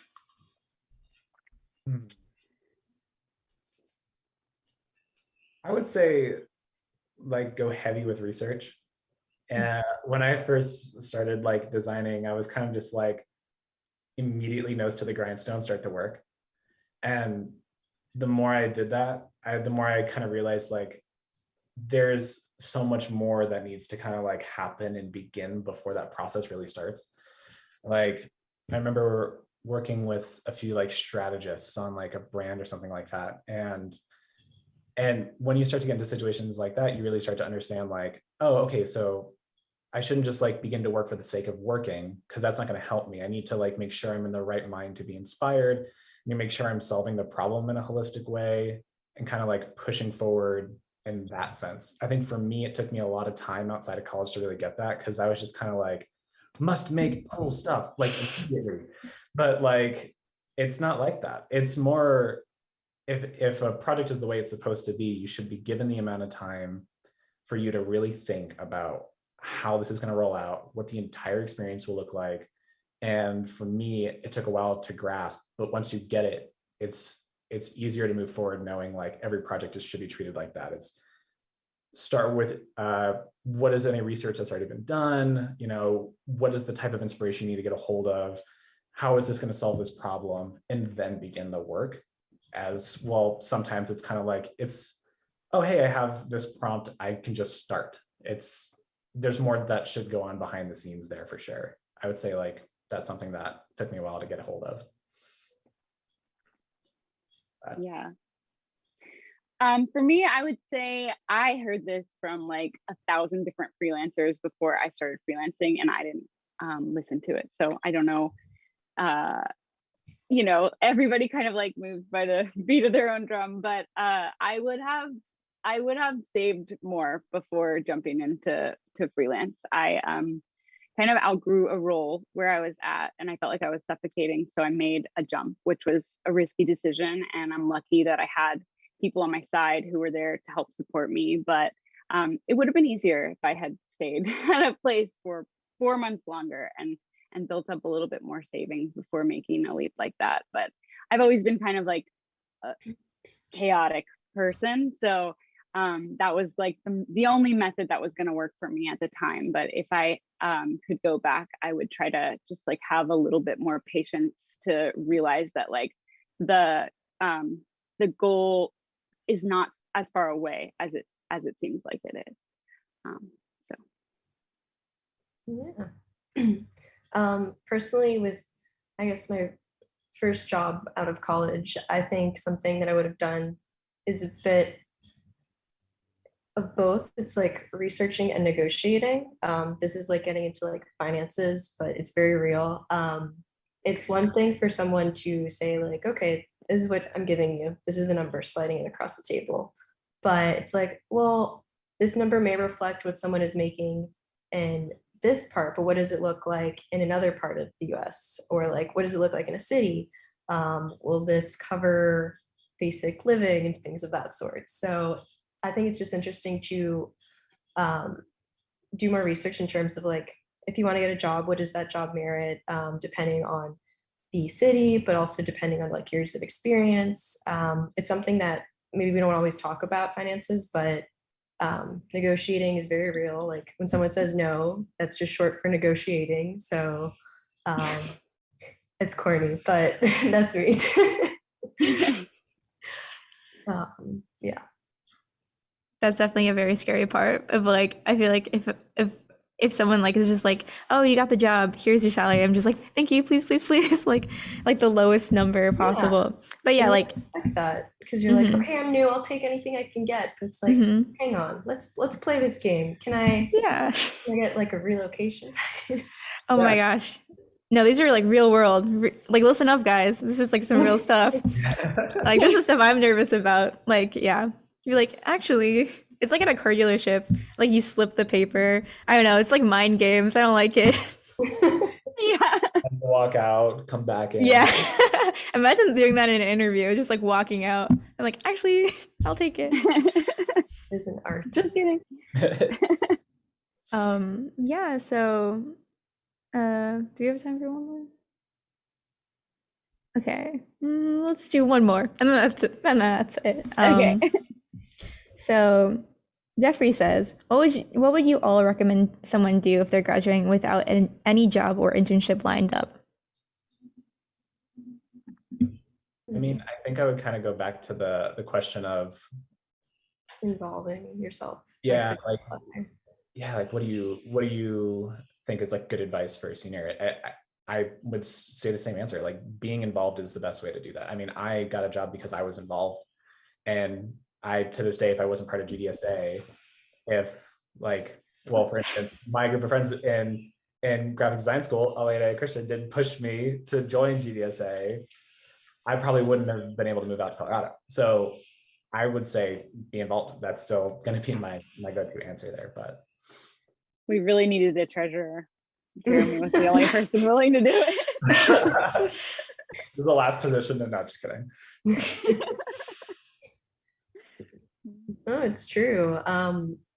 Putting yourself out there and like your network, I'm using another corny quote, but like your network is your net worth. So the people that you surround yourself with will eventually like connect with, and maybe like there will be an opportunity down the line. Ron was my mentor years ago, but through like the process of time, I applied for a position, didn't hear back, and then he was the one that reached out and helped me with that process. So stay connected. Yeah, also like if you want to be making work like and you don't really know exactly what it is that you want to do, like focus on the things that you do like that are maybe industry related but may not be like the exact, end all be all type of goal. And like there's no, like I said, like design is so flexible, and especially like freelance, you can like kind of flow in and out of freelance if you like start to establish yourself earlier, if you start to establish yourself alongside of doing something else. So there's like absolutely no shame in like going and getting a job that works and that pays the bills and that might be like something that interests you, even for like 6 months, just so that you can start building up a portfolio to start marketing yourself to other people on the side. And like it's okay to not know what you want to do right away, and a lot of it is figuring it out. Like I originally started working at an advertising agency, and like I know from that experience that I absolutely never want to work at an advertising agency ever again. And like that's really valuable to me, because if I hadn't had that experience, even though it wasn't like the greatest, like it didn't make me super happy overall over time, like I am glad that like 5 years from now I'm not going to go start working at a more traditional ad agency and then realize then like that I hate it, so test the waters. I think if you don't have something lined up, that's totally okay. Like you got to get bills paid obviously, but like test the things that you think you might like if you can. Yeah, definitely. Well, guess that concludes our panel. Thank you so much, Jeremy, Alayna, and Kaitlyn, for coming back.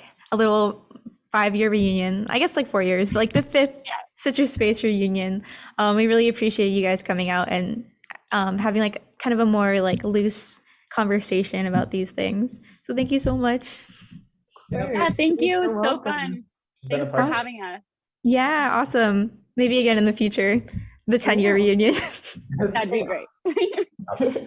And honestly, if anybody else wants to connect and just kind of ask more questions, I'm putting myself out there. If you want to send a message via Instagram or email or something, we can get connected. Same. Same. Yeah. Reach out. Awesome, guys. That's free connections right there. Yeah. You heard it here at Citruspace 2021. Yeah, if you want to check out any of our speakers and reach out to them, or just see their socials and websites and maybe check out and like purchase either like items or like their services, all of their information is at citruspace.com and also on our Instagram.